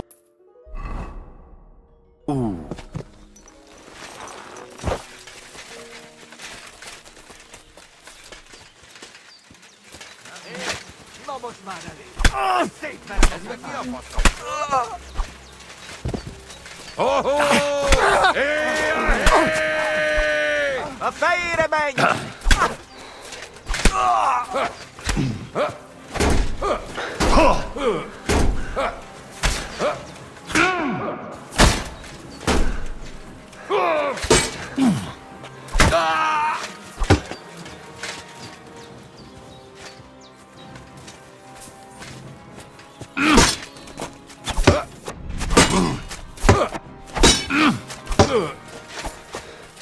Dögölj már meg!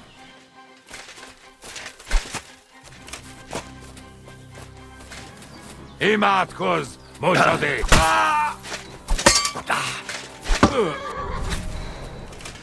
Csak nem vérzel, faszfej!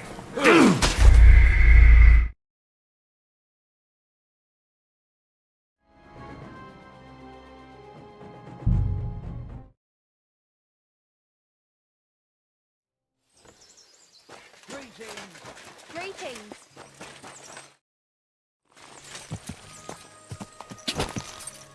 Go!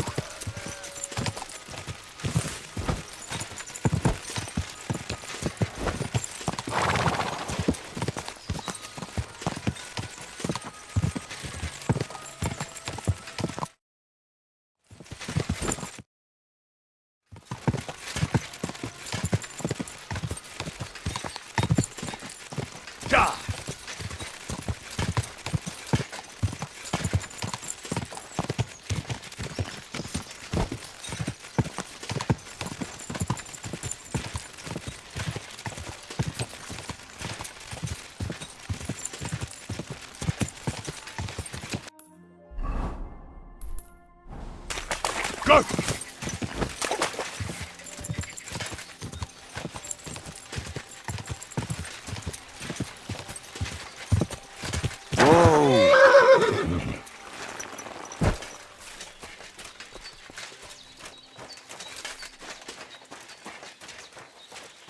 You're always welcome here, noble sir. What do you want? So?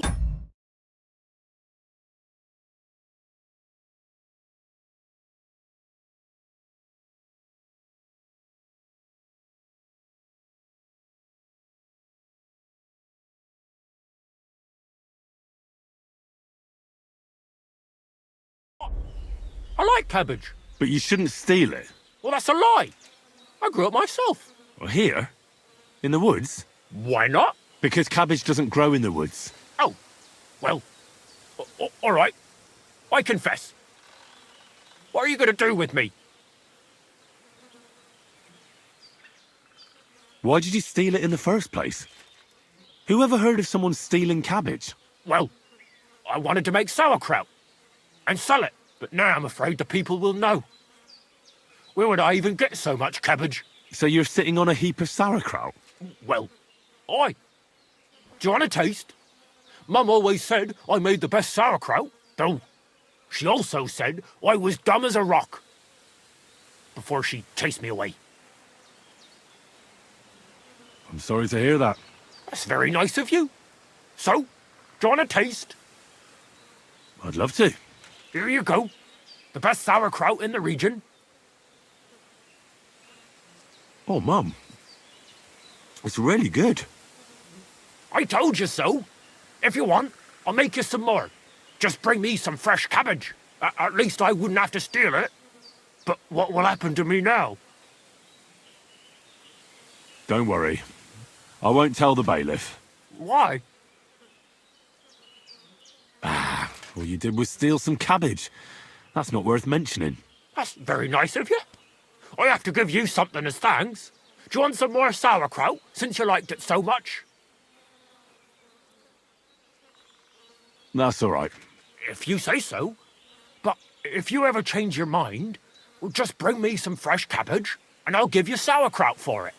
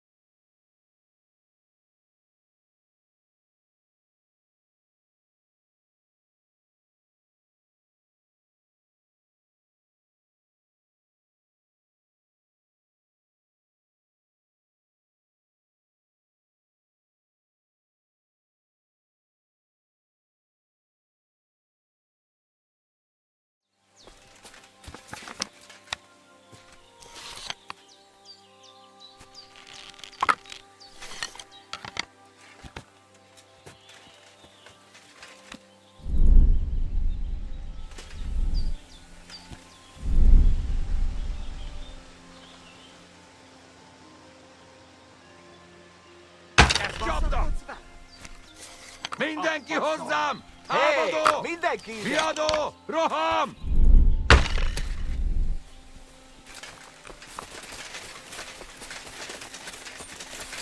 Nem kellett volna bele...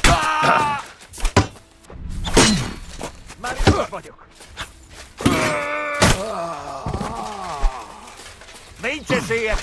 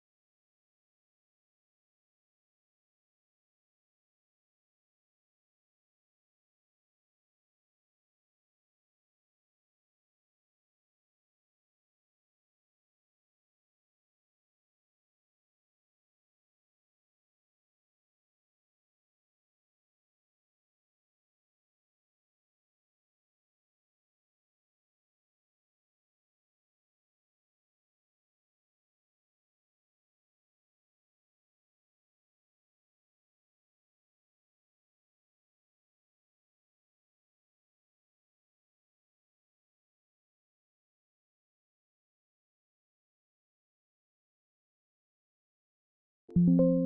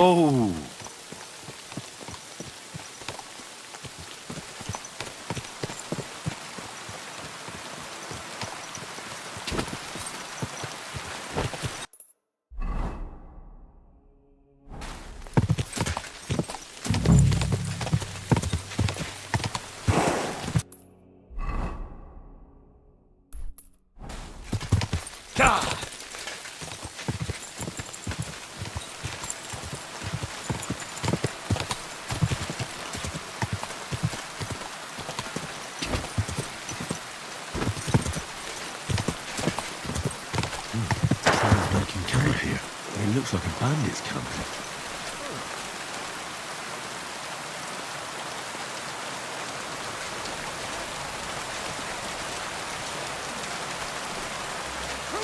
Get over here! What are you doing with that weapon? You're in. Ah!